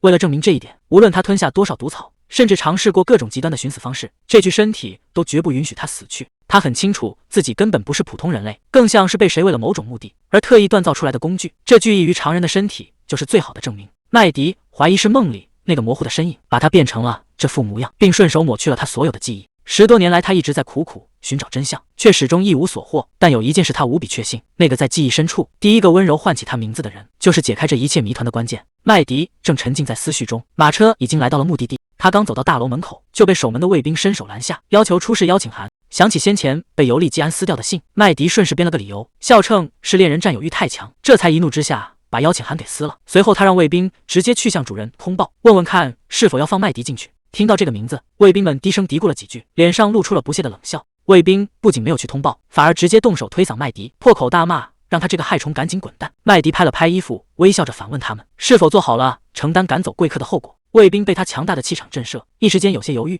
但很快他们又底气十足地嘲讽起来，觉得麦迪连个随从都没带，不过是靠施舍活着的底层人。麦迪看着自己昂贵的裙子，只觉得这俩卫兵脑子不好使。被激怒的卫兵恼羞成怒，再次扬起手准备强行赶人。就在卫兵准备动手时，女人突然现身，当场喝退了卫兵，并主动邀请麦迪进入庄园。麦迪得意地朝卫兵做了个鬼脸，随后跟着女人往里走。女人为卫兵的粗暴行为向他道歉，麦迪倒是不怎么在意，直言自己确实没有邀请函。卫兵尽职尽责也无可厚非。听到麦迪没有邀请函，女人顿时有些惊讶，对方的反应让麦迪更加确信这场聚会背后绝对藏着不可告人的秘密。麦迪拿出撕碎的纸片解释，说是未婚夫为了阻止他来才撕掉的。眼前的贵妇接过碎片，确认这确实是聚会的邀请函，却表示不清楚寄信人是谁，并再次为刚才卫兵的无礼道歉。看着对方一举一动尽显高贵，麦迪暗自赞叹这才是真正的优雅，甚至想着以后扮演贵妇时要好好效仿。但盯着对方被面纱遮挡的脸，麦迪心中突然升起一丝异样，总觉得这位贵妇身上散发着一种让人胆寒的压迫感。在这种无法违抗的气场下，大门被缓缓推开，眼前的景象却让麦迪大吃一惊。草坪上摆满了茶歇桌椅，聚会现场全都是贵族女性。麦迪怎么也没想到，这居然会是一个纯女性的茶会。亏得尤利基安之前还担心是陷阱，两人的出现瞬间吸引了所有人的目光。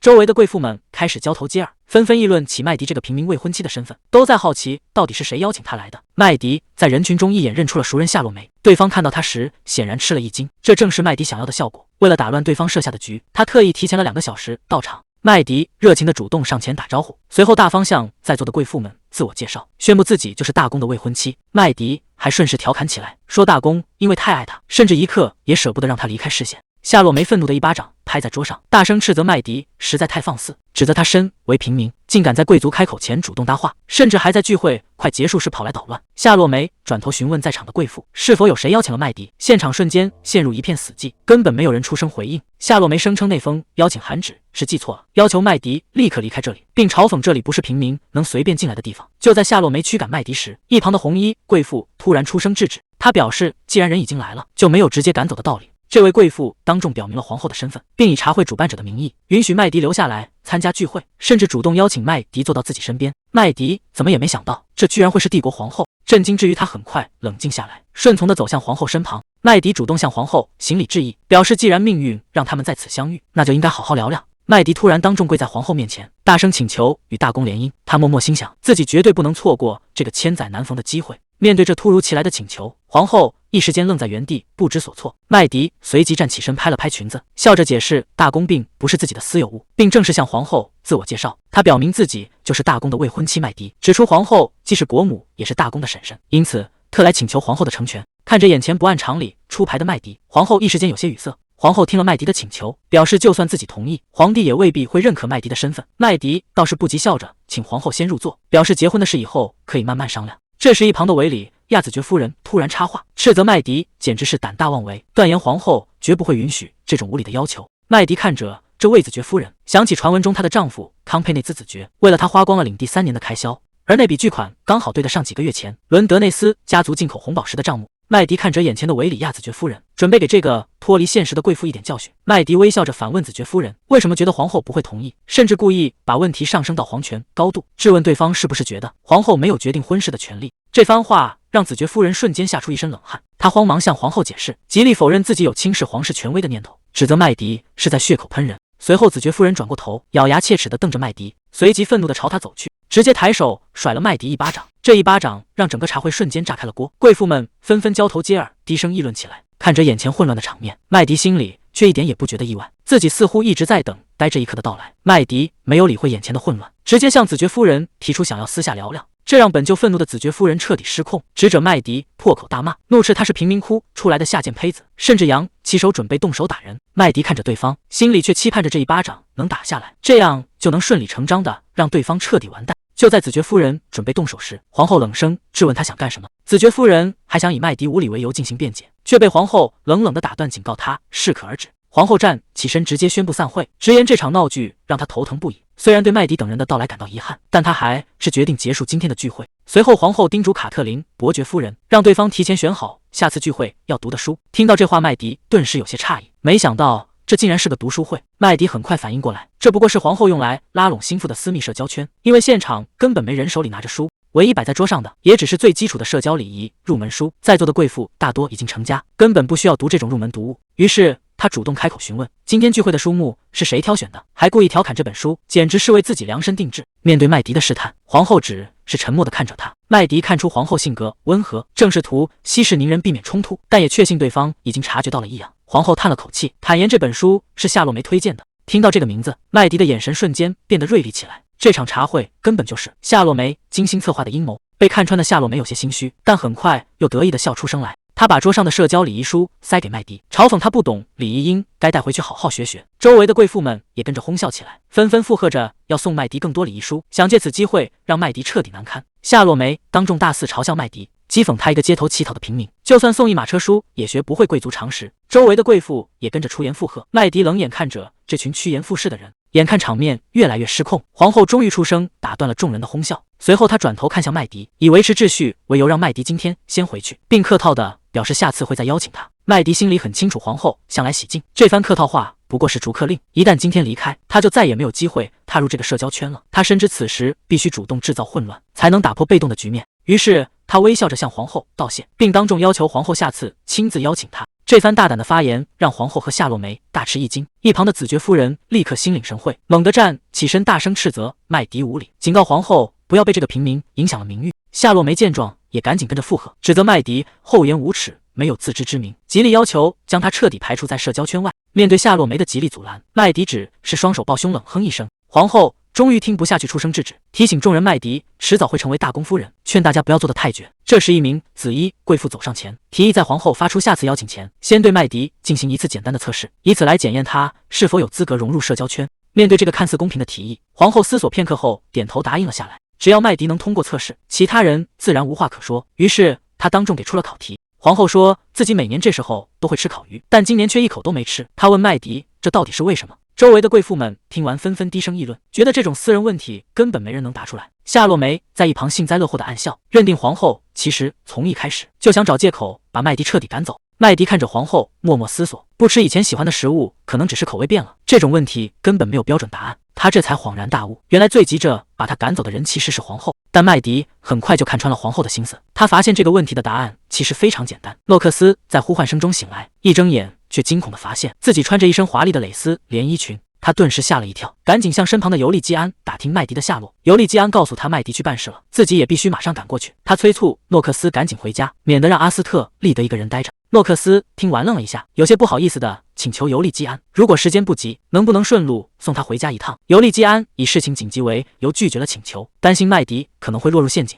诺克斯却对麦迪信心满满，觉得他就算掉进狮子窝也能全身而退。他继续软磨硬泡求尤利基安顺路送他。尤利基安沉默片刻，最终妥协，答应快去快回。回家的路上，诺克斯不停地抱怨麦迪不打招呼就拿走了他的外套，幸好他包里还有备用的伪装服。尤利基安在一旁无情吐槽，说他穿成那样走在街上，迟早会被当成变态抓起来。诺克斯却对自己的变装技术非常自信，坚称自己从来没被识破过，甚至一开始就是扮成女人混进去的。然而话还没说完，诺克斯推开家门，却突然愣在原地。尤利基安疑惑地跟上前，发现阿斯特利德正盖着毯子，在椅子上睡得正香。尤利基安看着熟睡的阿斯特利德，轻声询问诺克斯：“这孩子在这里适应的怎么样？”诺克斯连忙表示他吃得很好，平时看起来也挺开心的，还兴致勃勃地提起两人之前比赛喝冷汤的趣事。尤利基安听完无奈地笑了笑，他走到椅子旁，轻轻抚摸着阿斯特利德的头发，看着熟睡的孩子，尤利基安低声询问诺克斯：“他现在是不是还是不肯开口说话？”诺克斯有些尴尬地承认，阿斯特利德确实还是不肯开口说话，但他补充说这孩子很聪明，平时可以通过写字和画画来表达想法，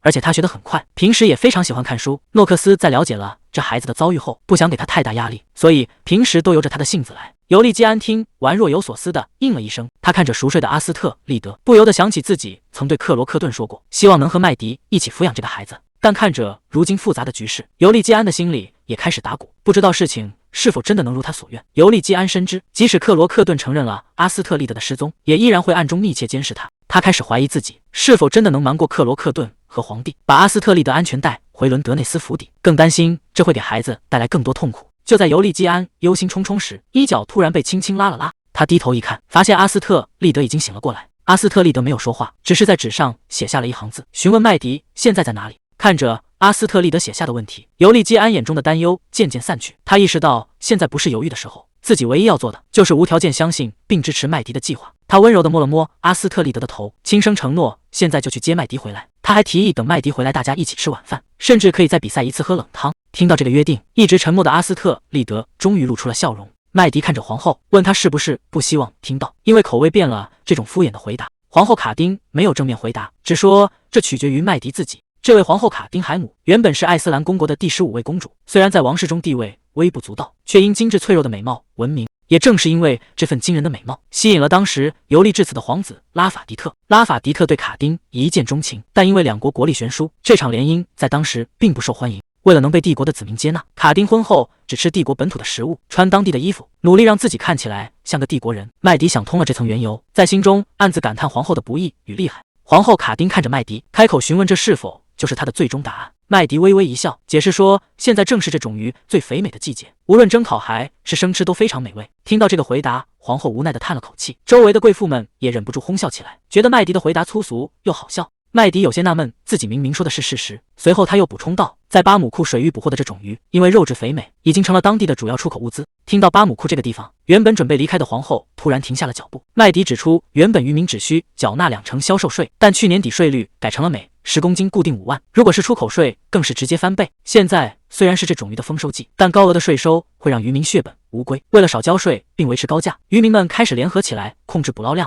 皇后听完笑着表示赞同。麦迪接着解释，这种鱼只产于巴姆库水域，这让少数远洋渔船更容易垄断市场，导致本该便宜的丰收季反而易于难求。皇后听完反问道，即使这种鱼再怎么稀缺，以皇室的权力也不可能弄不到，所以这绝不是他吃不到的理由。麦迪看着皇后，给出了最终的答案，因为皇后深爱着这个国家。听到这个回答，一旁的夏洛梅忍不住笑出声来，嘲讽麦迪是在胡言乱语。麦迪却显得十分淡定，反问夏洛梅是不是觉得自己是因为不知道答案才在瞎编。麦迪嘴角微微上扬，心中暗自得意。他接着向皇后提议，如果非要吃这种鱼，其实可以去危地伯纳地区寻找，只要皇后愿意接受来自艾斯兰公国的替代品就行。这番话直接给出了完美的解决办法。一旁的皇后听完，脸上顿时露出了慌乱的神色。麦迪看着他的反应，心想这才是讨好上位者的正确方式。麦迪继续说道，听说皇后自结婚起就只吃帝国本土的食物，如今她的身体早已融入了这里的风土，再也没人会把她当成艾斯兰人。皇后的手指不由自主地微微颤动。麦迪看着她的反应，猜测皇后此刻大概是在思念那久违的故乡。皇后听完反问麦迪，难道以为他对故乡的感情如此肤浅？麦迪听了却微微一笑，指出皇后今天特意穿上红裙，其实是为了纪念故乡的独立日。麦迪深知要说服对方，就必须比对方更了解其背景。他接着指出，虽然帝国的食物味道更好，但那种鱼依然是艾斯兰公国的主食。这番话直接戳中了皇后的心坎。麦迪轻声对皇后说，他大概是为了不让皇帝和殿下担心，才把对故乡的思念默默藏在心里。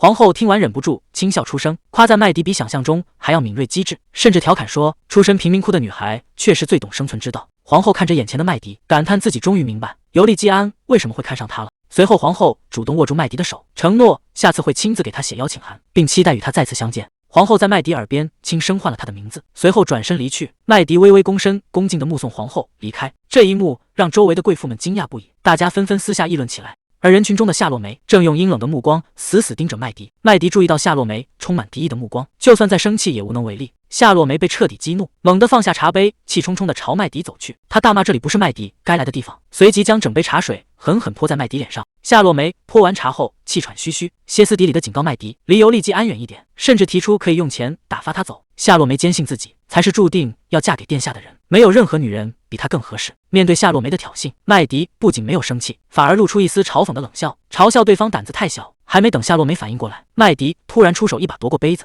麦迪冷冷地警告夏洛梅，如果真想用茶水泼人，就应该趁着茶水滚烫的时候动手，这种凉茶顶多算洗脸，根本伤不到她分毫。夏洛梅被气得浑身发抖，破口大骂麦迪是贫民窟的无耻之徒，随即抬起手想要扇过去。麦迪反应极快，一把死死扣住了夏洛梅的手腕。麦迪冷笑着警告对方，今天自己已经挨够了巴掌，如果夏洛梅还想继续纠缠，他绝对会奉陪到底。麦迪冷笑着问夏洛梅，刚才提到了钱，那他是否真的有足够的筹码来满足自己的胃口？毕竟为了尤利基安殿下，自己可是把整条命都押上了。夏洛梅需要的筹码远比他想象的要多得多。说完，麦迪猛地甩开手，夏洛梅直接狼狈地摔倒在地上，引得旁边的侍从惊呼出声。麦迪居高临下地看着他，表示如果夏洛梅觉得自己还有机会，那就尽管放马过来，如果真想动手，不如直接雇人杀了他更省事。夏洛梅脸上满是愤怒与恐惧，麦迪有些纳闷，这家伙明明都害怕了，怎么看起来还是一脸委屈？不过麦迪也懒得深究，反正对方暂时不敢再来找麻烦了。他转身准备离开，这时一辆马车停在路边，尤利基安急匆匆地从车上下来，大声呼喊着麦迪的名字跑了过来。尤利基安看着他湿透的衣服和发红的脸颊，焦急地质问是不是有人动手打了他，甚至怀疑有人朝他泼了热茶。他心疼地用手帕帮麦迪擦拭脸上的茶水，紧张地询问他有没有受伤。看着眼前这个因为心疼自己而满脸怒意的男人，麦迪心里感到一阵温暖。他伸手拉住尤利基安的衣角，笑着夸赞他真帅。宴会结束后，皇后卡丁回到了自己的寝宫，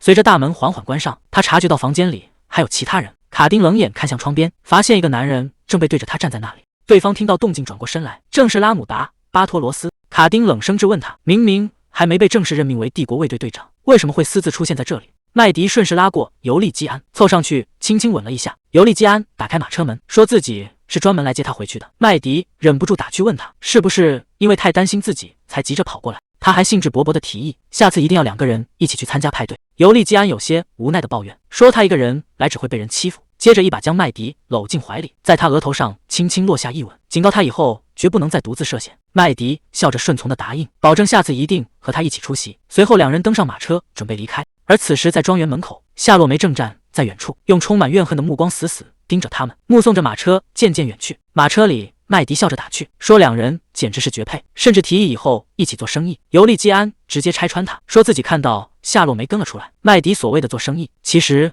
就是想拉他一起密谋。麦迪俏皮地眨了眨眼，调侃人一生总得干点坏事。尤利基安无奈地递过毯子，叮嘱他披上，免得感冒。回去后还要立刻洗澡。麦迪裹紧毯子，抱怨他太唠叨，尤利基安却冷静地指出，他根本不是喜欢自己的一切。被拆穿的麦迪忍不住笑出声，尤利基安也跟着无奈地笑了起来。麦迪伸出手指，接着刚才的话题继续往下说。麦迪得意地表示，自己这次宴会收获颇丰。另一边，拉姆达乘车来接夏洛梅，并微笑着询问他派对是否开心。夏洛梅此时正一肚子委屈，愤怒地质问拉姆达，看着他现在的样子，怎么还能问出这种话？他气恼地说自己心情糟透了。拉姆达却只是微微一笑，半开玩笑地说要去找那个人算账。拉姆达其实是夏洛梅父亲收养的孩子，当年父亲因为他有利用价值，才将他带回了家。这么多年来，拉姆达对夏洛梅照顾有加，在他心里，拉姆达比亲哥哥还要值得依靠。不过对夏洛梅来说，最关键的其实另有原因。拉姆达示意马车出发，夏洛梅看着他优雅的举止，暗自庆幸他虽然是孤儿出身，却很清楚自己的分寸，能帮自己维持贵族的体面。夏洛梅意有所指的感叹，幸好拉姆达懂得安分守己，不像某些人那样没有分寸。拉姆达有些疑惑的追问，夏洛梅顿时气急败坏的大吼，说自己指的就是尤利基安找的那个女人，甚至愤怒的诅咒麦迪去死。拉姆达听完不仅没有生气，反而露出一丝微笑，顺从的询问麦迪究竟做了什么，才让他如此生气。夏洛梅咬牙切齿的回忆起上次的事，他说当时在庄园门口，麦迪一个贫民窟出身的平民，居然敢在他面前摆谱，于是他动手教训了麦迪，没想到对方不仅当场还手，还嚣张地声称这是在接受决斗。而今天的事情更让夏洛梅气愤，他本想设计让麦迪在宴会上出丑，结果麦迪不仅没有上当，反而趁机巴结上了皇后陛下，那副得意的样子，仿佛自己已经是女主人了。夏洛梅气愤地抱怨，说自己实在看不下去，才泼了麦迪一脸茶水。因为担心被父亲责骂，他要求拉姆达帮他把人赶走。夏洛梅一边说着，一边努力回忆麦迪的名字。拉姆达却突然开口打断了他的思绪。拉姆达伸手按住夏洛梅的头，冷冷地吐出了杨这个名字。拉姆达告诉夏洛梅，那个女人的真名叫杨，在这个世界上只有自己还记得她，这让他感到无比悲哀。夏洛梅惊讶地询问他是否认识那个女人。拉姆达一边抚摸着她的头，一边回忆起杨的温顺与可爱，声称那是一个愿意为他赴死的单纯女孩。拉姆达微笑着表示，失去杨让他痛苦万分，为了重新找到她，自己付出了巨大代价。夏洛梅听完慌忙提议，让拉姆达直接去娶杨当她的丈夫。拉姆达听到夏洛梅的提议，忍不住冷笑出声，反问自己怎么可能去娶杨。他猛地一把搂紧夏洛梅，冷酷地表示，主人怎么可能和自己的狗结婚？这简直让人作呕。夏洛梅被他突如其来的举动吓坏了，只能颤抖着呼唤拉姆达的名字。拉姆达将夏洛梅死死逼在角落，冷冷地表示自己和他一样，最讨厌认不清地位的家伙，尤其是因为愚蠢而坏事的蠢货。随后他一把抓住车厢拉手，凑到夏洛梅耳边低声叹息，说真是太遗憾了。拉姆达冷冰冰地表示，夏洛梅之所以要年纪轻轻就送命，全怪他自己过于愚蠢，要不是他当初太轻率地对待杨，也不会落得今天这个下场。还没等夏洛梅反应过来，拉姆达便用力将他狠狠推了出去，伴随着惊恐的尖叫声，夏洛梅直接从飞驰的马车上跌落。拉姆达高高在上地看着他，冷酷地替他编造好了死因，声称他今天不过是遭遇了劫匪。伴随着沉重的落地声，夏洛梅最终惨遭拉姆达毒手，倒在了冰冷的道路上。另一边，尤利基安正与麦迪商讨对策，他担心皇帝不会同意这门婚事，毕竟皇帝甚至把夏洛梅安插在自己身边。麦迪却微笑着表示有解决办法，如果尤利基安想救阿斯特利德和自己，就必须公开宣布永远放弃皇位。面对这个简单却致命的提议，尤利基安陷入了沉思，要他亲手放弃父亲的梦想和皇位，他实在有些难以抉择，因为一旦放弃，他就无法履行属于皇太子的职责。麦迪见状也不强求，笑着调侃说，那就算了，反正你的麦迪会搞定一切。听到这句亲昵的称呼，尤利基安顿时有些哭笑不得，忍不住吐槽他的自称。麦迪则俏皮地眨了眨眼，表示自己只是想逗他开心。看着眼前的麦迪，尤利基安紧绷的神经终于放松下来，笑着感叹听他胡说八道，反而觉得眼前的困境没那么严重了。麦迪顺势打趣道，像他这种死板又固执的人，身边正需要一个自己这样的人来调剂。尤利基安温柔地看着他，表示有他一个就足够了。两人正说着话，马车车轮突然传来一阵刺耳的异响，整辆车开始剧烈摇晃起来。车夫顿时慌了神，忍不住发出惊呼。伴随着一声沉重的撞击声，马车发生了猛烈颠簸。车厢内的尤利基安和麦迪瞬间警觉起来。麦迪见状，咬紧牙关，在车厢失控的瞬间，猛地扑过去，将尤利基安死死护在怀里。尤利基安还没来得及反应，伴随着一声巨响，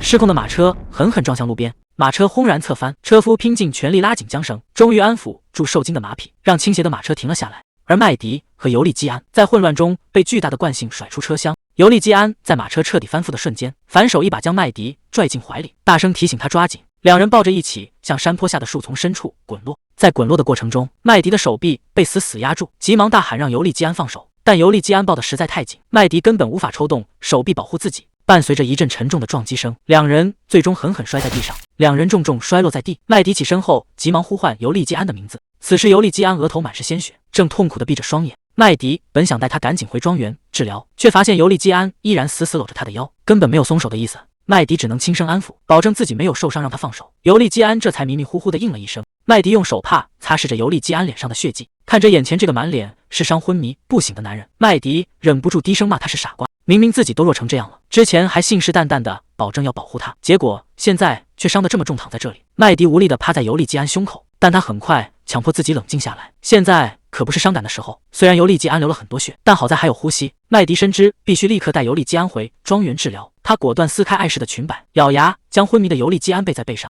麦迪光着脚踩在布满碎石的泥地上，忍着剧痛一步步往回走。他一路上不断轻声安慰着尤利基安，向他保证很快就能回家。回到庄园后，尤利基安终于得到了妥善的医治，额头缠上绷带，静静地躺在床上。管家菲利普端着热汤走进房间，看着已经不眠不休守了3天的麦迪，劝他赶紧去休息一下。麦迪却一口回绝，坚持要亲自守着昏迷的尤利基安。随后他顺口问起凯尔的情况，菲利普表示凯尔只是从马车上摔了下来，伤势并不严重，目前正由女儿照顾。麦迪看着昏迷的尤利基安，突然开口询问身旁的菲利普，他想不通在坠落的瞬间，尤利基安为什么要拼命护住他？明明他自己才是最不能受伤的人，如果不是为了保护他，尤利基安根本不会伤得这么重。麦迪越想越自责，忍不住攥紧了拳头。他看着病床上的男人，再次低声骂他是傻瓜，而菲利普只是在一旁默默看着。菲利普突然向麦迪提起他现在住的那间客房，其实以前属于尤利基安的母亲。麦迪想起自己刚来时还曾为了这间房和女仆争吵。菲利普接着解释道，因为母亲的离世非常凄惨，那间房承载了尤利基安最痛苦的回忆，所以一直被封存空置。菲利普本以为那间房永远不会再启用，可没想到尤利基安却主动开口，让菲利普把房间打扫干净，留给麦迪。这个决定让菲利普感到无比震惊。菲利普感慨自己以前根本无法想象尤利基安会下达这样的命令，这说明他已经对麦迪敞开了心扉。当面对托付了真心的人时，身体往往会先于意识做出反应，就像麦迪想保护尤利基安一样，尤利基安也同样渴望保护他的安全。菲利普劝他不要把自己逼得太紧，否则就辜负了尤利基安的一番心意。麦迪听后终于松口，答应晚一点就去休息。菲利普微微鞠躬，表示等他休息时会把食物送去房间，随后便转身关门离开，留下麦迪独自守在床边。菲利普离开后，麦迪独自守在床边，他轻轻抚摸着尤利基安的头发，忍不住小声抱怨起来，觉得自己这笔买卖真是亏大了。他本来是来保护尤利基安的，现在却不得不留下来照顾他。看着昏迷不醒的男人，麦迪忍不住开始胡思乱想。他怀疑尤利基安故意拼命护着他，是为了让他心存愧疚无法逃跑，又或者他只是个无可救药的好人，连他这种坏人也要保护。麦迪嘴上说着自己绝不会感激，也从不在意这些，可看着尤利基安虚弱的样子，他还是忍不住俯下身靠在了他身上。麦迪靠在尤利基安身上，突然觉得胸口一阵发紧，不仅眼睛酸涩，连指尖也跟着微微发麻。这种异样的情绪让他感到很不舒服。他轻轻握住尤利基安的手，在心里默默呼唤，希望他能快点醒过来。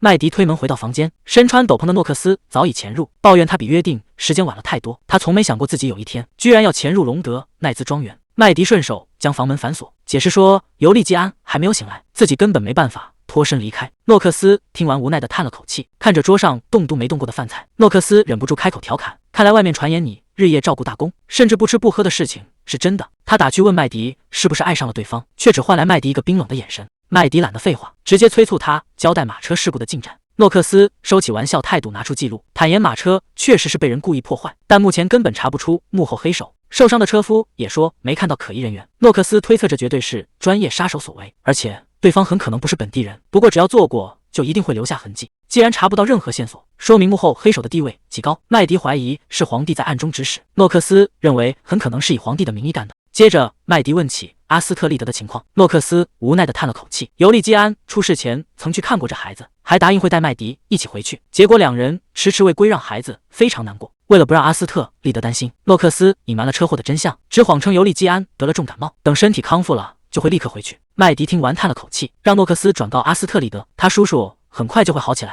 诺克斯看向尤利基安房间的方向，他深知皇帝一直是大公为眼中钉，但麦迪显然没有料到有自己守在身边，尤利基安还会出事。看着神色凝重的麦迪，诺克斯在心中暗自叹息，本以为他终于能过上普通人的生活，如今看来这平静实在来之不易。诺克斯顺便提起了另一件事，关于蒙特内扬多伯爵的调查已接近尾声。按照麦迪之前的计划，他成功将伯爵引诱到了大赌局中，之后便无需再主动干预。伯爵为了筹集赌资，变卖了所有家产，甚至将庄园抵押给了高利贷。诺克斯递上伯爵写下的借据，询问麦迪是否可以就此收网。麦迪看着手中的借据，却冷冷地拒绝了收网的提议。他认为伯爵身上还有榨取价值的空间，吩咐诺克斯继续盯着对方。诺克斯感到十分惊讶。麦迪解释说，自己在守着尤利基安时翻看了账目，发现蒙特内扬多这伙人一直在暗中侵吞尤利基安的财产。麦迪露出一抹冷笑，决定要彻底击垮他们，让他们永远无法翻身。看着麦迪可怕的表情，诺克斯在心中暗自感叹，他的行事作风依然没有任何改变。随后他尴尬的附和，准备先去调查马车被动手脚的事。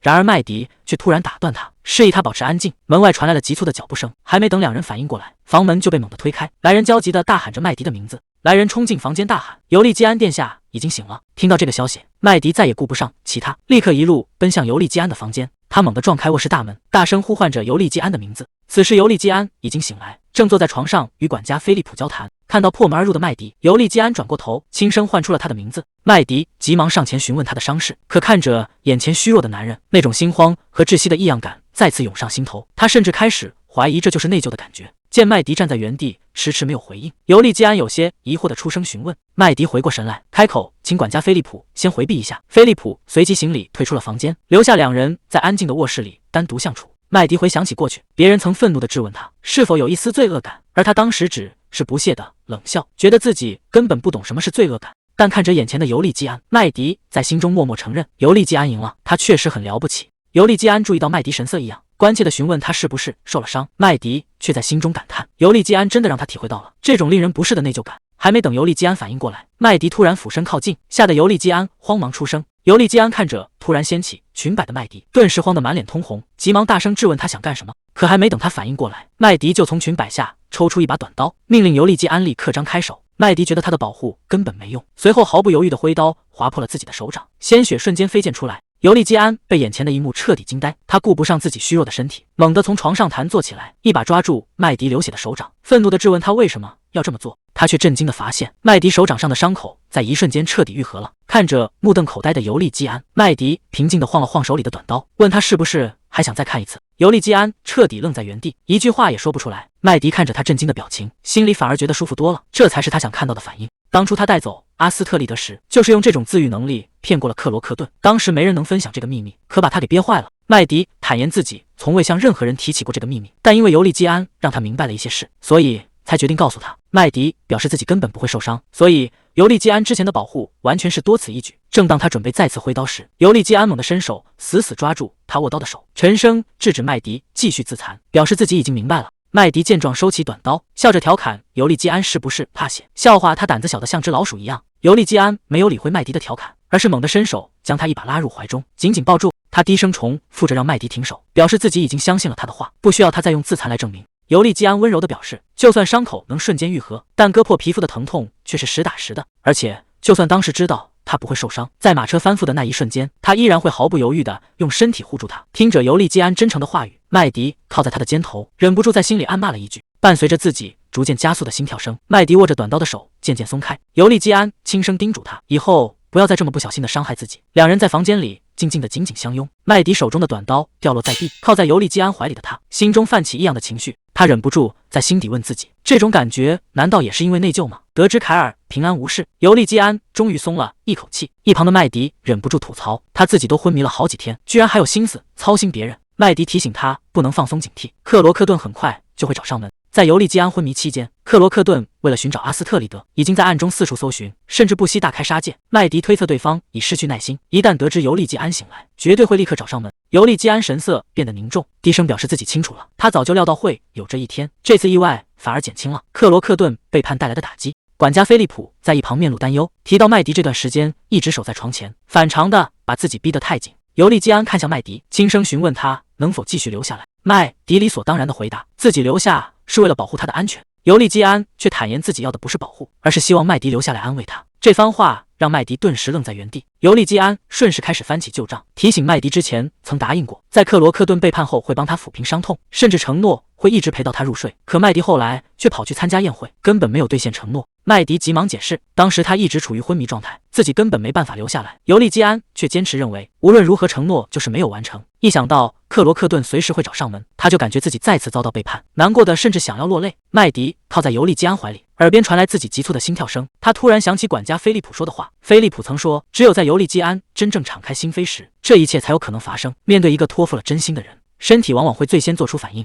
麦迪猛地意识到，尤利基安对自己敞开心扉，难道意味着他已经动了真心？这个念头让麦迪瞬间红了脸，心跳也彻底乱了节奏。夜色渐深，尤利基安暗自松了一口气，总算暂时把麦迪留了下来。他可不想让麦迪为了调查车祸再去折腾一整晚。尤利基安转头看向麦迪，却发现他此时显得异常局促，在房间里一会儿看看天花板，一会儿又去摆弄桌上的杯子，最后麦迪索性拿起一本书看。尤利基安见状忍不住调侃，看这种无聊的书肯定能睡个好觉。他有些纳闷，两人又不是第一次单独相处，麦迪怎么突然变得这么紧张？尤利基安关切地询问他是不是身体有什么不舒服，麦迪却像被踩了尾巴一样，猛地合上书本，大声否认，强调自己连伤口都能自愈，怎么可能会生病？看着语无伦次的麦迪，尤利基安无奈地笑了笑，表示只要他没事就好。随后他又开口问了别的事。尤利基安看着走来走去的麦迪，问他是不是打算一直晃悠下去。麦迪顿时像被踩了尾巴一样，大声质问尤利基安是不是想让自己去他床上躺着。尤利基安无奈地叹了口气，解释说只是想让他坐下放松，顺便放过他手里的那本书。麦迪听完尴尬地坐了下来，却特意挑了离床最远的座位。看着两人隔了半个房间的距离，尤利基安一时间有些哭笑不得。麦迪根本坐不住，一会儿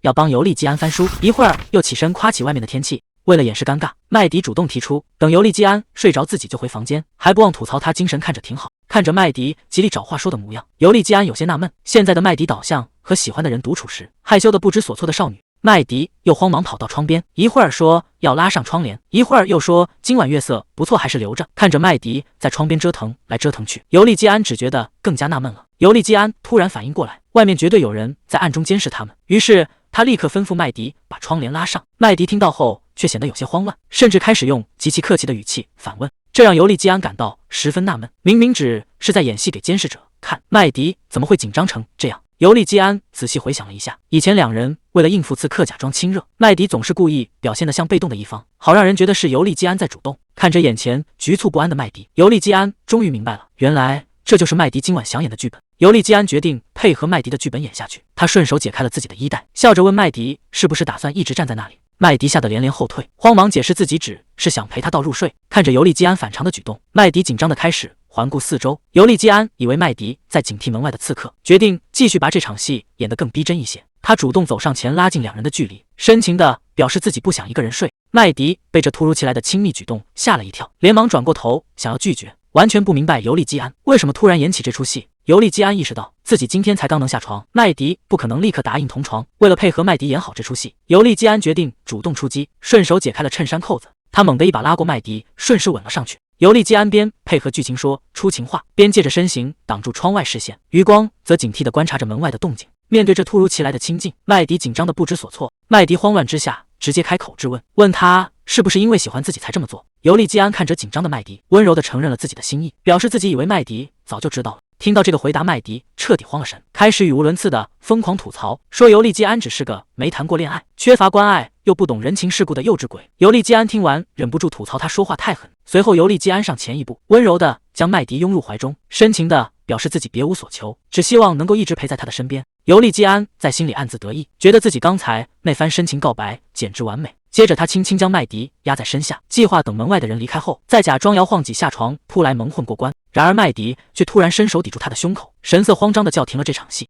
他提醒尤利基安两人之间是有约定的，如果真的发生这种事，自己岂不是要支付违约金？要是真付了违约金，自己就要去多接几个任务才能把钱赚回来。麦迪试探着商量，能不能宽限他一些时间去赚违约金。尤利基安听得一头雾水，见对方没有反应，麦迪又有些迟疑的追问：“难道他不愿意等吗？”尤利基安在心中彻底崩溃，完全搞不懂麦迪今天到底在想些什么。但看着麦迪有些迟疑的目光，尤利基安的心思也开始动摇。他其实并不讨厌麦迪，甚至不排斥两人的关系更进一步。看到尤利基安没有反对，麦迪顿时开心的笑了起来。尤利基安暗自松了一口气，可他的心跳却止不住的开始加速。看着近在咫尺的麦迪，尤利基安急忙在心中警告自己，这只是一场应付监视的戏码，绝对不能再继续深入下去。尤利基安凑到他耳边小声询问，外面监视的人是不是还没有离开？麦迪突然陷入沉默，反而让尤利基安感到有些疑惑。尤利基安试探着问要不要继续，麦迪却突然一巴掌将他扇倒在床。他认定尤利基安是在用美色诱惑自己，好让他主动支付违约金，自己差点就上了他的当。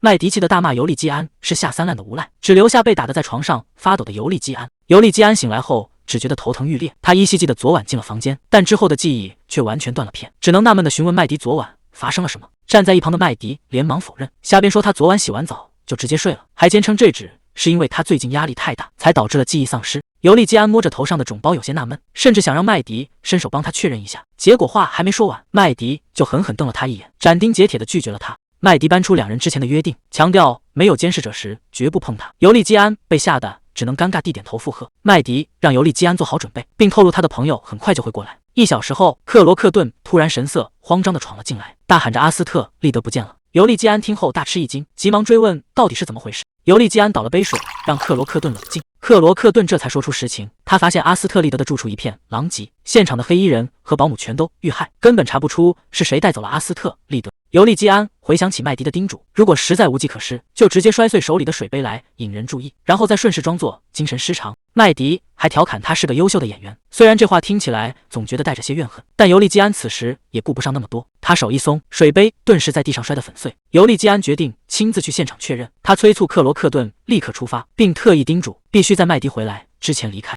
克罗克顿有些纳闷，不明白为什么不带上麦迪。尤利基安坦言，担心麦迪看到现场的惨状后会害怕，甚至会因为恐惧而离开他。虽然知道这个决定很自私，但他实在不想失去麦迪。克罗克顿听完只觉得一阵无语，但还是提醒尤利基安做好心理准备。尤利基安低声应允。尤利基安暗下决心，必须在没有麦迪协助的情况下，独自骗过克罗克顿。另一边，麦迪来到了蒙特内扬多庄园，他一见面就毫不客气地嘲讽伯爵夫人，说他穿的实在太寒酸。麦迪接着爆料，听说伯爵夫人花光了殿下给的钱，现在穷得只顾得起一个女佣，看来传闻都是真。这番话瞬间戳中了伯爵夫人的痛处，她气得猛地站起身来，指着麦迪大声质问他算什么东西。他气急败坏地指责麦迪勾引大公，还妄想高攀大公夫人的位置，质问是不是他教唆大公断了庄园的资金，甚至辱骂麦迪只是个后巷出身的粗鄙丫头。面对这番羞辱，麦迪却只是挑衅地笑了笑，他语气平静地让伯爵夫人去照照镜子。伯爵夫人嫌恶的连连后退，警告麦迪别把贫民窟的臭味蹭到他身上。麦迪伸手去拿桌上的红酒杯，话音未落，他竟直接伸手捏碎了酒杯，玻璃碎片瞬间扎破手套，鲜血直流。这一幕下的伯爵夫人当场尖叫起来，麦迪却像感觉不到疼一样，冷冷地再次警告他去好好照照镜子，谁才是那个粗鄙的人。接着他毫不留情地揭开对方的伤疤，指出伯爵夫人早就被社交圈和读书会除名，如今根本没人愿意来参加他的派对。麦迪直言这一切都是因为他那些风流传闻。伯爵夫人气急败坏的大吼，威胁说自己绝不会善罢甘休。麦迪却只是轻蔑地笑了笑，问他打算把这事告诉谁，是那个毫无权势的骑士情人，还是她的丈夫蒙特内扬多伯爵。麦迪接着指出，她根本联系不上她丈夫，因为她连丈夫人在哪都不知道。这番话让伯爵夫人瞬间变了脸色，颤抖着质问麦迪是怎么知道的。麦迪凑上前嘲讽道，自己既然是后巷出身的粗鄙丫头，自然能听到不少小道消息，比如某个贵族因为借高利贷，如今已经彻底破产。伯爵夫人吓得倒吸一口凉气，麦迪却一把捏住她的下巴，警告她先别急着害怕。随后他拿出一个瓶子，质问女人是不是见过这东西。伯爵夫人被吓得支支吾吾，麦迪要求伯爵夫人老实交代，把她知道的所有线索都说出来。伯爵夫人吓得连声否认，说自己真的什么都不知道，只是看到丈夫把这药水带回家，独自研究了好几天。麦迪听完微微一笑，提议两人各喝一口试试，说完就直接拔掉了瓶塞。伯爵夫人吓得大惊失色，一边尖叫着拒绝，一边慌忙向后退去。麦迪直接拆穿了伯爵夫人的谎言，指出他明明知道药水的来历，却还要隐瞒。接着麦迪又嘲讽起他的忠诚，说他居然还在维护那个抛弃家庭，甚至把庄园都拿去抵押的丈夫。伯爵夫人听到庄园被抵押，顿时大惊失色。麦迪见状，故作惊讶地笑了笑，随后他拿出怀表，看了看时间，透露今天就是伯爵偿还贷款的最后期限，债主在下午4点就会登门讨债，如果还不清贷款，这栋庄园就会被收走。伯爵夫人吓得瘫坐在地上，麦迪却冷笑着表示，就算被收走也无所谓，反正这庄园也是用殿下的钱买来的。麦迪自嘲地敲了敲脑袋，透露自己趁着殿下昏迷时，偷偷翻看了一下账本，结果发现了一件怪事。原本属于罗登奈兹家族的农场作物和港口税收，竟然全都被转到了蒙特内扬多名下。麦迪假装委屈地抹着眼泪，指出这些产业都在伯爵夫妇的监管下，而总管家菲利普因为每年只查一次账，至今都还没发现这笔资金的流失。麦迪凑到伯爵夫人面前，直言他以前趁着殿下年幼，以监护人的名义收钱也就罢了，如今殿下已经成年，他却还在继续侵吞这笔收入。不过麦迪随即又露出了笑容，表示只要现在把钱还给真正的主人，这件事就可以既往不咎。麦迪将药水瓶凑到伯爵夫人眼前，直言自己现在只要真相。伯爵夫人却气急败坏的大吼，威胁说没有他的同意，尤利基安赤早会抛弃麦迪。麦迪直接用流血的手捏住他的嘴，冷笑着表示自己根本不需要他的祝福，毕竟只有家庭幸福的人才配给祝福，而伯爵夫人现在自身都难保。麦迪直言自己只是看他可怜，才施舍般的给他一次机会，毕竟他嫁了个会卖掉房子，让他一辈子被债主追讨的丈夫。麦迪看着怀表，催促伯爵夫人快点交代，警告他一旦下午4点债主登门收走庄园，他和女儿就只能流落街头走后巷避债。伯爵夫人瘫坐在地上陷入了绝望。夜幕降临，尤利基安独自回到了府邸，他推开门轻声说自己回来了，可刚一进门，眼前的景象却让他瞬间愣在原地。府里的仆人们一改往日的严肃，全都热情地围上来端茶递水，甚至抢着帮他换下鞋子。这突如其来的变故让尤利基安彻底有些不知所措，看着四周一片欢快融洽的氛围，他急忙拉住管家菲利普询问，想知道自己不在时究竟发生了什么。菲利普却只是笑着透露，正有一位贵客在等待着他。尤利基安纳闷地顺着指引看去，发现精心打扮过后的麦迪正微笑着站在前方等他回家。看着盛装打扮的麦迪，尤利基安一头雾水，甚至怀疑他是不是又和仆人喝了酒。麦迪笑着递上一个信封，说是送给他的礼物。尤利基安疑惑地拆开，看清里面的东西后，瞬间愣在原地，这竟然是他叔叔蒙特内扬多伯爵的房契。尤利基安顿时吓出一身冷汗，他急忙拉住麦迪，压低声音劝他赶紧把房契还回去，警告他偷东西并不能解决问题，反而会让两人的婚姻审批雪上加霜。面对尤利基安的慌乱，麦迪却只是露出了得意的微笑。麦迪笑着解释自己并没有偷，这栋庄园本就是用尤利基安的钱买的，而且伯爵的房子已经被抵押，他们现在根本不需要伯爵的批准。尤利基安听得目瞪口呆，甚至怀疑麦迪也是放高利贷的。麦迪听后忍不住笑出声来，解释说自己只是给伯爵提供了一个消费渠道，结果伯爵不断输钱借债，最终只能把庄园抵押出去。等到债务到期，债主便顺理成章地收走了庄园，而这份房契最终落到了麦迪手里。麦迪解释说自己和高利贷老板很熟，因为曾救过对方一命才得到了协助，虽然没能收回全部的损失，但他已经把农场和港口的收益转回给尤利基安，而且伯爵夫人还透露了些有价值的情报。看着尤利基安越来越凝重的脸色，麦迪有些心虚地问他怎么了，接着便慌忙摆手解释自己绝对没偷，强调这都是通过合法手段拿到的，自己完全是无辜的。面对尤利基安的沉默，麦迪咬了咬牙，最终还是招了，承认自己确实顺手牵羊拿了一件东西，就当是给自己的额外奖金。说完便将一枚戒指扔给了尤利基安。尤利基安看着手里的戒指，直接要求麦迪把私吞的其他财物也交出来。麦迪听后大为震惊，愤怒地指责尤利基安比他还要贪财。两人的争吵声瞬间传遍了整个大厅，气急败坏的麦迪直接甩下一地珠宝，转身离去，只留下尤利基安独自站在原地。管家菲利普见状走上前，看着气得浑身发抖的尤利基安，试探着问他是不是在生麦迪的气。管家菲利普在一旁轻声劝道，虽然高利贷老板不是什么好人，但麦迪的出发点全是为了殿下，这些拿回来的财物理应交还给您。可尤利基安忍不住轻笑出声，他突然想起管家之前说过，麦迪哪怕夺走别人的幸福，也一定要让殿下开心，而麦迪也确实曾这样信誓旦旦地保证过。当时他只当麦迪是在演戏骗管家，可如今看着手里这份房契，他才意识到也许那并不是谎言。麦迪甚至不惜费尽周折，在没有得到他任何指示的情况下，默默为他解决掉了所有的后顾之忧，而这一切全都是为了他。尤利基安终于无法否认自己对麦迪的感情，他甚至开始期待麦迪对他也是同样的心意。他转头对管家菲利普说，麦迪之前说的那些话应该都是真心的。接着尤利基安做出了决定，让菲利普帮他定制一枚戒指，必须足够华丽显眼，还要镶嵌一颗夸张的大宝石。他要在正式举办婚礼之前重新向麦迪求一次婚。在阿斯特利德的记忆里，诺克斯叔叔是个很有趣的人，每天都会给他做好吃的并讲故事。他很喜欢和诺克斯住在一起，但家里另一个叫艾米丽的女人却总是无缘无故地责骂他，这让年幼的阿斯特利德非常害怕。偶尔造访的克罗克顿叔叔同样可怕，他脾气暴躁，经常在生气时拿东西砸向艾米丽，而每当这时艾米丽就会变本加厉地骂他。有一次，阿斯特利德试图阻止克罗克顿，却被克罗克顿冷酷地警告，说艾米丽是咎由自取，如果他不听话，也会受到同样的惩罚。这让年幼的阿斯特利德留下了阴影，以为自己挨骂都是因为自己做错了事。直到阿斯特利德遇到了麦迪和诺克斯，他的生活才终于有了光亮。有一次，他不小心弄倒了水杯，本以为又会像以前那样挨一顿臭骂，可麦迪和诺克斯不仅没有生气，反而第一时间关心他有没有受伤。这让阿斯特利德第一次意识到，原来自己做错事并不需要被责罚。这两个人从来不会对他发脾气。在阿斯特利德眼里，麦迪甚至比诺克斯叔叔还要有趣，就像是一个无所不能的超级英雄。每天清晨，趁着诺克斯还在熟睡，麦迪就会悄悄来到他的床边，用最温柔的声音唱歌哄他。只要阿斯特利德一睁开眼，就能看到麦迪温暖的笑容。那首熟悉的摇篮曲总能让阿斯特利德仿佛回到妈妈的怀抱。这天，阿斯特利德正坐在桌前写日记，麦迪却突然从身后凑了过来，好奇地打听他在写些什么，把专注的阿斯特利德吓了一大跳。看到阿斯特利德慌乱地想要遮挡，麦迪笑着闭上眼睛，保证自己绝对不会偷看，催促他赶紧把小秘密藏好。阿斯特利德这才松了一口气，小心翼翼地把日记本抱在怀里，生怕被别人瞧见。麦迪此时还老老实实闭着眼，笑着问自己能不能睁开眼睛。看着眼前的麦迪，阿斯特利德不禁想起了过去，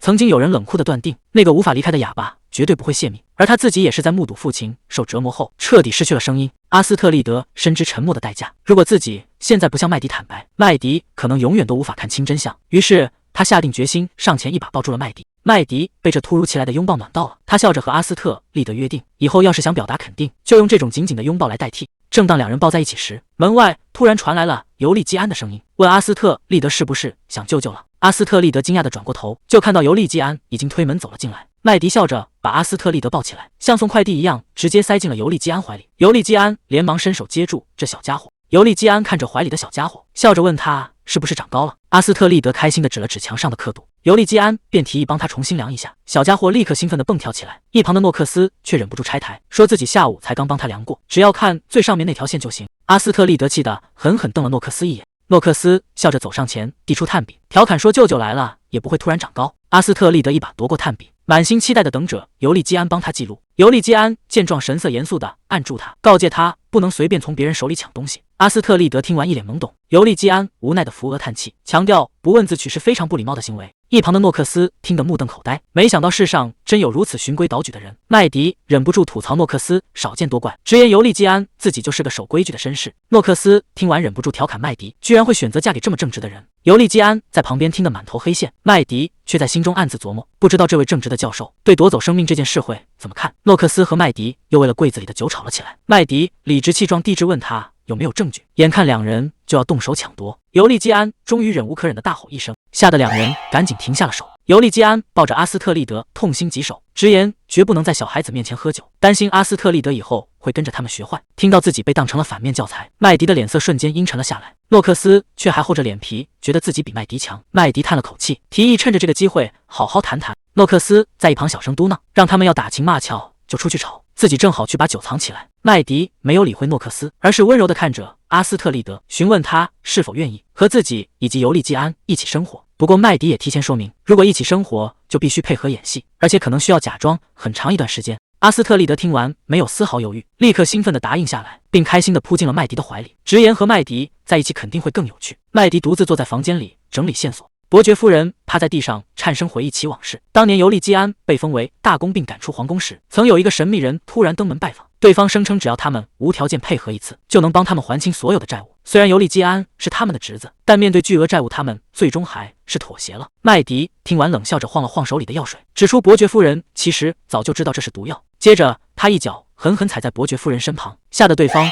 发出一声尖叫。麦迪俯下身子，神色阴沉地警告他，只要老实交代出幕后主使的名字，自己就会放他和女儿一条生路。伯爵夫人吓得浑身发抖，不知所措。麦迪回想起伯爵夫人交代的名字，舒比蒂利亚希尔顿，可他查了半天发现根本没这号人。不过他觉得伯爵夫人当时没胆子撒谎，麦迪怀疑这大概率是个假名，于是在纸上不停地写着这个名字，琢磨自己是不是漏掉了什么线索。写着写着，麦迪突然停下了笔，盯着纸上的字仔细一琢磨，他终于看穿了其中的把戏，忍不住得意地笑出了声。麦迪根据信上的指示，在正午时分坐上了指定的蓝色马车，前往神秘的约定地点。马车在一栋宏伟的建筑前停下，麦迪走下车来，他立刻看穿了对方的意图，用这种麻烦的方式接送，就是为了让他独自前来，并且彻底隐瞒这次会面的消息。随着大门缓缓开启，麦迪准备去会一会这个神秘人。麦迪走进大门，迎面走来的竟然是皇后陛下。皇后微笑着向他打招呼，看着眼前的麦迪，皇后眼中闪过一丝诧异，直言他和以前大不相同。麦迪立刻换上招牌笑容，得意地表示自己为了这次见面，特意让女仆化了最贵最华丽的妆。面对皇后的询问，麦迪笑着说这都是为了讨皇后欢心。皇后没有多说什么，只是微笑着请麦迪入座，并主动提起了今天见面的真正目的。皇后开门见山地提出要求，希望麦迪能与尤利基安解除婚约。麦迪听完并没有慌乱，反而笑着询问皇后准备用什么条件来交换。皇后在桌上放下一封信，表示这个筹码绝对足够了。皇后把信推到麦迪面前，说里面的钱足够他去别的国家定居，劝他要是真为了尤利基安好就主动放手。麦迪拆开信看了一眼，却只是轻飘飘地回了一句就这。皇后顿时愣在原地，反应过来后有些恼怒地质问麦迪，觉得他实在是太无理了。麦迪笑着把信退了回去，甚至语出惊人的表示自己打算在回去的路上把尤利基安绑架了，如果皇后想要赎回他，就要准备100亿狄龙。皇后听完眉头紧锁，提醒麦迪信封里可是10亿狄龙，这绝对不是一笔小数目。麦迪双手捧心深情地表示自己和尤利基安的感情是无价的，区10亿狄龙根本无法衡量。他大声向皇后宣告，就算给自己100亿狄龙，也绝对动摇不了他对尤利基安的爱。这世上只有他是纯粹图人而不图钱。皇后听完冷冷地表示，麦迪根本不配成为大公夫人。麦迪一听，立刻咬住手帕假哭起来，委屈地辩解自己根本不在乎头衔，只是单纯爱着尤利基安这个人，还抱怨皇后根本不懂他。皇后被他这番戏精表演气得头疼，实在待不下去的她直接站起身，冷冷地表示会把今天的事如实汇报给皇帝。麦迪不仅没害怕，反而兴奋地在后面大喊，拜托皇后一定要把自己的深情传达过去，毕竟两人的婚礼还需要皇帝和皇后的批准。皇后沉重地关上房门，一想到尤利基安的未婚妻麦迪，就忍不住叹了口气。拉姆达突然找到了皇后，一见面就开门见山地提出要她去阻止尤利基安的婚礼。皇后听完十分诧异，没想到他会插手尤利基安的婚事。拉姆达却表示自己并不在乎尤利基安，他缓缓凑到皇后耳边，冷笑着宣称尤利基安的未婚妻麦迪是属于他的，希望皇后能帮他夺回麦迪。正因如此，皇后才决定再见麦迪一面。可麦迪一见面就打扮得花枝招展，还笑着表示这是为了皇后特意准备的。看着眼前这个不按常理出牌的女人，皇后忍不住轻笑出声，觉得麦迪确实是个很有意思的人。望着麦迪离去的背影，皇后心中不禁有些好奇，这个女人的命运接下来究竟会如何发展。此时的城堡里，拉法迪特正独自站在窗前，似乎在暗中筹划着什么。拉法迪特在书架的角落里意外发现了一支钢笔，他拿起来仔细端详，认出这是海尔登的钢笔，没想到会被藏在这种地方。这支钢笔勾起了他的回忆，当年那人曾一脸无辜的辩解，声称自己绝对不会做出那种事。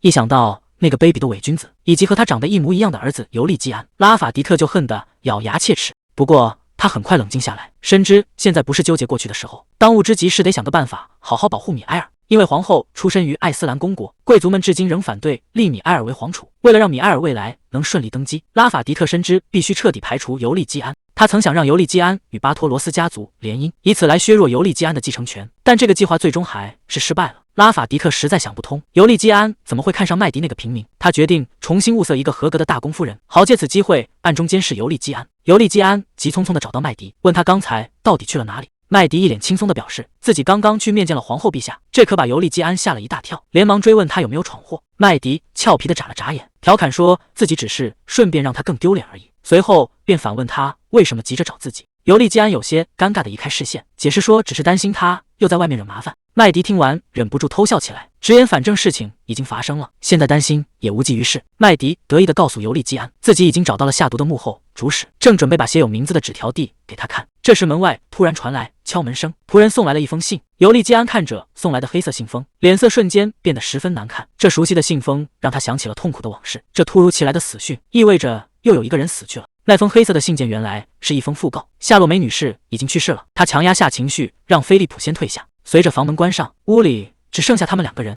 尤利基安转过头，神色严肃地看着麦迪，要求他对自己坦白一切。尤利基安看着眼前的麦迪，忍不住怀疑地追问：夏洛梅的死是不是他干的？麦迪听完直接被逗笑了，反问他怎么会产生这种想法。尤利基安提起两人在宴会上的争执，认为麦迪是为了能顺利和他结婚拿钱，才动手除掉了夏洛梅。麦迪忍不住嘲笑他太自恋，表示自己虽然爱钱，但绝对不会为了钱去杀人。尤利基安解释说自己只是想确认一下，毕竟他还不清楚夏洛梅的死因和时间。麦迪一边换衣服一边调侃他，觉得他保持怀疑的态度很明智。尤利基安表示只要麦迪否认，自己就不会再追问下去。麦迪却反问他，如果自己说没杀人，他真的会信吗？尤利基安有些急切地解释，无论如何他都不会解除婚约，他只是想知道真相而已。麦迪听完表示理解，承认作为未婚夫他确实有权过问。不过麦迪也指出，夏洛梅爵不是轻易认输的人，如果这只是一场巧合，那这个时机未免也太可疑了。麦迪再次强调夏洛梅的死和自己无关。尤利基安虽然口头应允，但麦迪觉得他并没有真正相信。尤利基安停下脚步，表示如果连自己都不信他，就没人会信了。接着他提醒麦迪准备好明天的衣服，去参加夏洛梅的葬礼。尤利基安特意交代要穿得足够奢华招摇，最好能让旁人觉得他疯了。麦迪笑着表示这正是自己的拿手好戏。第二天，马车停在了教堂门前，葬礼如期举行。麦迪身穿极其奢华招摇的黑色礼服，挽着尤利基安缓步走进葬礼现场。这身过于张扬的打扮，立刻引来了周围贵族们的窃窃私语。大家纷纷指责麦迪粗俗无礼，更质疑尤利基安怎能带他出席。面对众人的指指点点，两人神色自若地继续前行。这彻底激怒了人群中的巴托罗兹家主，他猛地转过身，大声呵斥，要求麦迪这个粗俗的女人立刻滚出去。尤利基安平静地解释，自己是收到邀请函才来出席的。家主听完更加愤怒，指出邀请函只发给贵族一员，而且只邀请了大公一人，根本没有允许麦迪出席。他情绪失控地揪住尤利基安的衣领，警告他就算是帝国大公，也绝不能侮辱自己与女儿的告别仪式。眼看冲突一触即发，麦迪主动提出自己先去外面等候，随后微微行礼，转身离开。麦迪独自站在教堂外等待，看着眼前的景象，他不禁陷入了沉思。尤利基安情绪失控的大喊，无论如何自己都不会解除婚约，他只是想要知道一个真相。如果连他都不选择相信，就再也没有人会站在他身边了。教堂外的麦迪却忍不住冷笑，觉得尤利基安对他的防备实在有些可笑，对方显然从未真正信任过他。不过麦迪早就习惯了被世人猜忌，在大家眼里，无论是骗子还是私家侦探，他都只是个不问自取的小偷。但麦迪并不在乎这种偏见，反而经常利用别人的防备心来为自己谋取利益。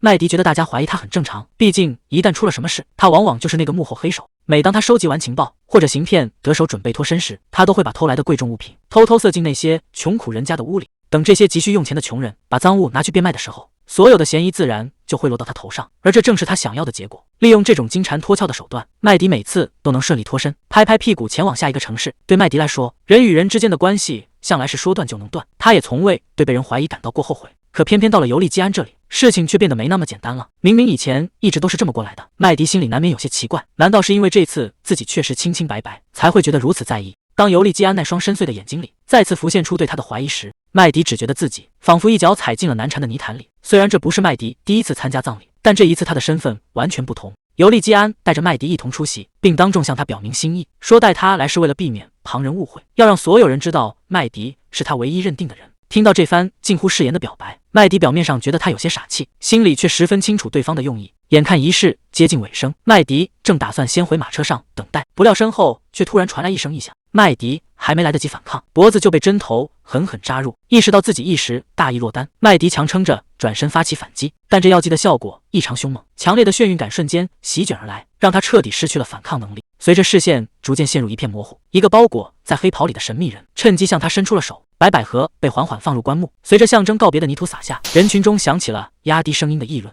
有人说逝者是在茶会返程时遭遇不幸，但意外分明已经过去了数周，为何葬礼直到今天才得以举行？旁人悄声透露，这一切都是巴托罗兹家的养子拉姆达坚持要求推迟的结果。人群中议论着当年的惨剧，妹妹被绑架后，哥哥拉姆达从未放弃寻找，可等他找到面目全非的尸体时，便因悲伤过度当场晕厥。旁人虽然一直对养子拉姆达心存怀疑，但面对失去至亲的痛苦，大家也难免对他产生同情。可让人百思不得其解的是，既然拉姆达如此在乎妹妹，为什么在葬礼当天，他却自始至终没有露面？尤利基安突然心头一惊，急急忙忙冲出教堂寻找麦迪的下落。他记得麦迪说过会在外面等，便立刻朝着四周搜寻过去。然而当他追进树林时，却突然停下脚步，地上的一样东西吸引了他的注意。尤利基安弯腰捡起一枚掉落的戒指，一眼认出这是隆德内兹家族的物件，这让他忍不住怀疑，难道麦迪连这个也偷走了？麦迪再次醒来时，发现自己已被绳索重重捆绑在椅子上，手腕、脚踝和肋骨都被缠得死死的，根本无法动弹。他忍不住有些懊恼，要不是自己一直分神去想尤利基安的事，也不至于彻底放松警惕，落得现在这个下场。还没等他理清现状，拉姆达已经微笑着站到他面前。他端着一碗热汤走上前，问麦迪是不是已经醒了。被绑在椅子上的麦迪愤怒质问，指责他私自囚禁自己，并再次强调夏洛梅的死与他无关，要求拉姆达立刻放人。拉姆达却不以为意，表示带他来这里另有原因。接着盛起一勺汤吹了吹，说要等他喝完才肯解释。麦迪看着递到嘴边的南瓜汤，又打量起周围陌生的环境，心中满是疑惑。麦迪怀疑自己被带到了巴托罗兹庄园。拉姆达看着他说他以前最喜欢这个，麦迪却毫不领情，直接一口咬住并甩落了勺子。他冷冷地警告拉姆达，如果抓他来指是为了玩过家家，那他可就找错人了。看着洒落在地的汤汁，麦迪通过刚才勺子落地的回声判断自己应该是在地下室或者隔音极差的房间里，这意味着想要逃走，要么难如登天，要么会出奇的容易。麦迪深知必须小心行事，他回想起尤利基安曾对他说的话，担心对方误以为自己是负气出走，甚至可能忽略了他留下的戒指，所以他必须尽快脱身。拉姆达站起身，质问他是不是在外面待久了，才变得这么固执。麦迪则暗自盘算，要不露出破绽，就还有机会逃走。他试图悄悄活动身体，寻找挣脱的契机，可下一秒，一股异样的感觉瞬间袭来。麦迪震惊地发现，自己的身体竟然完全无法动弹了。拉姆达看着无法动弹的麦迪，说他无论何时都不会放弃，这也正是自己无法忘记他的原因。他给麦迪用了足足3瓶强效毒药，所以他短时间内根本无法恢复。麦迪愤怒地质问他到底有什么企图。拉姆达提出条件，只要麦迪肯吃一口，他就会解释他必须留下的原因，以及两人过去的纠葛。麦迪冷笑着拒绝，表示自己对过去毫无兴趣，他只看重未来。拉姆达听后意味深长地表示，他很快就会迫切想知道真相。拉姆达拎起烧红的水壶，直接将滚烫的开水浇在麦迪身上。他提起夏洛梅曾用冷茶泼过麦迪，嘲讽他如今连这点温度都快忍不了，并表示只有自己才懂麦迪的价值。看着愤怒的麦迪，拉姆达捏住他的下巴，讥讽他变弱了。麦迪毫不犹豫地一口狠狠咬了上去。拉姆达看着被咬出血的手指，警告麦迪不该咬主人，威胁要拔光他的牙齿，并嘲讽他就算是怪物也无法让牙齿再生。麦迪啐出一口血水，挑衅的让拉姆达直接动手，甚至让他干脆扭断自己的脖子。拉姆达用手帕擦掉血迹，表示自己费尽心思才找到他，根本舍不得杀他，只是看他如今这么虚弱，有些心疼。拉姆达伸手想要抚摸麦迪，却被对方偏头躲开。麦迪怒骂他是疯子，质问他当初砸自己脑袋还下药，难道不是为了置他于死地？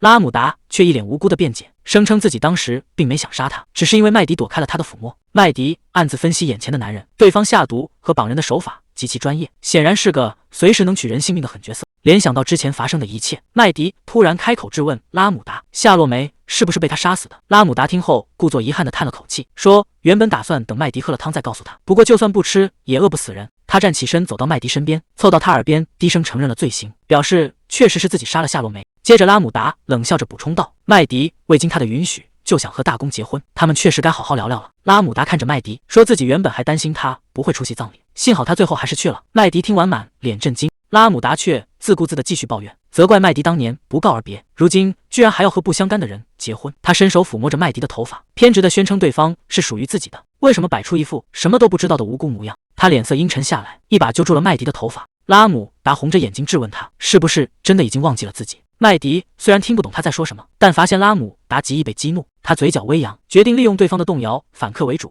麦迪故意挑衅说自己根本不记得他，嘲讽他以前肯定是个被自己揍过的窝囊废，现在绑架他只是为了报复。拉姆达被彻底激怒，咆哮着透露自己为了引他现身，甚至精心策划了整场葬礼。他抱怨，要不是麦迪和大公出了意外，自己也不用把夏洛梅的尸体藏匿数周，再大费周章的假装发现。麦迪听后只是冷笑，嘲讽这个杀人犯根本不用这么麻烦，只要给钱，自己随时都会配合。拉姆达冷笑着警告麦迪，杀人原本是他的工作，而自己作为主人必须彻底驯服这只猎犬。麦迪听到这些，突然联想到之前的马车事故，那根本不是什么意外，而是有人精心策划的阴谋。这意味着巴托罗兹家族是无辜的，而真正的幕后黑手正是舒比蒂利亚·希尔顿。还没等麦迪理清思绪，拉姆达突然猛地揪住他的头发，愤怒地警告他，自己现在正在跟他说话。拉姆达掐住麦迪的脖子，质问他到底在想什么。麦迪毫不示弱地爆粗口回击，嘲讽他管得太宽，并抱怨被绑得太紧，根本无法动弹。拉姆达听后却笑了起来，感叹他变了许多，甚至质问他是否忘记了曾经对他的爱。麦迪冷笑着反驳，表示如果自己真的爱过他，见面时就该想起来了，甚至嘲讽他是不是耳朵里塞了南瓜汤。拉姆达看着自己的双手，思索着该如何帮他找回记忆。拉姆达突然拔出匕首，狠狠刺入麦迪的肩膀，嘲讽他竟然连这一刀都没能躲开。他贴在麦迪耳边，提起他曾作为猎犬接受的残酷训练，称他是自己和父亲最器重的工具。听到拉姆达提起父亲，麦迪瞬间面露震惊，拉姆达却冷笑着猛然旋转匕首，表示在麦迪彻底恢复记忆前，自己绝不会把刀拔出来。麦迪痛苦地叫出声来，脑海中突然闪过一段模糊的记忆，一个身穿白大褂、戴着眼镜的男人正微笑着向他自我介绍，说自己名叫切特罗夫斯基医生。麦迪猛地从记忆中惊醒，眼前的拉姆达正手持带血的匕首，脸上挂着残忍的微笑，冷酷地肯定了他的猜测。麦迪痛苦地剧烈咳嗽起来，麦迪的脑海中不断闪现过去的记忆，他以前是谁根本不重要，那个冰冷的声音命令他忘掉一切，忘掉名字，忘掉家人，甚至忘掉自己。从那一刻起，他在这个世界上彻底消失，只能作为一只雏鸟活下去。在那个被称为巢穴的地方，切特罗夫斯基医生向孩子们做着自我介绍。所有被带到这里的孩子都留着一模一样的发型，穿着一模一样的衣服，失去了所有的个性和自由。在那个被称为巢穴的地方，他们吃着同样的食物，服下同样的药物，每吞下一颗药丸，过去的记忆就消失一分，取而代之的是皮肤灼烧和刀割般的剧痛。在熬过无数次毒药的折磨后，等待他们的是更加残酷的训练。他们日复一日的练习一击毙命，直到眼前的木人桩被彻底击碎。随着时间推移，训练用的木人桩变得越来越像真人，而他们对周围的一切也逐渐感到麻木。在这里绝对不能倒下，甚至被灌输了就算死也要在临终前咬断对手脚筋的执念。每天除了无休止的格斗训练，还要反复练习枪械的拆装与射击，只为了被培养成守护帝国的杀戮机器。在经历了一轮又一轮的残酷筛选后，年幼的麦迪推开了那扇未知的大门。在巢穴的墙壁上刻着冰冷而残酷的信条，要求他们惧怕耻辱甚于惧怕死亡。年幼的诺克斯站在宿舍里，脑海中不断回响着洗脑的指令，要他绝对服从命令并忠于国家。为了成为效忠君主的利刃，他们必须在烈火与杀戮中蜕变，成为只为命令而活的工具。然而，想要在残酷的筛选中活下来，绝非易事。原本密密麻麻的宿舍床位，随着时间推移变得越来越空荡。那些无法承受训练的孩子，最终只会被无情的清理出去。在巢穴里，许多人没能挺过毒药的折磨，身体渐渐变得冰冷，而活下来的少数人身体却发生了异变。他们不仅对毒药彻底免疫，连受了伤也能迅速自我愈合。随着训练不断深入，麦迪在对练中发现，这里的对手同样诡异，无论被刀刃砍倒多少次，他们都能像没事人一样重新站起来。想要彻底解决这些怪物，唯一的办法就是一击斩断他们的脖子。在一次次血腥的厮杀中，他们彻底丧失了同情心，沦为冷酷的机器。在那个残酷的巢穴里，所有人为了生存互相背叛，前一刻还在并肩合眼，醒来时就已经拔刀相向，没人知道自己还能活多久。切特罗夫斯基医生冷漠地记录着一切，在这里试验品们没有名字，也没人觉得有必要记住同伴，但凡事总有例外。切特罗夫斯基医生的儿子，作为第一个被彻底完成改造的成功体，是唯一拥有名字的人，他就是拉姆达。在那个没有名字的残酷巢穴里，是拉姆达第一个给他起了名字。作为唯一拥有名字的试验品，拉姆达自然成了其他人嫉妒的对象。在一个深夜，几名孩子在宿舍里突然袭击了拉姆达，然而拉姆达冷静地挥刀反击，瞬间将袭击者反杀。目睹了这一切的麦迪坐在床头，平静地提醒拉姆达该睡觉了，并感谢拉姆达救了自己。拉姆达冷漠地拖走尸体，指出麦迪其实也打算动手。麦迪平静地表示，自己只是希望这场袭击快点结束，好能安稳地睡个觉。拉姆达看着眼前顽强生存的同伴，嘴角微微上扬。那一刻，他无比确定对方是真正的雏鸟，无论面对多么残酷的战场，都必定能顽强地活下来。从那天起，拉姆达开始称呼他为羊。他端着一碗热汤走上前，提醒麦迪趁热吃点东西，并让他把药服下。拉姆达看着大口喝汤的麦迪，微笑着让他多吃一点，并称赞他是这里最强的人。随后，拉姆达找到切特罗夫斯基医生，请求为麦迪起一个名字。医生随口答应，并透露下周就会派麦迪去执行任务。在麦迪被送往战场前，拉姆达终于得到了为他起名的许可，而麦迪也正如预期般强大。每次顺利完成暗杀任务后，他都会独自回到巢穴复命。切特罗夫斯基医生看着身旁的拉姆达，决定在拉姆达18岁生日时，将麦迪作为专属武器送给他，甚至可以伪造麦迪的死亡报告，来避开帝国的监管。得知这个消息的拉姆达立刻找到了年幼的麦迪，要求麦迪从今往后只听从他的命令，并承诺永远不会抛弃他。拉姆达拉起麦迪的手，坦言是自己主动选择了他，而麦迪也从此握紧手中的剑，成为了他唯一的雏鸟。拉姆达拉着麦迪的手臂，看着上面的伤口在几秒内迅速愈合，他微笑着感叹，麦迪的自愈能力甚至比自己还要出色，能在无数雏鸟中拥有他简直就是奇迹。然而有一天他突然彻底消失了，只在空荡荡的床头留下一把匕首。麦迪猛地睁开眼睛，从这段久远的回忆中清醒过来。拉姆达看着眼前的麦迪，追问他是否已经想起了过去。麦迪环顾四周，发现这个房间的布置和当年的巢穴一模一样，他甚至怀疑这里就是真正的巢穴，而自己拼死逃离的噩梦又重演了。拉姆达笃定他已经恢复了记忆，麦迪冷笑着回应，表示自己确实记起了拉姆达曾经如何残忍地折磨他，并愤怒地痛骂对方是个变态。拉姆达辩解自己动手是别无选择，只是为了测试伤口愈合的速度，并声称他们两人是愈合最快的人。麦迪冷笑着反驳，指出拥有这种能力的只有自己。随后他猛地发力，震碎了木椅。他怒斥拉姆达，表示自己没空再陪他演戏，随即飞身扑向对方，用断裂的木尖狠狠刺入拉姆达的肩膀。拉姆达痛苦的大吼，质问他是不是疯了，命令他老实一点。麦迪顺势将木尖抵住他的喉咙，冷冷的回击，疯的人是他。麦迪根本不给拉姆达喘息的机会，顺势将他死死按在滚烫的火盆上，怒斥他竟敢妄想让自己重新回去做奴隶。接着麦迪一把夺过武器，任由被烫伤的拉姆达趴在火盆上挣扎，自己则迅速转身逃离了房间。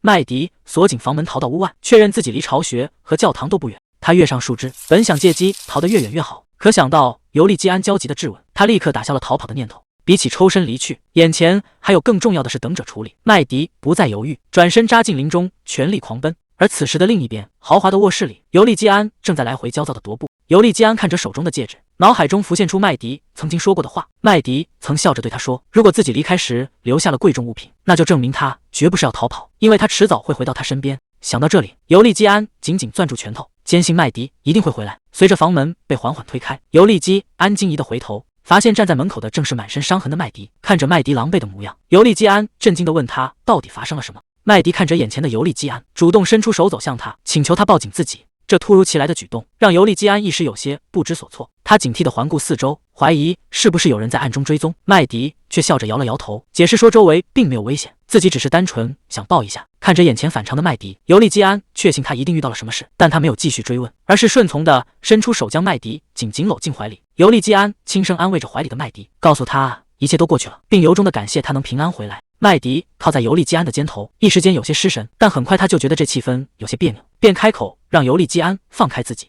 尤利基安无奈地吐槽他真是善变。稍微松开后，尤利基安关切地询问到底发生了什么。他强调自己并不是在审问，只是因为担心他的安危，希望他能把能说的告诉自己。麦迪开始插科打诨，说自己只是想念他结实的胸膛，甚至还在一旁夸张地扭动身体。尤利基安看着他这副不正经的模样，感到既无奈又无语。他叹了口气，意识到自己根本没办法和他认真沟通。麦迪向他道谢，表示自己已经得到了想要的东西，被绑架，沦为实验品，在残酷的雏鸟训练中挣扎，还有关于拉姆达的一切，这些痛苦的过去不断在脑海中闪现。但此刻尤利基安温暖的怀抱足以抚平他曾经受过的所有伤害，只要知道这世上还有人如此真心待他，他便觉得一切都值了。麦迪释怀地笑了起来，他轻轻推开尤利基安，转身迈出坚定的步伐，独自走出了房间。麦迪下定决心，现在最重要的是保证尤利基安的安全，为此他必须不惜一切代价揪出袭击马车的幕后黑手。麦迪看着镜子里的自己，思索着伯爵夫人说谎的可能性。不过结合里克班提供的情报来看，这种可能性微乎其微。而关于里克班这个人，似乎还隐藏着更多线索。里克班原本只是个普通渔夫，因为溺水被麦迪救起，两人这才成了无话不谈的酒友。然而一场突如其来的车祸，让里克班在一夜之间失去了妻儿，肇事马车却早已逃得无影无踪。眼看案子拖了半年都无人问津，悲痛欲绝的里克班立誓要亲手复仇。麦迪随后帮他惩治了凶手，两人也因此成了生死与共的盟友。深夜里，里克班独自借酒消愁，为无法替死去的妻儿报仇而痛苦万分。他是要亲手手刃仇人，哪怕死后下地狱也在所不惜。麦迪静静走到他身后，问他是否真的做好了下地狱的准备。里克班没有丝毫犹豫，给出了肯定的回答。看着痛苦的盟友，麦迪提出了自己的条件，他决定替里克班动手去杀人，毕竟里克班只是个渔夫，不该为了复仇脏了双手。麦迪说完便转身离去，留下里克班在身后焦急的大喊，试图阻止他替自己承担罪责。不久后，报纸上刊登了消息，声称那名富豪贵族死于心脏病。里克班立刻明白是麦迪动了手，他跪在麦迪面前立下誓言，表示今后愿意为麦迪献出一切。麦迪也爽快地接受了他的效忠。从那以后，每当遇到走投无路的求助者，麦迪就会把他们引荐给里克班，让他们坐船前往海外重新开始。正因如此，麦迪深信里克班绝不会被任何人收买。为了试探蒙特内扬多伯爵夫人是否诚实，麦迪让里克班散布了一个谣言，声称舒比蒂利亚正在四处搜寻他。没过几天，惊恐万分的伯爵夫人就找上了里克班，他愤怒地质问里克班，并要求立刻将自己和女儿藏起来，生怕被舒比蒂利亚找到。伯爵夫人的激烈反应证实了他确实以为自己是在为舒比蒂利亚效力。麦迪随后在信中调侃对方竟然把收信人当成了自己的老板。从那以后，麦迪和里克班一直保持着频繁的书信往来。在一次信中，麦迪开玩笑让里克班祭点带鱼，顺便提到自己还要养活未来的丈夫。里克班得知麦迪要结婚的消息，感到无比震惊，立刻写信质问他怎么没早说。麦迪这才意识到自己最近实在太忙，竟然忘了把这件大事告诉他。随后里克班在信中询问他是否会去参加某个活动，麦迪提笔回信确认，并询问具体的举办时间。麦迪在信中回复了不知道，随后放下羽毛笔靠在椅背上，他心想确实的尽快定下婚期，好名正言顺的邀请里克班来参加。看着桌上写满名字的纸条，麦迪无奈的笑了笑，虽然自己不告而别，对尤利基安有些过意不去，但好不容易才查到线索，他实在不想再耽误时间。麦迪披上斗篷准备连夜出发，只把那张写有线索的纸条留在了空荡荡的床铺上。在比舒托姆修道院门前，麦迪披着斗篷伪装成求助者，哭诉自己被抢了钱还不识字，只能靠一张纸条来寻找亲戚。修士们围上来接过纸条查看清上面的内容后，他们大吃一惊，认出这字迹属于之前在修道院帮忙的志愿者。修士仔细辨认着纸条，终于想起了那个志愿者的名字，叫做阿希尔蒂利。听到这个名字，麦迪在兜帽下露出了得逞的笑容。他终于成功锁定了这个狡猾的目标。修士们看着手中的纸条，想起在修道院分发食物的志愿者，修士热心的建议他明天早上再来。麦迪连声道谢后转身离开，他默默记下了这个名字和时间，准备明天一早再来会这个目标。看着留下的纸条，他疑惑阿希尔为何要留下这种信息，这透露了太多线索，绝不像是随手编造的假名，就好像阿希尔是故意为之，希望他能拼凑出真相并主动找过去。但麦迪转念一想，对方既然敢对皇室成员下毒手，就应该躲在更隐蔽的暗处才对，这反常的举动让他怀疑是个陷阱。可为了弄清真相，麦迪决定亲自去调查。他特意乔装打扮成普通百姓，独自走上街头寻找线索。麦迪开始频繁出入比舒托姆修道院，四处打听关于阿希尔的消息，想要弄清他的身份住址以及他不为人知的过去。经过一番调查，麦迪得知阿希尔是穷男爵的独生女，因为家里实在太穷，哪怕早就过了结婚的年纪，也从来没有人上门提亲。然而就在某一天，一个神秘的男人突然出现了。当时一名低阶骑士开始追求阿希尔，对他展现出无微不至的温柔。两人结婚后，骑士便入赘了男爵家。不久后，老男爵去世，丈夫继承了男爵爵位。虽然这种爵位按规定无法直接继承，但他曾在狩猎季上救过二皇子拉法迪特。二皇子为了报恩破例赐予他爵位，他也从此成为了二皇子的心腹。麦迪没想到，那个二皇子就是如今的皇帝拉法迪特，正是当年的救命之恩，让他们与拉法迪特搭上了关系。但好景不长，男爵后来闭门不出，终日酗酒暴躁，邻里都以为他是错失了机会，才如此自暴自弃。直到大约5年前，也就是拉法迪特登基称帝的时候，男爵一家突然人间蒸发，只留下一座空荡荡的府邸。麦迪推测，他们很可能是接到了拉法迪特的新任务，被秘密转移到了别处。他想不通对方为什么要用那个假名，又为什么偏偏选在比舒托姆，甚至还主动向他透露了行踪。阿希尔回到了偏远的住所，虽然每次从市中心回家都要走很久，但他觉得这样清静的生活反而更好。他只想安分守己的过日子，不想再被卷入任何麻烦的纷争之中。麦迪悄无声息地潜入阿希尔的住所，突然开口叫出了他的名字。阿希尔被吓了一跳，猛地回头看去，只见麦迪倒吊着从房梁上降下来，笑着向他打招呼，说自己只是想找他聊聊。麦迪稳稳落地，阿希尔惊慌地拿起擀面杖防备，大声警告要叫人过来。麦迪却根本不为所动，反而一步步逼近，提醒他这里地处偏远，就算喊破喉咙也不会有人来救他。麦迪打量着四周，调侃他一个人隐居在这里实在太无聊。还没等阿希尔反应过来，麦迪就直接出手，一把夺下了他手里的擀面杖。麦迪看着简陋的屋子，嘲讽道：“看来他冒着生命危险干的差事，并没有让他赚到多少钱。”阿希尔沉默片刻后开口，指出麦迪虽然知道他做了什么，却并不清楚他这么做的原因。麦迪大方承认自己就是为此而来，但也直言不讳地表示自己并不指望那会是什么惊天动地的大事。阿希尔的态度稍微缓和下来，他一边准备泡茶，一边招呼麦迪先坐下，慢慢聊。麦迪笑着坐了下来，调侃只要茶里没下毒自己就喝。阿希尔端着茶走过来，直言毒药可没那么容易弄到。麦迪顺势追问他为什么要用毒药对付他们。阿希尔无奈地笑了笑，自嘲说大概是因为办离婚手续更麻烦。麦迪看着眼前的茶杯，笑着问他是不是真的在茶里下了毒。阿希尔把茶杯放到麦迪面前，感叹麦迪明知自己是下毒的人还敢坐下。他告诫麦迪永远不要轻易相信任何人。麦迪却根本没把这番警告当回事，直接端起茶杯喝了一口。麦迪放下茶杯，直奔主题，让阿希尔别再拐弯抹角。他直言为了找到这个偏僻的住所，自己可是费了不少功夫，让对方少用内疚这种鬼话来糊弄他。面对麦迪的质问，阿希尔还在为自己辩解。麦迪听完猛地将杯子甩出去。麦迪冷冷地看着他，直言他差点害死别人，现在却想用一句忏悔来一笔勾销，这根本不是什么赎罪，只是懦夫的逃避罢了。阿希尔看着地上的碎片，无奈地承认了麦迪的话，但他紧接着话锋一转，提到自己并没有听说大公因为中毒而病危的消息。听到对方终于提到了大公，麦迪眼神微动，阿希尔则自顾自地猜测，认为是那位大公派麦迪来除掉自己的。阿希尔暗自揣测对方是不是想查出幕后黑手。麦迪态度强硬地打断他，直言阿希尔没有资格提问，必须老实回答自己的问题。麦迪逼问到底是谁指使他下毒，还有谁收到了同样的命令，以及为什么要故意留下线索。阿希尔沉默地背过身去，最后他转过头流着泪反问，如果自己说是为了救大公，麦迪是否会相信他？麦迪看着流泪的阿希尔，内心毫无波澜，直言自己早就查清了他的底细，警告他别想用悲惨的遭遇博取同情。阿希尔听后自嘲地笑了起来，解释这只是在回答为什么要留下线索。在他的回忆中，蒙特内扬多为了偿还债务，从阿希尔手中接过了毒药，并答应以后无条件帮对方一次。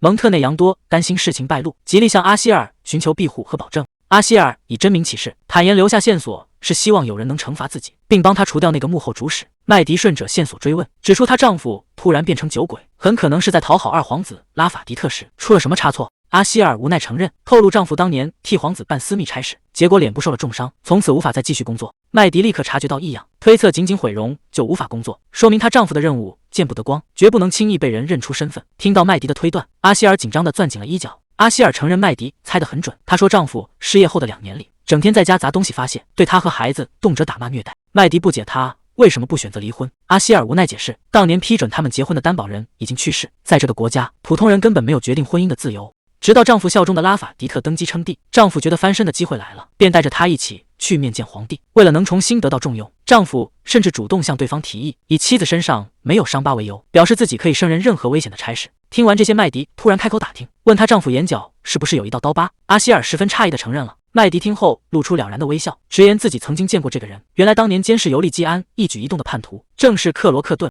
而每次负责接收这些监视报告的正是阿希尔的丈夫。麦迪进一步描述那个人的特征：右额头穿过眼角，直到鼻梁有道大疤，身材高大健硕，还是个秃头。阿希尔听完立刻确认，这就是她几年没见过的丈夫。她坦言自己实在不想再给皇帝当走狗，才选择逃跑隐居。可麦迪心里却升起了疑团，皇帝拉法迪特当年为了追杀卢维迪亚，可以说是不择手段。这样一个死忠于皇帝的走狗，怎么可能会大发慈悲放走对方，甚至还故意留下线索消失的无影无踪？麦迪怀疑那个死忠于皇帝的丈夫到底是故意放走阿希尔，还是单纯还没找到杀他的理由。他甚至怀疑阿希尔的逃亡只是为了等待皇帝的下一个命令。阿希尔无奈地表示，如果自己真是皇帝的眼线，根本没必要说出这些秘密。但麦迪依然保持警惕，担心去见她丈夫会是个致命陷阱。听到麦迪打算去见自己的丈夫，阿希尔顿时紧张起来，急忙追问麦迪是不是已经查到了住址。麦迪自信地表示这正是自己的强项，就算对方不说，他也能查个水落石出。看着成竹在胸的麦迪，阿希尔犹豫再三，最终还是忍不住开口，向麦迪提出了一个请求。麦迪觉得阿希尔的辩解极其荒谬，冷冷地质问他怎么好意思说出口，毕竟毒药确实是他亲手送过去的，他根本没有资格在这里求情。麦迪直接挑明自己是来取他性命的。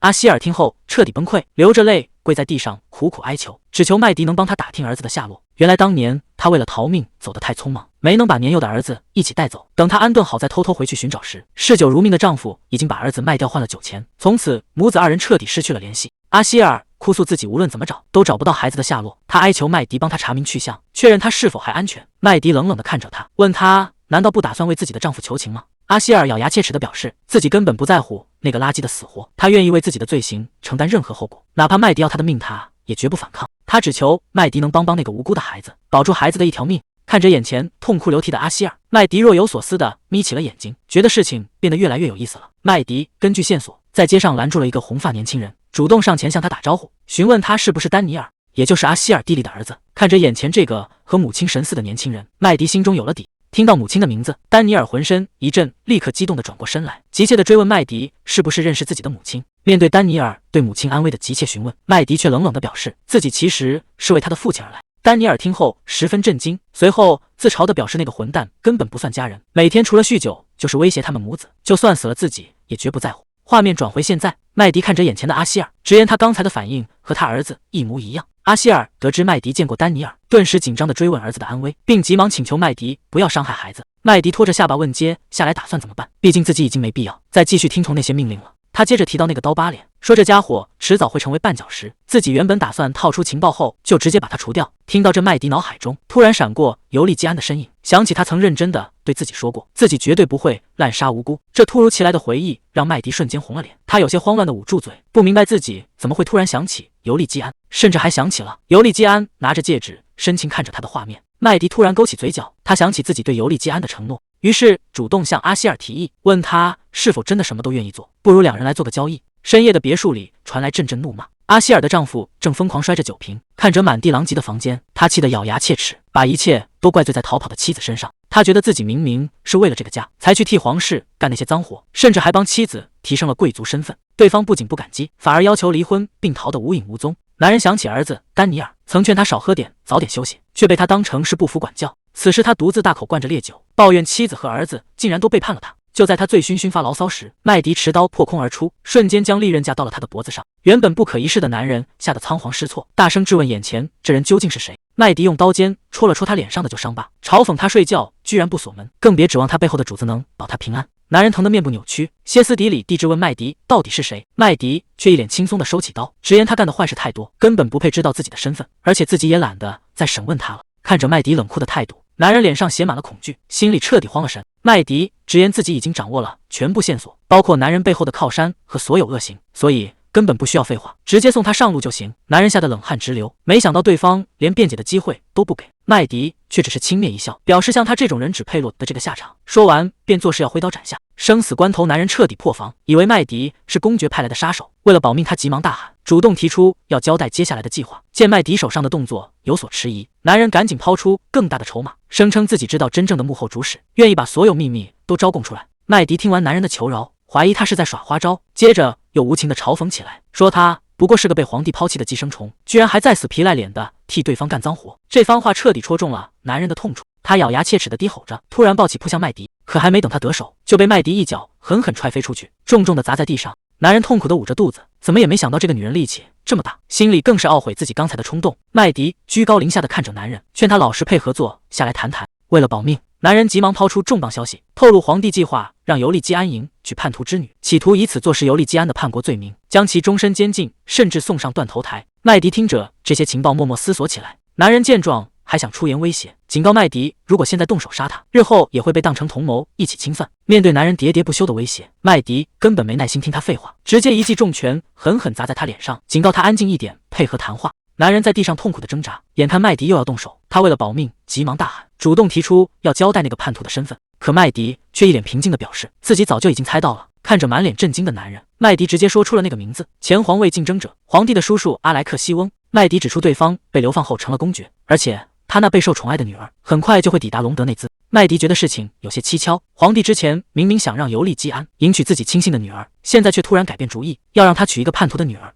男人解释说情况已经变了，他曾送过一封皇帝的公函，信里提到一个合适的人选，刚刚进入了帝国境内，所以他很确定对方的身份。麦迪听完默默思索起来，突然他毫无征兆地拔出长刀，冰冷的锋刃直接架在男人脖子上，吓得男人惊恐地大喊大叫，不明白自己明明都招了，为什么还要动手。男人突然感到一阵头晕目眩，身体开始不受控制的摇晃，他心里暗骂不妙，自己明明才喝了几瓶酒，怎么偏偏在这时候醉意上头，现在他连逃跑的力气都没有了，心里绝望的抱怨自己怎么会落入这个不懂情报价值的家伙手里。麦迪看着浑身无力的男人，冷笑着表示，别以为交代了这点情报就能抵消罪过。他甚至调侃道，不如现在直接动手之后再去道歉。麦迪一针见血地指出，男人既然执行了杀人的命令，就必须承担代价，指望能被放过简直是痴人说梦。面对步步紧逼的刀尖，男人紧张地咽了口唾沫，意识到只凭刚才的情报还不够，自己必须抛出更重磅的筹码才能保命。男人拼命思索着什么情报对尤利基安最有用，眼看麦迪的刀锋又逼近了几分，他慌忙大喊自己还有一个绝密消息。麦迪不耐烦地警告他，如果这次再敢拿废话糊弄人，就直接送他上路。男人警惕地环顾四周，压低声音透露了一个惊天秘密，尤利基安的父亲也就是前皇太子，当年根本就不是溺水身亡的。麦迪听完顿时火冒三丈，觉得这家伙又在满嘴跑火车，毕竟前皇太子的死因人尽皆知。他愤怒地夺过酒瓶，警告男人他的死期到了。男人吓得魂飞魄散，扯着嗓子大喊，那具溺水的尸体根本就不是前皇太子本人。听到这个消息，麦迪猛地停下了动作，脸色瞬间变得无比凝重，冷冷地质问他到底是什么意思。男人咽了口唾沫，解释道，自己虽然不知道全部的真相，但当年上面曾下达过死命令，绝对不能把前皇太子的遗体还给家人，这意味着真正的遗体被藏在了别处。得知尤利基安父亲的遗体可能还在，麦迪的心跳瞬间漏了一拍，他眼神锐利地盯着男人，逼问他遗体到底被藏在了哪里。毕竟这个秘密关系到尤利基安的父亲，他必须立刻从男人口中得到真正的答案。面对麦迪的严厉逼问，男人慌忙解释自己并不知情，当年他只负责把马车开到市郊，还没等他继续交代，他突然感到呼吸困难，身体的异常反应让他痛苦不堪，完全不明白自己为何会如此气喘吁吁。男人感到身体越来越不对劲，他以前喝再多酒也不会这样。起初他以为是自己太害怕麦迪，但很快他就反应过来，是麦迪在酒里下了毒。愤怒的男人大骂麦迪下毒，挣扎着想要扑上去拼命，可他此时浑身无力，麦迪只是身形一闪轻松躲过，男人自己却脚下一绊重重摔倒。麦迪居高临下地看着倒地的男人，直言自己可没在酒里下毒，而是把一种罕见的毒药涂在了柴火和自己身上。这种毒药会通过空气传播，让人慢慢瘫痪。男人痛苦地瘫在地上，咬牙切齿地质问麦迪到底是谁派来的，是不是大公之外还有其他幕后主使。麦迪俯下身子得意地笑了笑，承认自己的雇主确实有很多。接着他用手指戳向男人的脸，点出了第一个雇主的身份，正是被男人家暴并献给皇帝的妻子阿希尔。得知是自己的妻子雇人来报复，男人气得破口大骂，觉得是那个女人把所有罪名都推给了自己。男人急忙为自己辩解，声称妻子当年完全可以拒绝命令，麦迪却直接戳穿了他的谎言，指出他当时不仅严密监视妻子，还用母子俩的性命进行威胁。面对指控，男人依然毫无悔意，坚称自己只是为了活命才迫不得已。麦迪冷笑着表示，想要他命的远不止一人，还有一个长期遭受他家暴的男孩。那就是被他为了几杯酒钱就无情卖掉的亲生儿子丹尼尔。得知儿子也是雇主之一，男人彻底崩溃的歇斯底里大喊。麦迪接着指出，还有第3位雇主，那是一个童年被保姆虐待的孩子。而雇人复仇的正是阿斯特利德。面对指控，男人支支吾吾，无法否认。此时毒药的药效彻底发作，他的视线开始变得模糊。男人拼命挣扎，想要保持清醒。麦迪直接挥起武器，并表示等他醒来，一切都会改变。原本以为会有一场苦战，没想到过程轻松的超乎想象。接着他收好东西，直接扔进了旁边的火堆里。看着眼前熊熊燃烧的烈火，麦迪缓缓说出了最后一位雇主的名字，那就是被男人和皇帝百般折磨的他的未婚夫尤利基安。麦迪看着手中空了的毒药瓶，冷笑着对地上的尸体做最后的告别，表示这算是替尤利基安收回了利息，随后便头也不回的转身离去。清晨的阳光洒在街道上，麦迪独自走在回去的路上，脑海里却不断回想着男人临死前的话。当年那具溺水的尸体根本不是前皇太子，而且他的真正死因也绝非溺水。麦迪一路上都在琢磨这件事，对方大费周章的用假尸体掩盖真相，说明前皇太子的遗体一定被藏在别处。可他们为什么要做到这种地步？真正的遗体现在又在哪里？这时麦迪脑海中突然闪过一个模糊的背影，他一时间也理不清头绪，只能先迈步赶回住所。此时的房间里，阿斯特利德正躺在床上熟睡，他在半梦半醒间，脑海中浮现出过去的回忆。那时麦迪温柔地询问他愿不愿意和他以及尤利基安一起生活，不过为了能名正言顺地在一起，他们必须在人前演一场戏，而且这出戏可能要演上很长一段时间。在这场戏里，尤利基安和麦迪会扮演他的爸爸妈妈。麦迪当时还贴心地告诉阿斯特利德，如果他不喜欢这个安排，随时可以坦白说出来。而阿斯特利德没有丝毫犹豫，只是红着眼眶紧紧抱住了麦迪。麦迪温柔地告诉阿斯特利德，自己这几天都会来看他，让他不用有压力，好好考虑，就算拒绝，一切也不会改变。最重要的是他自己的感受。可阿斯特利德的脑海中却闪过挥之不去的阴影，那个曾经对他微笑的黑影，在他扑过去的一瞬间彻底消散，只留下他独自跪在黑暗中。紧接着耳边传来呼唤，两个浑身是血面目模糊的身影突然出现在阿斯特利德面前，质问他是不是要抛弃亲生父母，这让阿斯特利德痛苦地颤抖起来。阿斯特利德在梦中拼命摇头，哭喊着解释自己绝没有想抛弃父母，他其实一直都非常想念他们。就在他被痛苦的梦境折磨时，一个温暖的怀抱紧紧接住了他。麦迪温柔地抱住惊醒的阿斯特利德，轻声询问他是不是做了噩梦，并笑着安慰他别怕，别忘了自己可是个魔法师。感受着麦迪怀抱的温度，阿斯特利德终于在安抚中平静下来。麦迪将阿斯特利德紧紧搂在怀里，温柔地向他承诺自己一定会帮他赶走所有的噩梦。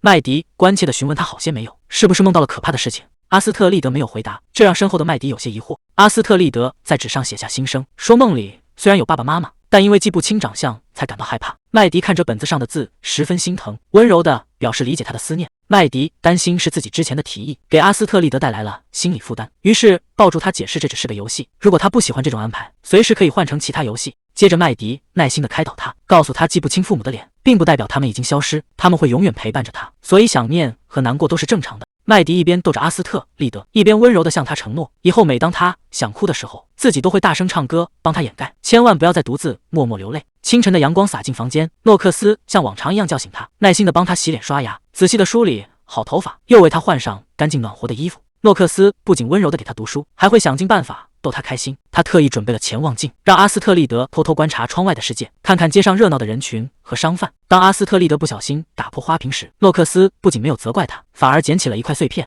他细心地把碎片边缘全部磨平，确保不会割伤手，然后递给阿斯特利德当玩具。透过这块亮晶晶的碎片，外面的世界变得五彩斑斓。阿斯特利德开心地连连点头。阿斯特利德觉得和诺克斯住在一起非常开心。在今晚的游戏里，诺克斯又一次输给了他。看着开心的阿斯特利德，诺克斯温柔地表示，以后他去和麦迪一起生活，一定会比现在更加有趣。在诺克斯眼里，麦迪虽然嘴硬心软做事粗鲁，但他其实非常喜欢孩子。阿斯特利德以后会得到更多的爱。虽然两人因为工作经常吵架，但诺克斯心里其实很敬佩麦迪，觉得他是个善良的人。这时阿斯特利德在纸上写下自己很喜欢和诺克斯住在一起。看到这句话的诺克斯瞬间被暖化，忍不住一把将他抱进怀里。诺克斯温柔地看着阿斯特利德，提醒他总有一天要离开这间屋子，去外面更广阔的世界自由生活，因为未来的世界远比这里要大得多。阿斯特利德却觉得这里就很有趣，怀疑外面是否真的有更好玩的地方。听到这话的麦迪顿时母爱泛滥，甚至提议让诺克斯男扮女装，一起住进尤利基安家里当保姆。诺克斯一听急得大喊大叫，直言要是暴露了自己就死定了，还开玩笑说不如直接阉了他。没想到麦迪当了真伸手就要动手，吓得诺克斯连连后退，大骂他是野兽。就在两人闹得不可开交时，尤利基安无奈地走过来制止，命令麦迪立刻坐下，别再胡闹。阿斯特利德一听说要学习，立刻苦着脸表示抗议。尤利基安却突然戴上眼镜，一脸严肃地宣布要开始上礼仪课。他认为不能再这样放任孩子了。麦迪和诺克斯在一旁小声吐槽，觉得尤利基安这个爸爸当得太入戏。尤利基安没有理会两人的调侃，直接拿出一份基础礼仪指南，强调阿斯特利德必须提前打好基础。虽然尤利基安表示内容很简单，但旁边的诺克斯和麦迪却一直在折纸飞机逗阿斯特利德分心。尤利基安只得强行开始讲第一条规则，那就是绝对不能随便拿别人的东西。尤利基安甚至直接指着麦迪当反面教材，吐槽他平时根本不是拿，而是偷。面对尤利基安的公开指责，诺克斯在一旁幸灾乐祸的看热闹，麦迪则心虚的辩解自己只是急用。阿斯特利德突然高高举手提问，他直接在笔记本上写下一问，询问麦迪拿走诺克斯手表算不算偷。尤利基安见状瞬间火冒三丈，死死盯着心虚的麦迪。麦迪赶紧嬉皮笑脸的狡辩，声称两人的东西根本不用分彼此。面对尤利基安的质问，麦迪厚着脸皮表示自己已经以身相许。这肉麻的话让一旁的诺克斯当场干呕，当场宣布今天的礼仪课提前结束。尤利基安气得大喊不可接受，强调今天才刚刚讲完第一条规则。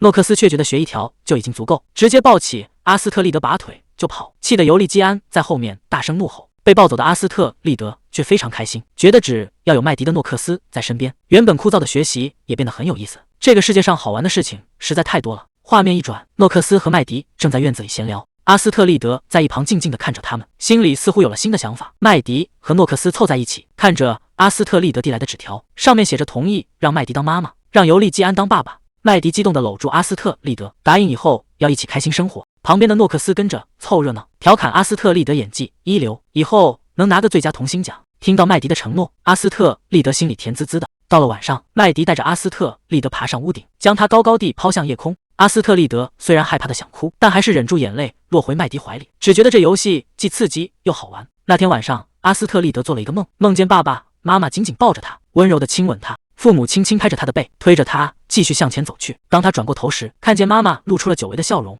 麦迪迫不及待地拍着桌子，催促尤利基安赶紧和他结婚，好名正言顺地接回阿斯特利德。尤利基安却有些顾虑，担心克罗克顿会起疑心，毕竟孩子名义上是被绑架的，突然出现实在太不自然。麦迪倒是一点也不担心，觉得克罗克顿之前就帮过忙，就算猜到真相也不会公开拆穿。但尤利基安依然十分忧虑，认为很难洗清带走孩子的嫌疑。可结婚需要家族代表的同意，尤利基安这边几乎没有亲戚，便打听起麦迪叔叔的下落。麦迪无奈地表示叔叔指望不上，这会儿估计正在海上运船。既然叔叔靠不住，麦迪觉得只能去求皇帝恩准。但尤利基安算了一下，就算皇帝同意了，他们依然还差2个家族代表。麦迪倒是不挑剔，觉得不一定非要是直系亲属。他突然兴奋地表示，自己母亲堂表亲的阿姨刚好正在赶来的路上。这复杂的亲戚关系让尤利基安听懵了。听说麦迪的远房阿姨身体健康，尤利基安总算松了一口气。接着打听起同行的叔叔情况，麦迪却突然抹起眼泪，遗憾地表示叔叔几天前去世了。不过他让尤利基安不用担心，自己已经找好了顶替的人选。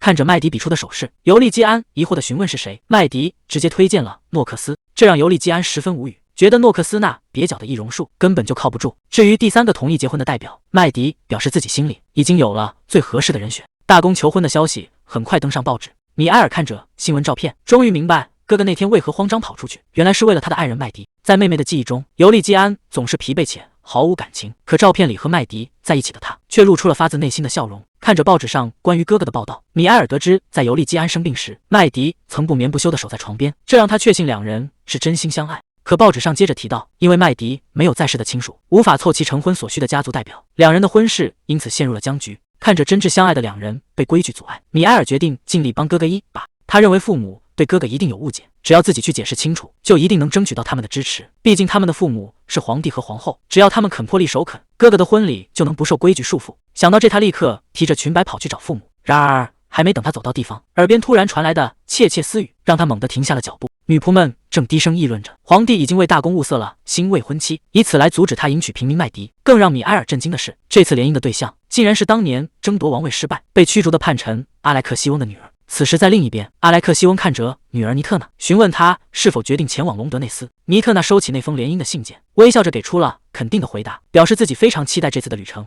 而门外女仆们的议论声还在继续，他们不明白皇帝为什么要这么做，把大公和叛臣的女儿凑在一起，简直是想在皇宫里掀起血雨腥风。听到这里的米埃尔彻底愣在原地，他怎么也没想到自己的父亲竟然会做出这种决定，这分明是想把尤利基安推向深渊。几天后，皇帝收到了尤利基安的来信，信中声称麦迪的亲戚已经同意婚事，请求皇帝重新考虑。皇帝看着信上荒谬的亲戚关系，他根本没听说过麦迪还有家人，正准备召回尤利基安，给予警告，窗外突然传来一阵喧闹声，麦迪竟然在皇宫院子里大喊大叫，要求皇帝批准他和大公的婚事。侍从解释守卫把他误认成仆人放了进来，而麦迪还在外面大声挑衅。麦迪在院子里大肆炫耀尤利基安的胸肌和大腿，把旁边的守卫尴尬的不行，直呼这简直成何体统。皇帝在窗前看着这一幕，觉得这个女人实在太口无遮拦，再闹下去皇室的颜面都要丢光了。可麦迪还在外面大喊大叫，扬言拿不到皇帝的回信绝不离开。皇帝想起尤利基安之前的恳求，头疼的揉了揉太阳穴，吩咐侍从让麦迪安静，并传话自己很快就会给出答复。皇帝脸色阴沉的表示自己绝对不会给他们送上祝福。随后尤利基安收到了皇帝的亲笔信，信中写道只要能得到2对已婚夫妇的同意，皇帝就会批准他们的婚事。麦迪在一旁得意的透露，自己为了帮尤利基安省事，甚至模仿他的笔记写了给皇帝的信。尤利基安十分担忧，觉得伪造信件只会加深皇帝的怀疑，导致皇帝出手干预。但麦迪却胸有成竹地拿出了另一封信，表示自己早就把一切都安排妥当了。麦迪拿出清晨截获的信件，表示这是寄给尤利基安另一位联姻对象的信，信里明确写着尼特娜小姐即将抵达大公领地。此时一辆马车驶入豪华大宅，尼特娜坐在车里，确认了自己在帝国期间的住处。那个女人究竟是谁？拉姆达向刚抵达的尼特娜透露，麦迪是个来自贫民窟的女人，目前正依附卓大公，是尼特娜必须除掉的对手。尼特娜听后立刻将麦迪视为敌人，可他刚走下马车，麦迪就捧着鲜花热情地迎了上来，大方地祝他在领地度假愉快。面对麦迪的示好，尼特内只是冷冷地看着他，没有做出任何回应。他冷冷地表示自己讨厌花。麦迪听完也不尴尬，笑着说早知道就准备水果篮了。他随手将花束砸向拉姆达，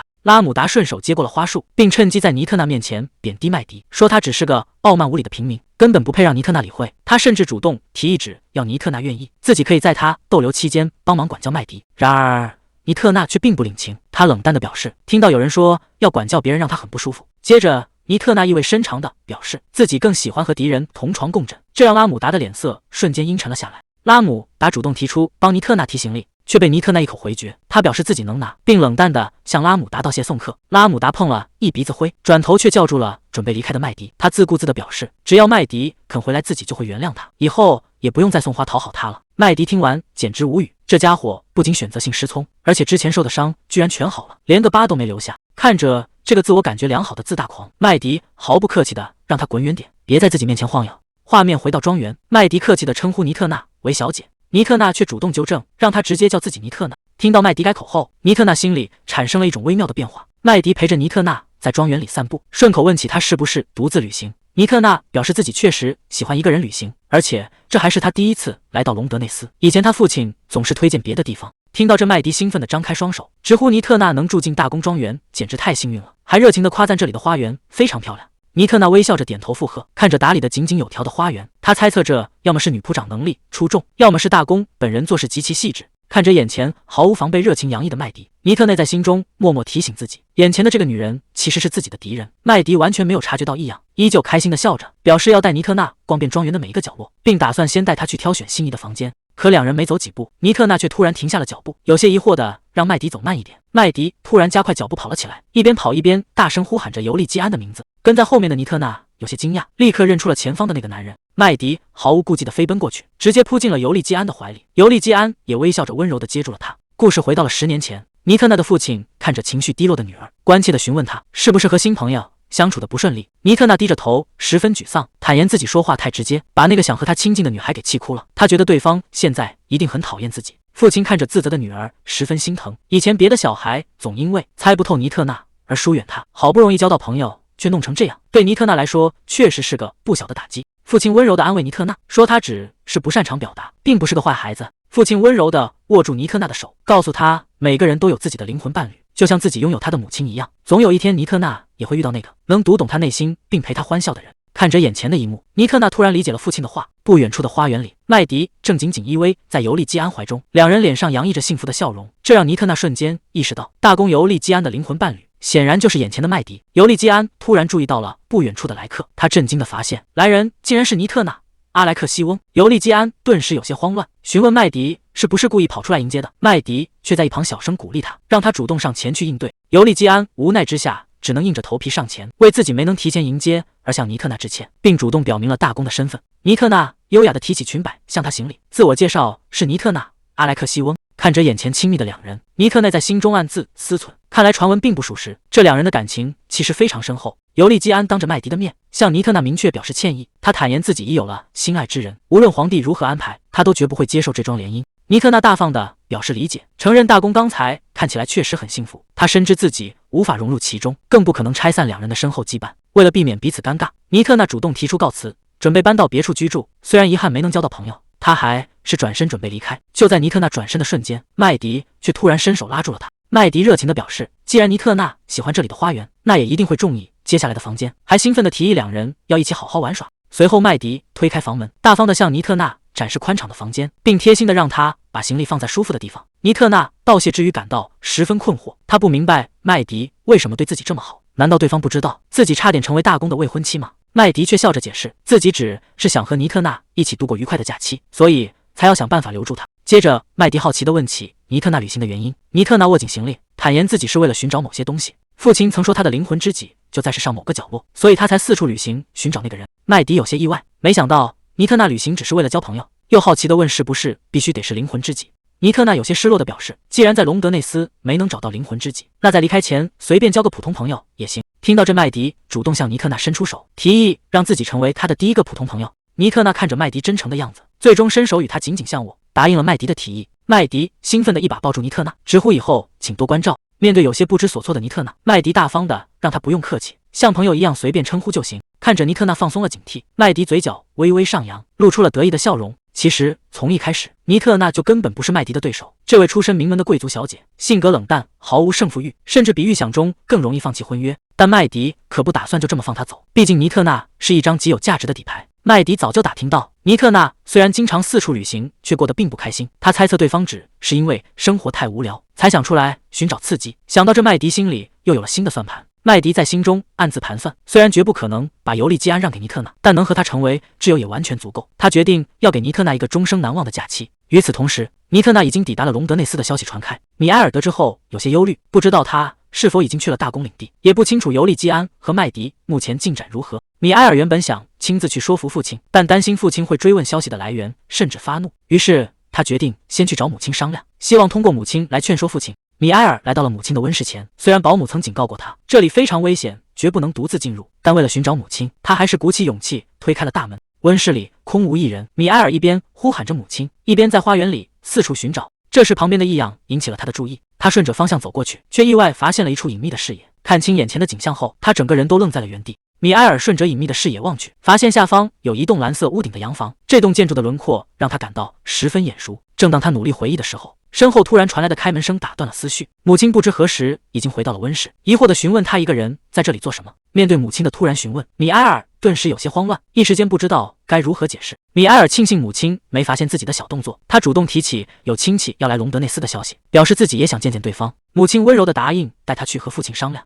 另一边，庄园的引路工作已经结束，麦迪热情地询问尼特，那还有什么想知道的？尼克娜看着在前面奔跑的麦迪，好奇他穿着高跟鞋怎么还能跑得飞快。麦迪笑着传授起自己大步奔跑的秘诀。尤利基安及时赶到并叫住了他们，他急忙上前拉住麦迪，质问他到底想对尼特内做什么。尤利基安私下向麦迪抱怨，怎么直接把人带回了庄园，他急切地想知道麦迪的计划。麦迪却笑着让他放宽心，表示只要配合自己演戏就好。尼克娜看着窃窃私语的两人，直接指出当面说悄悄话不太礼貌。尤利基安顿时有些尴尬地开口否认，麦迪赶紧笑着打圆场，解释说尤利基安只是在叮嘱他不要说脏话，也不要做坏事，还调侃自己确实有点坏心眼。尼克娜直言麦迪看起来确实不像善茬。麦迪为了让尤利基安配合演戏，在身后狠狠掐了他一把，疼得尤利基安差点叫出声来。这一幕让尼克娜十分困惑，不明白既然两人相爱，麦迪为什么还要让大公承受痛苦？麦迪却理直气壮地表示，爱本来就是会让人痛苦的。尼克娜感叹原来爱还包括肉体痛苦。麦迪顺势拉起尼克娜，表示要带她去花园里跑一圈。尤利基安还在后面疼得直不起腰。麦迪已经拉着尼克娜来到了花园。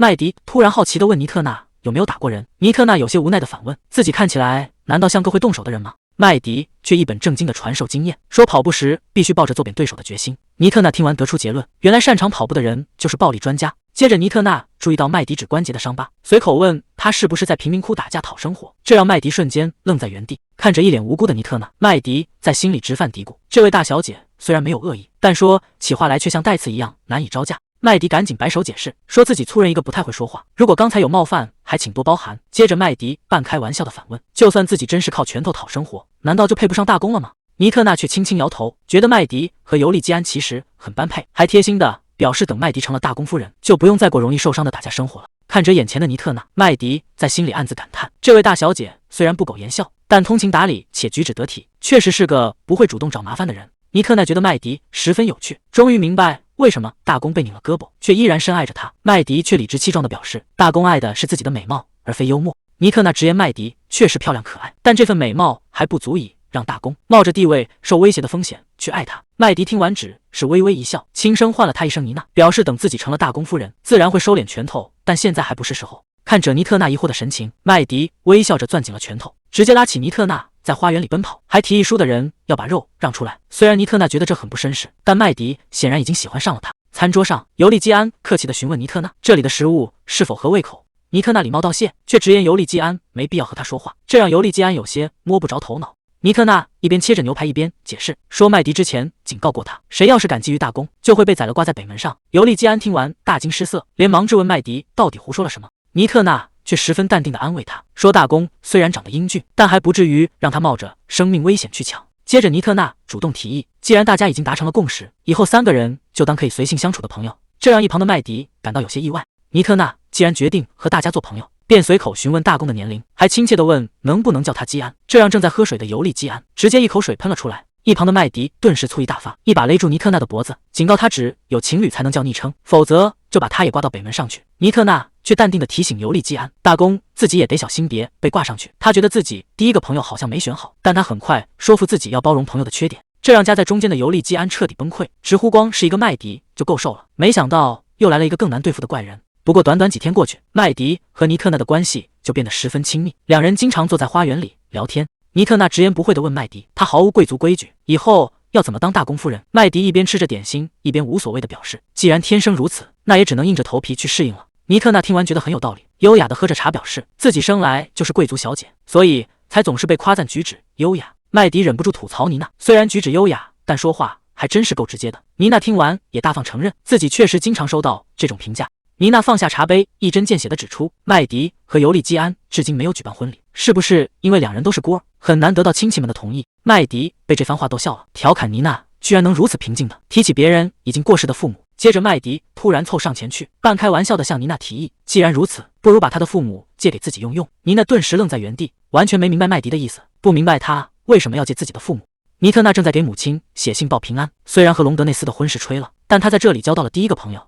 尼特内在信里极力夸赞麦迪，说她漂亮开朗又迷人。可写着写着，画风突然一变，说麦迪会把情敌的脑袋挂在北门上。一旁看信的麦迪赶紧叫停，吐槽尼特娜要是真这么写，他父母绝对会以为自己是个杀人狂。尼特娜却觉得父母不会误会，只是会担心他交友不慎。麦迪无奈地拿过信纸，劝尼特娜在长辈面前给自己留点好形象。尼特娜听劝，准备修改信件内容。这时女仆莱利推门进来，请麦迪去检查一下客房的布置。麦迪随口答应了下来。麦迪临走前再次叮嘱尼特娜，千万别在信里写奇怪的话。尼特内则拍着胸脯保证，自己一定会把父母请来支持婚礼。然而尼特娜在信里写道，大公和麦迪缺少长辈主持婚礼，而且麦迪无家可归，只能借住，希望父母能来帮忙，避免丑闻。远在领地的公爵收到信后，看着内容吓得浑身发抖，立刻慌张的让人去叫公爵夫人。尼特娜的这封信直接在公爵领地掀起了轩然大波。公爵夫人看着信件浑身发抖，简直不敢相信自己的眼睛。她急忙把这个消息告诉公爵，说女儿尼特娜终于交到了朋友。公爵却觉得这封信有些蹊跷，怀疑是有人故意伪造的。他已经派人去请笔迹鉴定专家，打算等核实清楚后再做决定。但公爵夫人根本冷静不下来，哭着表示必须立刻动身出发。公爵听后却面露难色，因为目的地偏偏是隆德内斯帝国。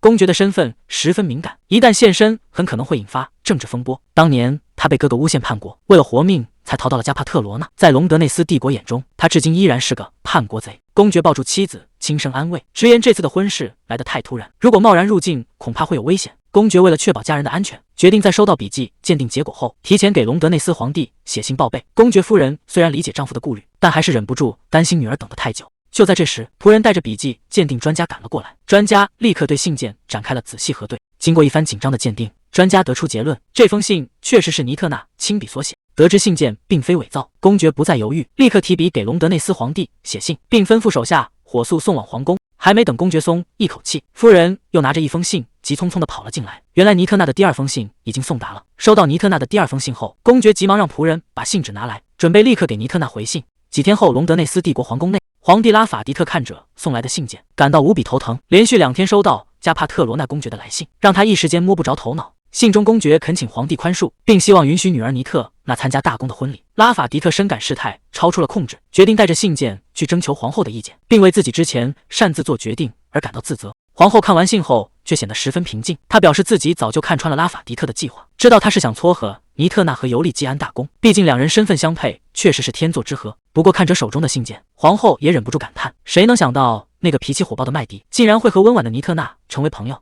皇后突然提议，不如直接同意尤利基安和麦迪的婚事。拉法迪特听完大吃一惊，他本以为皇后会站在自己这边。皇后见状，走上前安抚拉法迪特，解释说自己其实已经私下见过了麦迪。拉法迪特顿时紧张起来，责怪皇后不该以身犯险去见那个粗人。皇后解释说，两人只是聊了聊，她因为好奇麦迪接近大公的意图，便特意召见对方进行试探，甚至还当场给了一笔钱，要求他离开。没想到麦迪却直接把钱退了回来。皇后告诉拉法迪特，麦迪当时毫不犹豫地拒绝了那笔钱，还大言不惭地表示自己对大公的爱远超这个身价。皇后一眼看穿了麦迪的算计，觉得他只是觉得留在尤利基安身边能捞到更多的好处，甚至直言麦迪就是个贪婪的市井小民，举手投足间毫无尊严可言。不过皇后也劝拉法迪特冷静，现在民众都知道大公爱上了一个平民，如果皇帝这时候强行插手干预，反而会激起公愤，惹来一身骚。看着陷入沉思的拉法迪特，皇后温柔地捧起他的脸，提议不如直接成全两人的婚事，让他们安分地守着大公的位置。在皇后看来，麦迪这种粗俗的女人根本不配坐上皇后的宝座，等她嫁给大公之后，迟早会成为大公名誉上抹不掉的污点。皇后认为这场婚事能巩固女儿米埃尔的地位。拉法迪特听后决定着手准备，但他看着尤利基安的信件，还是打算暗中核实一下情况。另一边，麦迪拿着信件，兴奋地冲进尤利基安的房间，大声宣布两人即将结婚的消息。尤利基安看着风风火火的麦迪，对他笃定的语气感到有些好笑。麦迪兴奋地解释，皇帝和皇后已经批准了婚事，阿莱克西温公爵和他的亲戚也即将到访。在麦迪看来，如今万事俱备，只差两人举办仪式了。看着眼前兴高采烈的麦迪，尤利基安温柔地问他是否感到开心。麦迪兴奋地表示自己当然开心，因为两人终于可以开始新婚生活了。尤利基安温柔地走向麦迪，轻轻牵起他的手，并轻声让他闭上眼睛。与此同时，拉姆达看着批准婚事的信件，他紧紧攥着信纸，眼神中闪过一丝阴冷。他绝对不会让尤利基安和麦迪的婚礼顺利举行。麦迪虽然有些疑惑，但还是听话地闭上了眼睛，还不忘开玩笑警告尤利基安，别想趁机偷走他的宝贝。尤利基安看着眼前的麦迪，觉得现在就是最好的时机。他悄悄拿出了准备已久的戒指，这是他几天前就拜托人定制好的，只是一直没找到合适的机会送出手。看着这枚精致的钻戒，尤利基安在心中默默做出了决定。虽然两人的结合只是一场契约婚姻，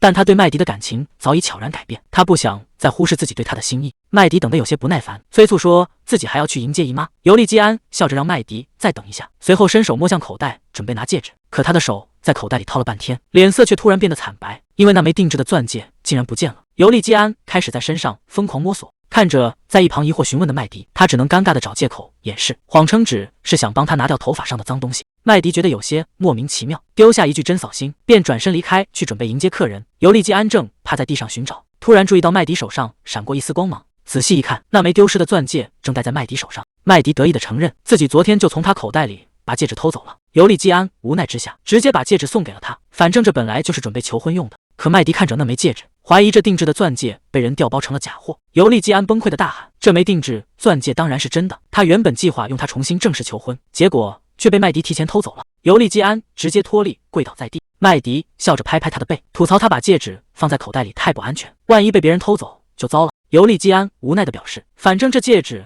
也没别人可送，就让麦迪直接收下。麦迪开心地收下戒指，跟尤利基安告别后便离开了房间。看着空荡荡的房间，尤利基安无奈地叹气，精心准备的求婚计划彻底泡汤了。他回想起自己为了这次求婚所付出的种种心血，如今却落得这样一个哭笑不得的结局。几天后，一辆蒸汽火车缓缓驶入车站，麦迪期盼已久的远房亲戚终于抵达。这位姨妈的关系实在有些绕口，是麦迪母亲的二表哥的第一表哥的姨妈。麦迪热情地迎上前去，感谢他们一路上的奔波，并赶紧招呼大家登上早已准备好的马车。克罗克顿躲在角落里，默默注视着正在迎接亲戚的麦迪。他为了寻找阿斯特利德的线索，已经暗中跟踪了麦迪很久。但麦迪的行踪实在太诡异，克罗克顿对自己的跟踪技术很有信心，却每次都会莫名其妙的把人跟丢。甚至有一次，麦迪明明没出过门，却突然从外面回到了庄园，这让克罗克顿感到无比挫败。他咬紧牙关，暗自发誓，今天无论如何都不能再跟丢，一定要查出这个女人的底细。克罗克顿躲在暗处，暗自琢磨，那个女人为什么要遮住脸？而且麦迪这种行事作风的人，怎么会有这么体面的亲戚？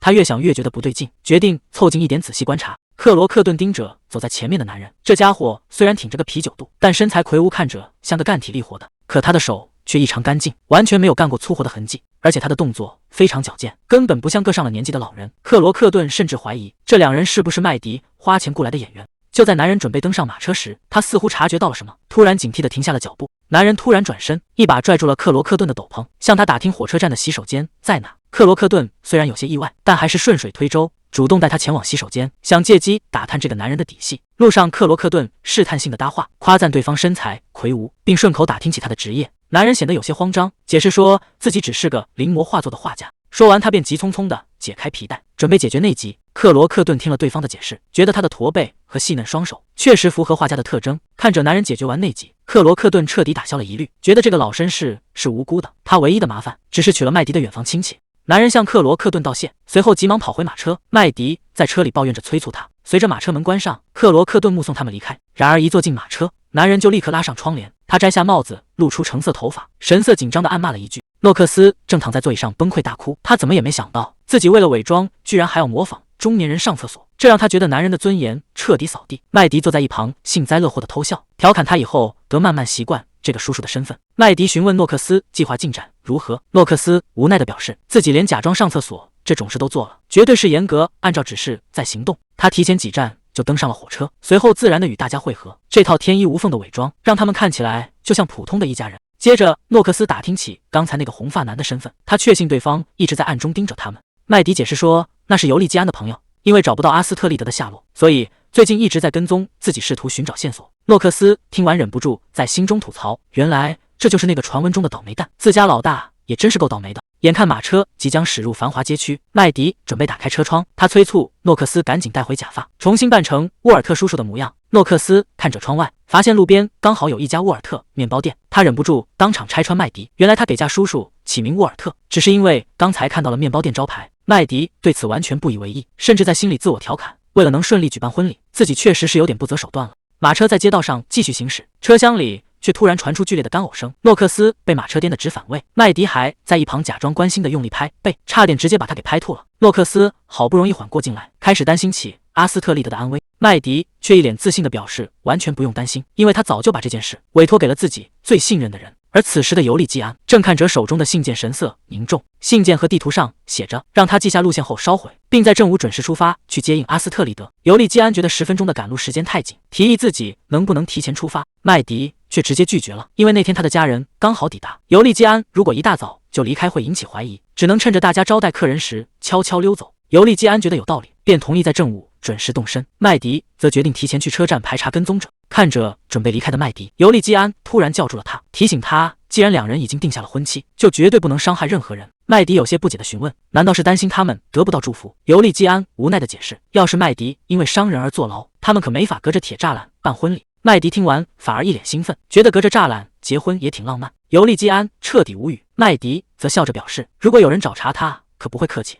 尤利基安看者姓无奈一笑，随后将信件扔进壁炉烧毁，动身准备去接应阿斯特利德。管家菲利普在走廊遇上尤利基安，询问他是否准备外出。尤利基安表示自己要去接人回家。菲利普心领神会，表示会在后门做好接应准备。管家菲利普看着尤利基安，调侃他自从麦迪来到庄园后，脸上的笑容就再也没消失过，而且改变的还不只是他一个人。此时的庄园里到处都是欢声笑语，女仆们正聚在一起，商量着要给麦迪分享刚听到的趣事。厨师也急匆匆地跑来向莱利打听麦迪之前交给他的解酒药配方。莱利听后忍不住在心里吐槽，麦迪自己根本就没喝醉过，这家伙居然还真信了他的鬼话。尤利基安看着眼前充满生机的景象，不由得回想起几个月前那时候的庄园，死气沉沉，每个人都过得无比压抑和痛苦。尤利基安觉得这种热闹其实也不赖。管家菲利普走上前安慰他，表示自己绝对信任麦迪，他绝不是为了钱才接近尤利基安的，劝他不要把外面的闲言碎语放在心上。尤利基安听完却微微一笑，反问：“如果麦迪真的是为了钱呢？”菲利普被问得愣了一下，随即笑着调侃道：“您有的是钱，而麦迪有的是爱，这买卖怎么看都很公平，只要他不离开就足够了。”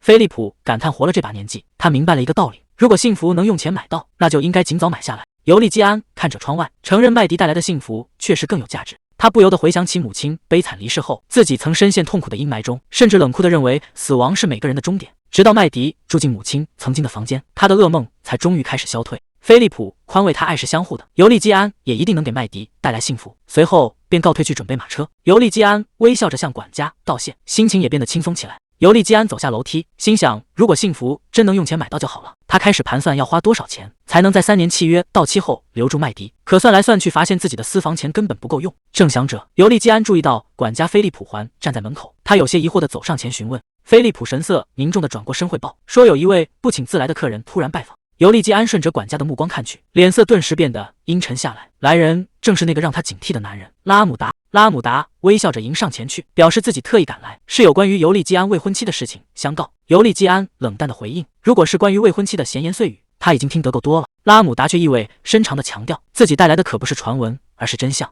拉姆达凑上前低声透露，自己掌握着关于过去的真相。尤利基安冷冷地转头盯着他，对方却露出一丝得逞的微笑，调侃他终于肯正眼看自己了。尤利基安在心中暗叫不好，偏偏在此时被这个家伙缠住，要是耽误接应阿斯特利德就糟了。他冷冷警告拉姆达少管闲事，有任何问题他会直接问未婚妻。尤利基安转身准备离开，拉姆达却在身后继续挑拨，质疑麦迪根本不会对他说实话，甚至拿上次舞会的事情刺激他。尤利基安听完忍不住发出一声冷笑。尤利基安停下脚步，冷冷质问拉姆达到底想干什么。拉姆达露出一脸挑衅的笑容，嘲讽麦迪这个名字根本不配他，甚至直言他不过是个怪物，就像一只根本无法驯服的斗犬。听到对方这样侮辱麦迪，尤利基安再也无法克制怒火，猛地转过身，一拳狠狠砸在对方脸上。他一把揪住拉姆达的衣领，眼神冰冷地警告对方放干净嘴巴。麦迪绝不是他可以随意议论的人。与此同时，阿斯特利德正在本子上写日记，记录着今天晴朗的天气。他觉得这可能是自己在这栋房子里写的最后一篇日记了，因为麦迪之前邀请他一起生活，他也高兴地答应了。虽然一开始他心里充满了担忧。阿斯特利德在日记里写道，虽然之前很担心父母，但现在住的地方每天都很有趣。麦迪不仅教他做前滚翻，还自嘲自己擅长滚地，是因为人生一直在走下坡路。连诺克斯也忍不住想加入他们。比起这栋房子，阿斯特利德更喜欢麦迪和诺克斯，不过他马上就要搬去新家了。诺克斯叮嘱他再等10分钟，尤利基安很快就会来接他。阿斯特利德满心期待地合上了日记本，虽然大家都让他乖乖等着，但眼看约定的时间已经到了，尤利基安却迟迟没有现身。他有些坐立不安，盯着桌上的潜望镜，心想如果只是偷偷看一眼，应该不会有什么问题吧。还没等他走过去，门口突然传来一阵异响，一只戴着黑色手套的手推开了门，一个高大的黑影出现在门口，让阿斯特利德瞬间警惕起来。与此同时，另一边的马车已经驶离了市区，正朝着目的地疾驰而去。为了防止婚礼出现意外，麦迪决定开始实施易容计划。阿希尔担心自己无法独立完成，麦迪表示会先示范一次，之后每天早上由诺克斯帮他化妆。麦迪调侃阿希尔年纪大，卸妆后可能会留下痕迹。阿希尔则大度地表示，只要计划顺利，多几条皱纹也无所谓。阿希尔之所以甘愿冒险，是因为麦迪帮他找回了失散的亲人，这份大恩让他心怀感激。别说是化妆损伤皮肤，就算要冒生命危险，他也绝不退缩。麦迪劝他不必把命搭上，这次只需要假扮自己的长辈，帮忙撑过这几天，等计划顺利结束，他就能彻底摆脱过去的阴影，和家人安心生活。交代好所有注意事项后，麦迪打了个响指，正式开始为他变装。麦迪说干就干，先往阿希尔的鼻梁里塞入填充物，让他的鼻子看起来更宽更厚，接着又用工具帮他压出双眼皮，毕竟眼睛最能决定一个人的长相。为了追求最自然的效果，麦迪特意让两边眼睛保留了一点不对称。一旁的诺克斯看得目瞪口呆，正拼命在脑子里记下这些步骤，生怕漏掉任何一个细节。随后麦迪用细线勒紧他的额头，又帮他把唇色调淡了一些。随着最后一步完成，一个慈祥的老妇人形象便诞生了。看着镜子里完全陌生的自己，阿希尔惊叹连他自己都认不出来了。麦迪得意地表示只要戴上假发就完美了，甚至调侃要是时间再充裕一点，他连丹尼尔都能改造成美少女。马车突然遭遇袭击，受惊的马匹疯狂嘶鸣奔跑，车轮在剧烈的冲击下瞬间碎裂，木屑四处飞溅，车窗玻璃被震得粉碎。车厢内的阿希尔和诺克斯惊慌失措，完全不知道发生了什么。麦迪迅速反应过来，一把按住诺克斯的头，让他趴下，冷静地观察着外面的情况。虽然马车正带着他们快速逃离，但失控的马车随时都有散架的危险，一旦车身碎裂，飞溅的木刺将会把他们彻底刺穿。麦迪意识到必须立刻跳车逃生，然而路边的灌木丛中竟然还埋伏着持枪的杀手，还没等他做出反应，刺耳的枪声便瞬间响起。没想到来人竟是尤利基安，他快步上前一把将阿斯特利德抱进怀里，心疼地向他道歉，庆幸自己终究没有来迟。而尤利基安今天之所以晚来了，是因为他刚刚才和拉姆达发生过冲突。当时尤利基安愤怒地揪住拉姆达的衣领，警告他放干净嘴巴，绝不允许他用肮脏的字眼去侮辱麦迪。被揍了一拳的拉姆达擦了擦嘴角的血迹，依然不依不饶地挑衅，说麦迪根本就不是人类，而是一个谁也无法掌控的怪物。尤利基安听完却忍不住冷笑出声，他整理了一下衣服，反问拉姆达，难道自己没说过他的理想型正好就是怪物吗？尤利基安警告拉姆达少管闲事，直言他不过是麦迪的过去，现在和未来都跟他毫无关系。他让拉姆达做好皇宫看门狗的本分，别在自己家附近瞎转悠。说完便头也不回的转身离去，只留下拉姆达站在原地，脸色阴沉的盯着他的背影。尤利基安轻声安抚着怀里的阿斯特利德，告诉他舅舅已经到了，现在一切都安全了。随后便抱着他准备离开这里。看着眼前错综复杂的密道，尤利基安发现这里居然连接着诺克斯家的地下室，而且还隐藏着不为人知的暗门，整栋房子简直就像个迷宫。为了找到阿斯特利德，他刚才一连穿过了好几栋建筑。尤利基安不禁有些疑惑，他知道诺克斯的房子是麦迪的资产，但麦迪名下的产业到底还有多少？除了贫民窟和第三区，他甚至听说连阿尔玛女士的房产似乎也和麦迪有着某种联系。尤利基安回想起之前和麦迪的对话，当时麦迪看着手里的文件，惊讶地得知阿尔玛女士的房产即将拆迁。尤利基安顺口问起阿尔玛名下的资产，麦迪却一脸兴奋地表示非常多，还为对方能拿到巨额补偿款而高兴。这让尤利基安突然意识到，菲利普之前说的没错，麦迪接近他根本不是为了钱，以他暗中拥有的财富早就足够了。可如果不是为了钱，麦迪当初为什么要答应他的求婚呢？尤利基安收回思绪，将怀里的阿斯特利德放下来，叮嘱他乖乖待在原地别动，自己则准备先去前面探探路。尤利基安看着眼前的密道，十分纳闷，麦迪一个跑腿和骗子怎么会需要这么多房子？他到底在暗中谋划着什么？与此同时，郊外突然传来一声枪响，拉车的马匹瞬间中弹倒地，车厢在剧烈冲击下猛烈摇晃，诺克斯吓得大声惨叫。麦迪急忙探出车窗查看情况，他本以为已经甩掉了刚才的袭击者，没想到对方竟然在逃跑路线上，还提前埋伏了第二名狙击手。麦迪想不通是谁在光天化日之下开枪，明明皇室已经批准了婚礼，就算这只是个幌子，他们也没必要用这种粗暴的手段。丹尼尔在剧烈晃动中惊慌失措，麦迪强迫自己冷静下来，现在不是纠结幕后黑手的时候，必须在马车彻底散架前逃出去。他推测是反对婚礼的人动的手，虽然预料到会有袭击，但没想到对方会来得这么快。眼看车身已经开始倾斜，麦迪一把抓住车门，大声提醒大家做好跳车的准备。麦迪在颠簸的马车上稳住身体，大声指挥随从下车后立刻找掩体躲避，同时叮嘱丹尼尔紧跟诺克斯。麦迪让阿希尔跟紧自己准备跳车，他警惕地观察着四周，担心附近还潜伏着其他狙击手。突然灌木丛中枪声再起，子弹擦着他的脸颊飞过，留下一道血痕，果然还有其他狙击手。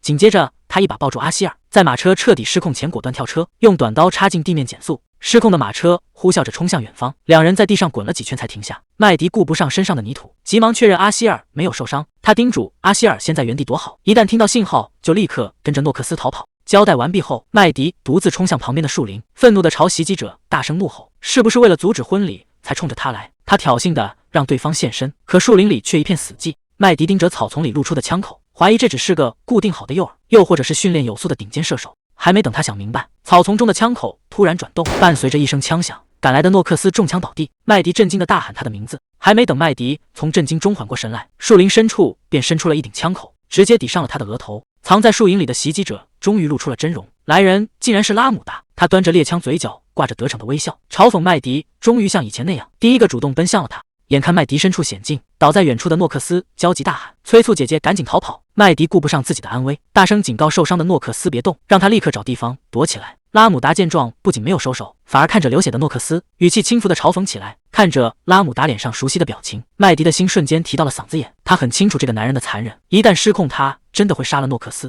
麦迪强压下心中的不安，质问拉姆达为什么会出现在这里，甚至讽刺地问他是不是要为自己这只逃跑的狗来打一场所有权官司。拉姆达听完却露出冷酷的微笑，猩红的眼睛里满是玩味。他盯着麦迪一字一句地表示，这根本算不上什么纠纷，因为麦迪从他18岁起就已经是他的了。面对拉姆达恐怖的眼神，麦迪努力让自己保持冷静。既然两人已经面对面，至少暂时不用担心被暗中狙击。麦迪索性把话挑明，质问拉姆达是不是想逼他解除和公爵的婚约。他明确表态，就算真的解除婚约，自己也绝不会再回去当他的狗。拉姆达却猛地将枪口往上一顶，凑到麦迪的耳边低语，自顾自地感慨两人之间终究是有爱的。麦迪只觉得这番话疯狂又恶心，刚想开口反驳，就被拉姆达用枪口粗暴地打断，示意他闭嘴听自己说。拉姆达回想起当年的往事，那时他向医生询问麦迪的下落，得到的却只有冷冰冰的处理掉了。医生在一旁冷酷的附和，说失去利用价值的工具，死得比想象中还要快。得知这个消息的拉姆达愤怒至极，但他很快意识到，父亲根本不知道麦迪拥有死而复生的秘密。正是因为父亲的愚蠢判断，才让麦迪有机会彻底逃离掌控，这让拉姆达至今都无法释怀。拉姆达坦白是自己亲手杀死了父亲。他捧起麦迪的脸说，得知她要嫁给别人，自己嫉妒的快要发疯。如果这都不算爱，那还能是什么？随后深情地对麦迪表白。麦迪听完却发出一声冷笑，直言两人都在训练营长大，根本就没人懂什么是爱。他甚至嘲讽拉姆达是不是补过课。麦迪一针见血地指出，拉姆达之所以说爱他，只是因为他知道这是麦迪曾经最想要的东西。麦迪冷冷地看着眼前的疯子，直言他这根本不是爱，只是病态的执念。拉姆达却偏执地表示，自己宁可死也绝不愿看到麦迪走向别人。说完，他毫不犹豫地扣动了扳机。生死关头，麦迪猛地夺过长枪，枪声在耳边炸响，随即转手将枪口顶在拉姆达下巴，子弹擦着拉姆达的耳朵飞过，带起一抹血花。麦迪看着没能一枪解决他，不爽地咂了咂嘴，举枪与他冷冷对峙。凌重枪声接连响起，拉姆达看着报废的武器，反而怀念起以前在训练营的日子，感慨那时他们从不反抗。麦迪冷冷地看着他，直言刚才手下留情，只是怕一不小心杀了他。拉姆达却把这当成了爱的证明，他笑着上前一把抓住麦迪握剑的手，感慨这是两人第一次牵手。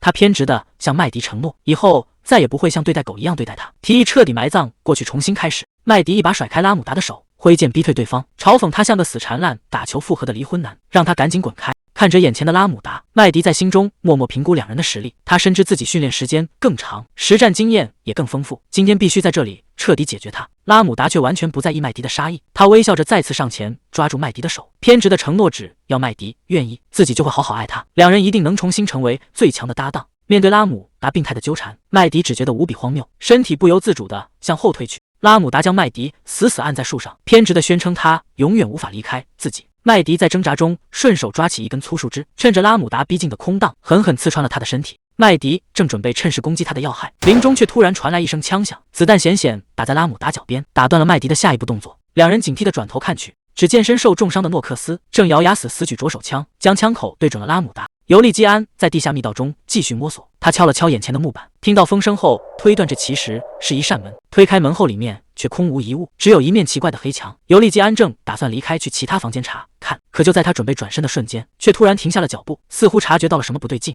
尤利基安仔细观察，发现眼前的墙壁其实并不是黑色的。他举起蜡烛凑近一看，整面墙上竟然密密麻麻写满了字，全都是我的名字，是麦迪，以及没有父母也没有兄弟姐妹。尤利基安震惊地看着眼前的一切，整面墙都被这些诡异的文字彻底填满。那个从战乱中逃生的孩子，曾发誓不再让任何人死在眼前，如今为了守护家人，却重新举起了枪。麦迪震惊地看着他，大声质问他想干什么？这把枪到底是从哪来的？诺克斯愤怒地大喊：“这是你落在家里那把枪，这里太偏僻，等不及守卫赶来，我必须亲手解决这个混蛋。”麦迪看着那把熟悉的枪，记忆瞬间被拉回过去。在他记起巢穴发生的一切后，曾亲手将这把枪锁进了储藏室。麦迪看着举枪的诺克斯，心中无比震惊，他怎么也没想到他会知道这件事。拉姆达听到动静转过头，嘴里念叨着诺克斯的名字，看着远处重伤的少年，他嘲讽对方流了那么多血，居然还有力气扣动扳机。眼看局势失控，麦迪焦急地大喊，让诺克斯千万别开枪，赶紧逃跑。可诺克斯根本不听，他死死盯着拉姆达，警告对方别动，否则就一枪爆了他的头。拉姆达却完全没把警告当回事，顶着枪口继续向前迈步。他看着浑身发抖的诺克斯，语气轻蔑地嘲讽对方根本不配被当成人类看待。麦迪见状更加慌乱，大喊着让诺克斯快走，承诺自己一定会想办法脱身。诺克斯愤怒地质问麦迪，为什么每次都想一个人死撑？2周后就是婚礼，他带着这一身伤要怎么去结婚？听到婚礼2个字，麦迪瞬间愣在原地。拉姆达顺着婚礼的话题，承认这正是自己出现在这里的原因，但他内心却因为被打扰而无比烦躁。麦迪敏锐地察觉到他的动摇，意识到这是反击的绝佳机会，他果断挥刀刺向拉姆达，试图一击制敌并拉开距离。然而就在这时，麦迪突然焦急地大喊，拼命阻止诺克斯开枪。诺克斯手里紧紧攥着枪，愤怒地质问麦迪为什么要说出刚才那些话。麦迪态度强硬地拒绝了诺克斯，大声催促他赶紧离开这里。诺克斯虽然心有不甘，但也明白自己留下来只会拖后腿，只能叮嘱他遇到危险一定要呼救。目睹这一切的拉姆达忍不住大笑，嘲讽麦迪拼命保护弟弟的样子，在他眼里显得无比滑稽又可爱。麦迪冷冷地警告拉姆达，等守卫赶到，他绝对无法全身而退。拉姆达却微笑着透露，自己加入守卫队就是为了找到他。话音刚落，拉姆达便毫无征兆地直接出手。面对拉姆达的猛烈攻势，麦迪只能拼死闪避。在他的生存法则里，一旦在意伤势就等于认输，而输掉的代价只有死亡。但如今的他已经有了退路，不仅有人在远方等待着他，还有人在为他的安危焦急呐喊。这些牵挂成了他活下去的动力。麦迪改变了战斗策略，不再与拉姆达硬碰硬，而是全力避开致命伤，拖延时间等待守卫赶到。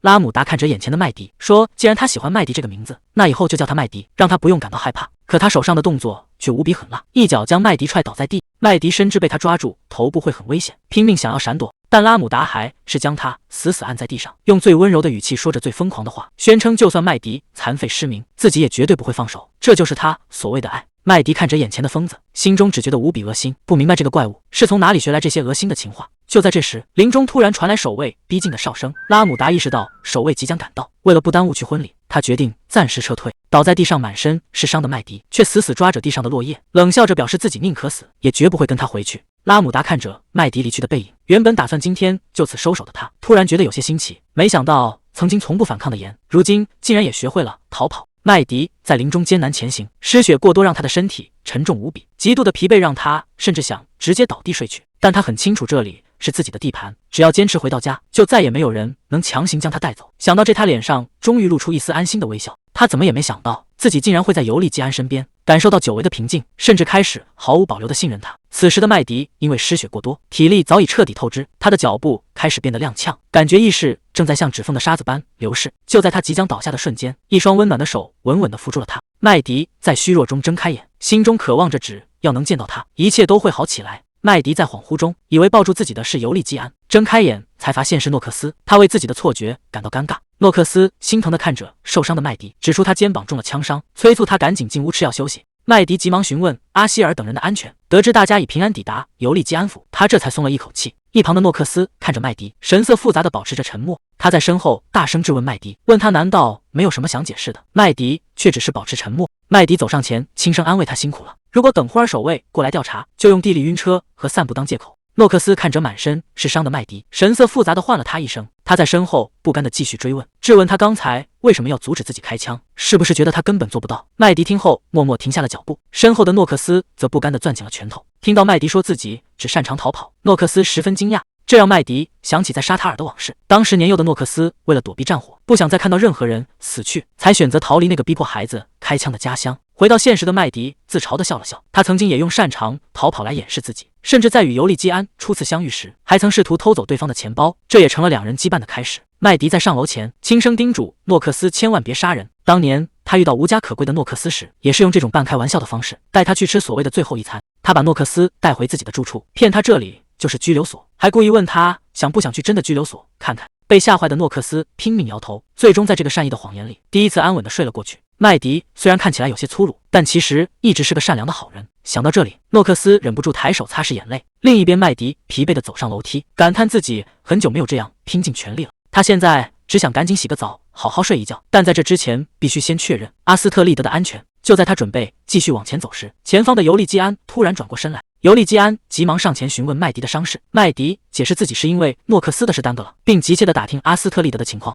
得知孩子已经安全入睡后，麦迪松了一口气，但尤利基安看着他满脸的伤痕，神色变得无比严肃。他让麦迪先好好养伤，等身体恢复后去他的房间，他有非常重要的事情要问。麦迪本想用玩笑话敷衍过去，却被尤利基安严肃地打断。尤利基安按住他的肩膀，强调自己没有开玩笑，低沉的声音里甚至带着一丝颤抖。看着尤利基安那充满审视的目光，麦迪心中猛然一惊，他突然意识到眼前这个男人极度危险，自己竟然在不知不觉中对他放松了警惕。夜深人静时，麦迪如约来到了尤利基安的房间，他开门见山地询问对方究竟有什么重要的事情要问。尤利基安神色疲惫地揉了揉额头，提起麦迪之前说过的话。当时麦迪声称在阿尔玛女士名下拥有几处房产，而他今天特意去翻查了所有相关档案。尤利基安指出，麦迪名下登记了7栋建筑，如果算上非法改建的房屋，实际数量远不止这些，甚至还有许多他查不到的化名资产。麦迪听得有些不耐烦，直接让尤利基安开门见山说明来意。尤利基安一边踱步一边说出调查结果，光是目前查明的资产就已经超过10亿。既然麦迪根本不缺钱，那他当初为什么要接受求婚？他怀疑麦迪是看中了公爵夫人的身份，因为这个地位能让他接触到国家机密文件。麦迪立刻反驳，质问自己要机密文件有什么用。他强调当初签字只是因为尤利基安苦苦哀求，而且自己也是为了救尤利基安的外甥。尤利基安却依旧盯着他，追问这到底是不是他真正的目的。面对尤利基安的步步紧逼，麦迪感到十分荒谬，质问他今天为什么一直拐弯抹角的找茬。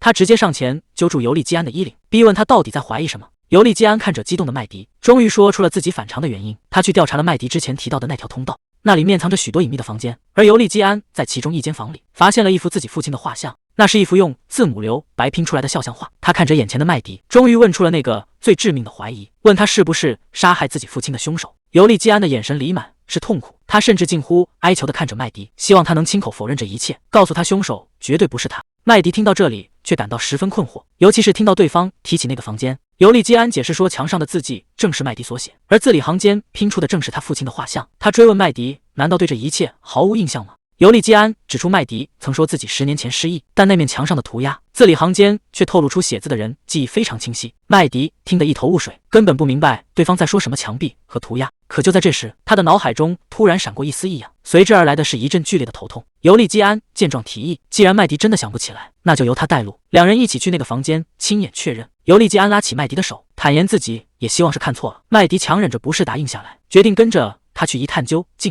尤利基安提着灯在前面带路，麦迪紧跟其后，两人在阴暗的通道里默默前行。他在一扇木门前停了下来，伸手推开房门，带着麦迪走了进去。当看清眼前的景象时，麦迪震惊地睁大了双眼。墙上密密麻麻的写满了各种实验数据，还有关于高墙和怪物的诡异记录。尤利基安提灯照亮了整面墙壁，无数的字迹在墙上交织，竟然真的拼凑出了一幅男人的肖像画。看着墙上的画像，麦迪脑海中突然闪过零碎的片段，强烈的冲击让他瞬间失去意识，身体一软，直接倒了下去。一旁的尤利基安惊慌地大喊着他的名字，随着意识陷入黑暗，麦迪的记忆回到了很久以前。那时的他突然发现自己变成了一个不会死去的身体，这让他对自己的身体产生了强烈的好奇。为了验证自己无法死去的身体，麦迪决然地从悬崖上一跃而下。可当他满身鲜血地躺在森林里，却发现自己依然无法死去。这种无休止的生命让他感到绝望，他甚至失去了选择死亡的权利。既然外在的伤害无法终结生命，麦迪便将最后的希望寄托在那个创造了他身体的人身上，期盼对方能亲手杀死自己。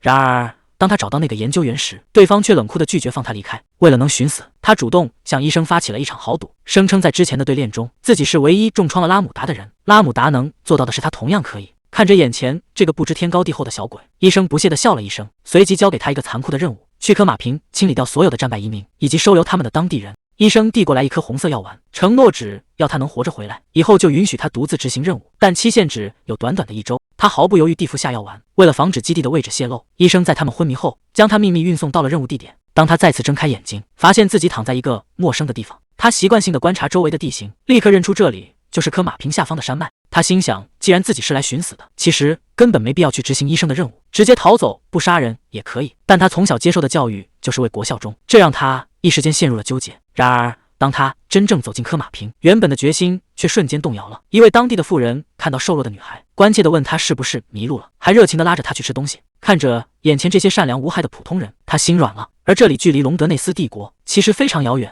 看着眼前这些手无寸铁的村民，他心想他们只有不到30人，根本不可能对帝国造成任何威胁。他默默放下餐具，决定违背命令不杀这些人。他起身准备离开，妇人关切地询问他是否需要带路，他却严肃地警告他，让大家立刻收拾行李分散逃走，这样才不会被后续的追兵盯上。他坦言自己虽然不会动手，但无法保证其他人也会放过这里。妇人听得一头雾水，这时一位拄着拐杖的老人叫住了他，慈祥地摸了摸他的头。听到老人的感谢和祝福，他心里微微一颤，这是他第一次听到有人对他说谢谢。村民们听从劝告，连夜撤离，整个科马平村瞬间变得空无一人，仿佛从未有人存在过一样。他回到最初醒来的木屋，发现原本找不到的药丸，此刻正摆在最显眼的地方。他立刻明白自己的一举一动都在监视中，任务失败回去必然会面临严厉的惩罚，但他还是毫不犹豫地吞下了药丸。紧接着药效在体内猛烈发作，剧烈的痛苦让他瞬间瘫倒在地上，痛苦地挣扎起来。在难以忍受的剧痛中，监视他的人缓缓走了过来，冷冷地看着倒地挣扎的他。对方嘲讽他是个逃跑的混蛋，并说出了一个残酷的真相：他们这些被制造出来的工具，生命其实只有短短的1周。如果不按时服用医生给的解药，或者任务失败没有按时归巢，等待他们的就只有死亡。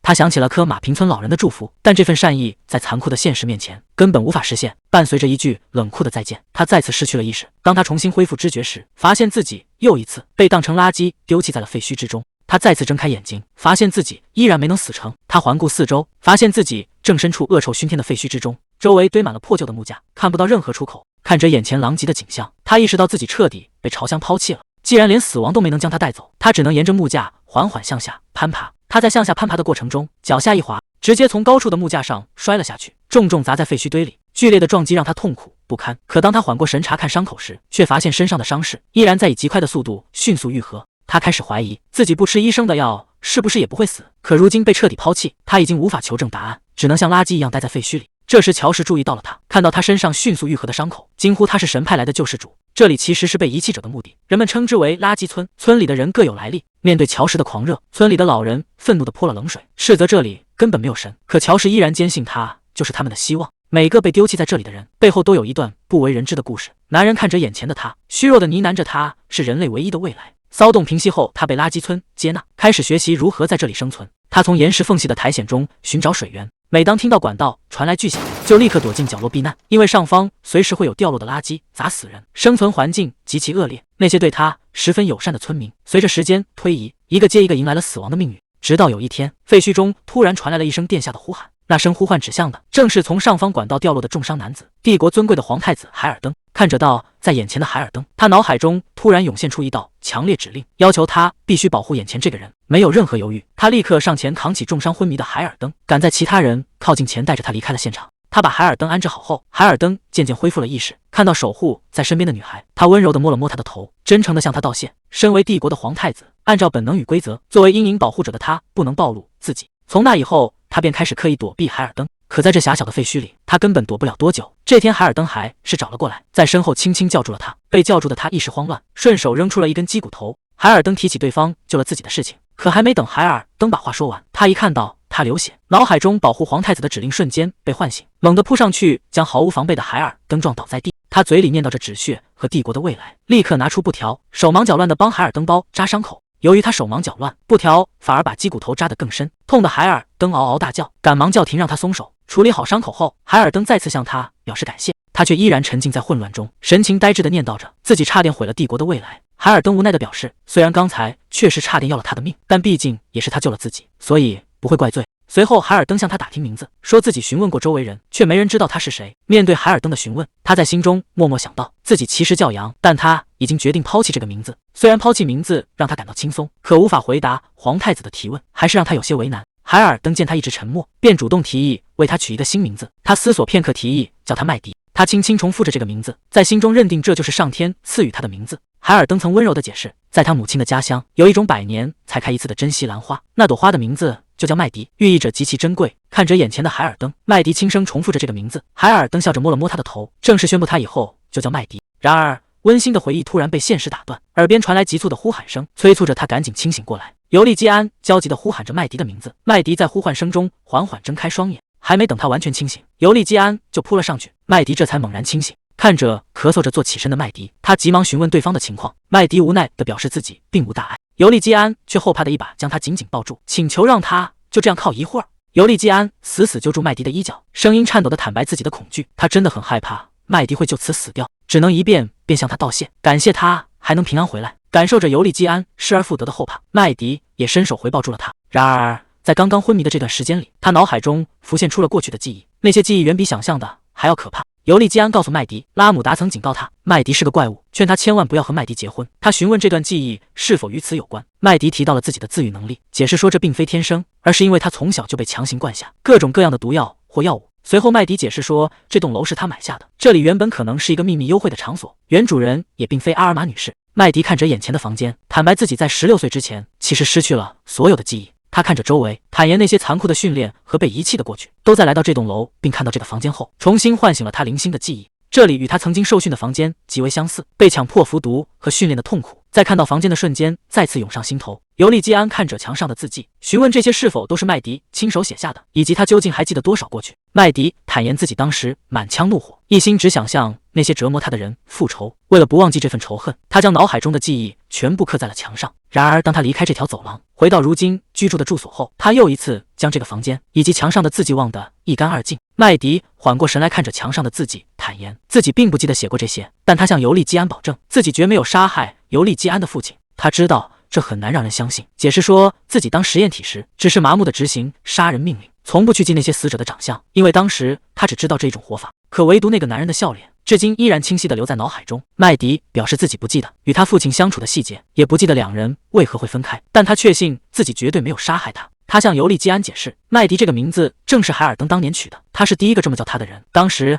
他笑着让他使用这个新名字。看着眼前的尤利基安，麦迪揪住防线靠了上去，他痛苦地流下眼泪，坦言自己因为服下太多毒药而失去了记忆，但唯独海尔登当年的笑脸至今仍深深烙印在他的脑海深处，这证明他们曾经确实在一起度过了一段时光。麦迪陷入了深深的自责，不明白为什么只有自己活了下来。尤利基安伸手将他搂进怀里，温柔地安慰这并不是他的错。麦迪靠在尤利基安肩头痛哭，他解释自己真的不记得发生了什么，虽然努力想要记起一切，但他确信自己绝对没有动手杀人。尤利基安轻轻拍着他的背，安慰他不用再说了，只要麦迪还记得他父亲当年的笑脸，对他来说就已经足够了。尤利基安温柔地擦去他眼角的泪水，坦言当年他们都太年轻，也太无能为力，但现在一切都不同了，他愿意相信麦迪的清白。接着尤利基安话锋一转，提起了麦迪刚才突然晕倒的事情。当时他的身体冰冷无比，甚至连呼吸和心跳都一度停止，这让尤利基安感到无比后怕，担心那些质疑的话会成为两人的诀别。因为他害怕失去麦迪，所以他决定相信他。尤利基安深情地吻了吻他的手，承诺以后无论麦迪说什么，他都会无条件相信。尤利基安看着麦迪，深情地向他表白，说这一切